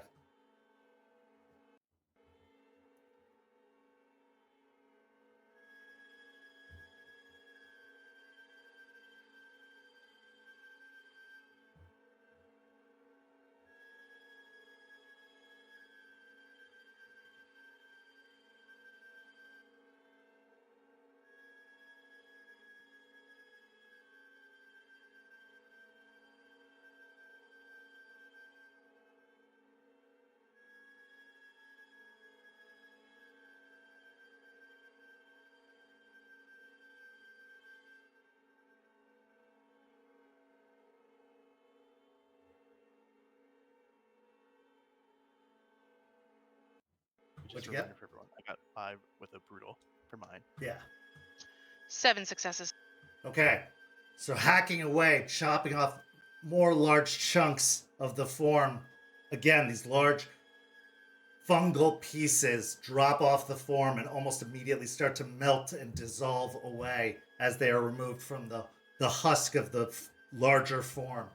Deadbeat, you pull the pin with your teeth and jam it into the side of the form, and the gas starts exploding out of the side of the creature.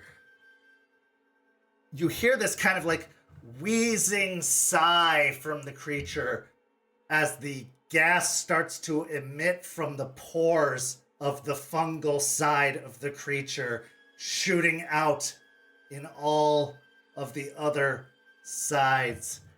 Jester and Deadbeat, I need you to make stamina and resolve checks for me, please, as you are hit with knockout gas. My bad.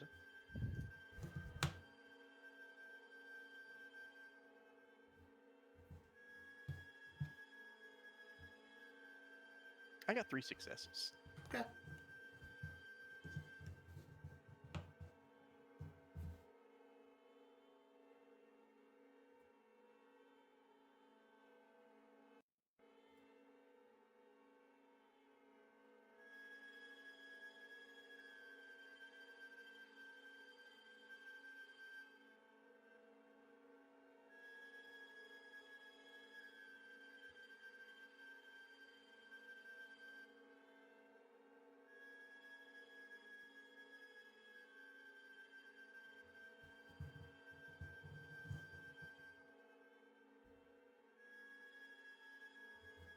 Did you hear me? No. Oh, sorry. 5 successes. Okay. You are able to both stay standing. Deadbeat, you feel a little woozy for a second, but because you are outside and it isn't a direct hit, it's kind of just a area hit, you are able to kind of get your bearings again. Jester, you're fine. You managed to avoid any kind of gusts of it. The creature does drop, but almost immediately starts to dissolve underneath all of the damage it's taken. It doesn't go unconscious. It wasn't even alive to begin with. It was a almost zombie-esque form, but because so much of it has been ripped to shreds, there's not even enough of the whole left as it just dissolves away into nothingness. But in the kitchen, the arm continues to squirm, pinned to the floor. Delphine, as you come over, you scoop up the arm, pulling it away from the bolt. It struggles and tries to reach for you, but it is just an arm. It has no bicep or muscles to give you any resistance, so you are able to immediately toss it into the trash can and bag it up. So it keeps writhing against you in the trash can, giving some resistance. I'm gonna keep the trash bag in the bin too, just to the added layer of protection from the plastic. Okay. As you finally have defeated the mass of whatever that fungal creature was, silence falls, except for the sounds of thudding against the inside of the plastic trash bin.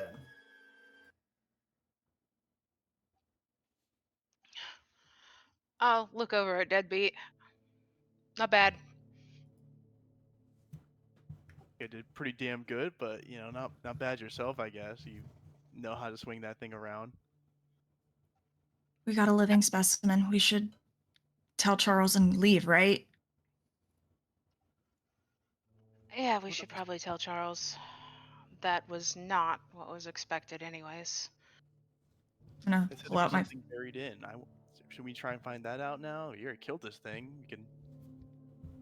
I'm pulling out my phone already, texting Charles that we living specimen acquired. Okay, over in the other house, as you have moved up into the other rooms, up the stairs to the second floor, it's a pretty sparse house. To say it was lived in would be overstating it. Nobody lived here. This was like a model home. There were beds, sure, but this didn't house life. This was, like I said, a model home. There was no personality to this house. There was no life to this house.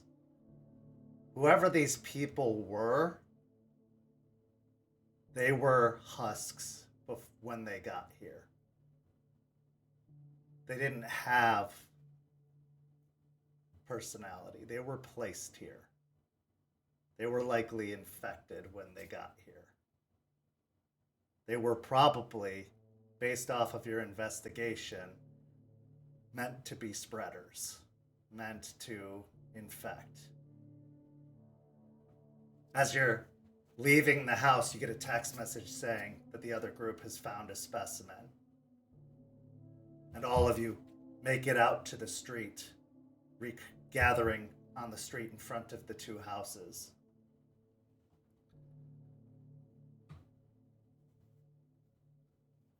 looking to the other group and seeing sweat, weapons drawn. Everything all right? Check your messages. Giant mushroom monster. He looks at the photo. And then puts his phone in his pocket. Good work. The rest of you should head back, take the specimen back to the cairn, and give it to Eliza. Jester and I will stay behind and check the other 2 houses. You've done good. We'll return to check out the foundations later, Deadbeat. But we need to secure the scene first and foremost.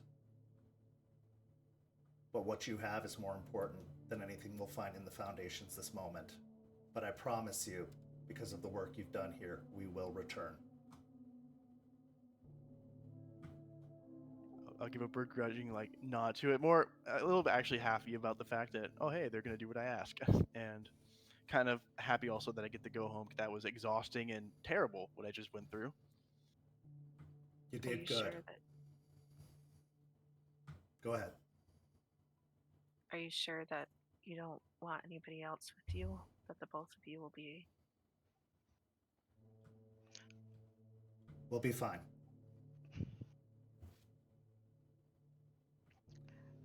It'll be better off if you take the specimen back. I'd rather make sure it's secured. That's the mission. Worst comes to worst, we will cut and run. And it's better off that there's less of us here in case anything gets seen.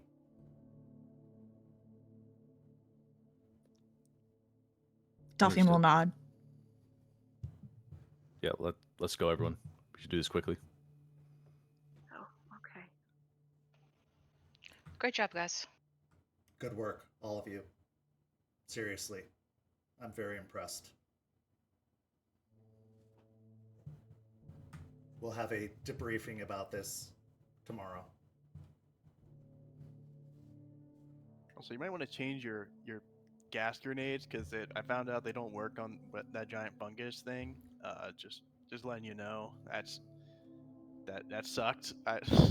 He gives a smirk. I wasn't expecting a giant mushroom monster, but I'll keep that in mind for next time. Thank you, Deadbeat. Delphine will start heading to the car, just kind of keeping this thing contained as best she can.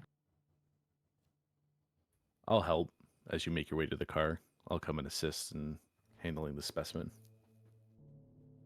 I'll come in behind everybody, making sure that nothing is coming at us or anything as we get into the van. As you turn to depart, Charles calls over to Stakes. Stakes, if you'll stay with us, please. Stakes kind of watches all of you go, then gives a bark in response and goes trotting back over to Charles and Jester. I look back at Stakes and stand at the van. She gives a dip of her head.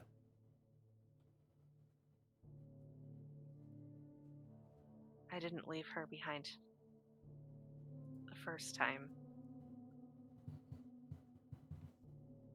I don't know. I don't know if I can do it this time.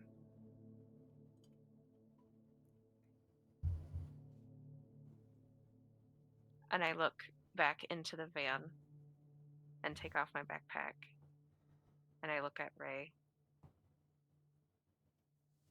I think I should stay just to make sure things go as well as they can. Juniper, they have it taken care of. We need to finish our mission. They will be fine. We need to go. Juniper, no offense, but we might have our right of shame taken off if we do good in this. Can we just follow orders once? You guys won't get in trouble. Everything that we do affects each other. Please. I will reach out and put my hand on Juniper's shoulder. It'll be fine. Stakes will be fine. I don't think it will be.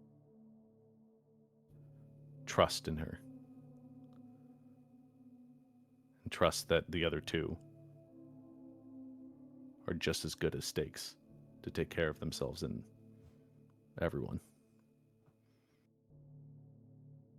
And we know Charles is really good at fighting stuff. I mean, if I was able to take on the fungus monster, Charles should be able to wipe the floor with it. Seriously, speaking of fungus, this thing is gross. Can we just take it to Eliza? Yeah, Rory's already starting the car, and it's just kind of expectingly watching everyone that hasn't jumped in yet. The hand on the shoulder will be a little bit more of like pulling now towards the car. You've done enough. Let's go.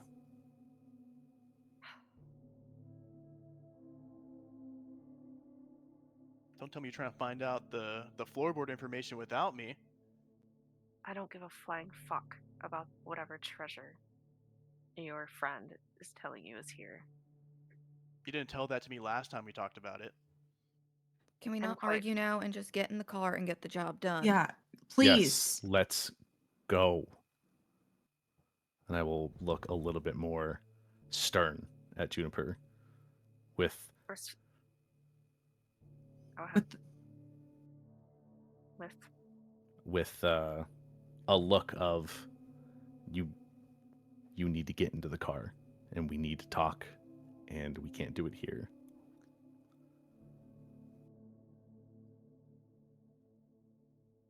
I look at Ray with an I know look. Respectfully, Ray, I need to make sure that she's going to be okay. And I rip off my shirt, getting out of his grip, and slam the door shut.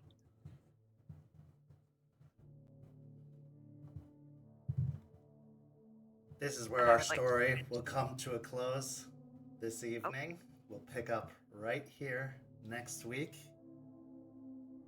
Thank you to everyone for watching. But of course, we couldn't have this episode come to a close without one last scene. This scene takes place in a very, very familiar location to natives of Tampa, Florida. Our scene starts on a very large pink flamingo statue positioned in the center of Tampa International Airport.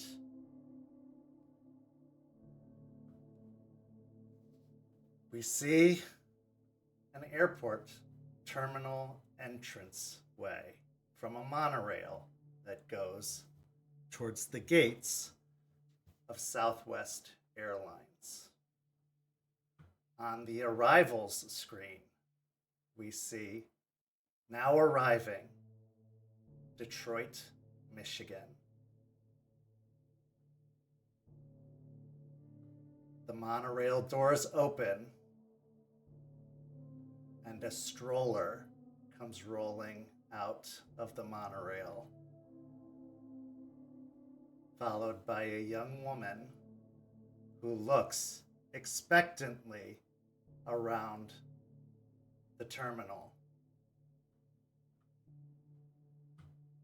She then looks over towards someone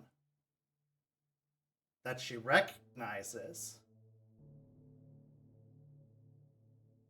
And all we see is a hand raise as she starts to approach them. And that's where our story comes to a close this evening. Thank you to everybody watching at home. Thank you to these amazing players. Hellhounds will be back next week on Friday. We've also got Rage Across Tampa on Tuesdays at 10 p.m. on Twitch. Follow us on all the social media, and we'll see you next time. Have a good night, everybody, and we'll see you soon.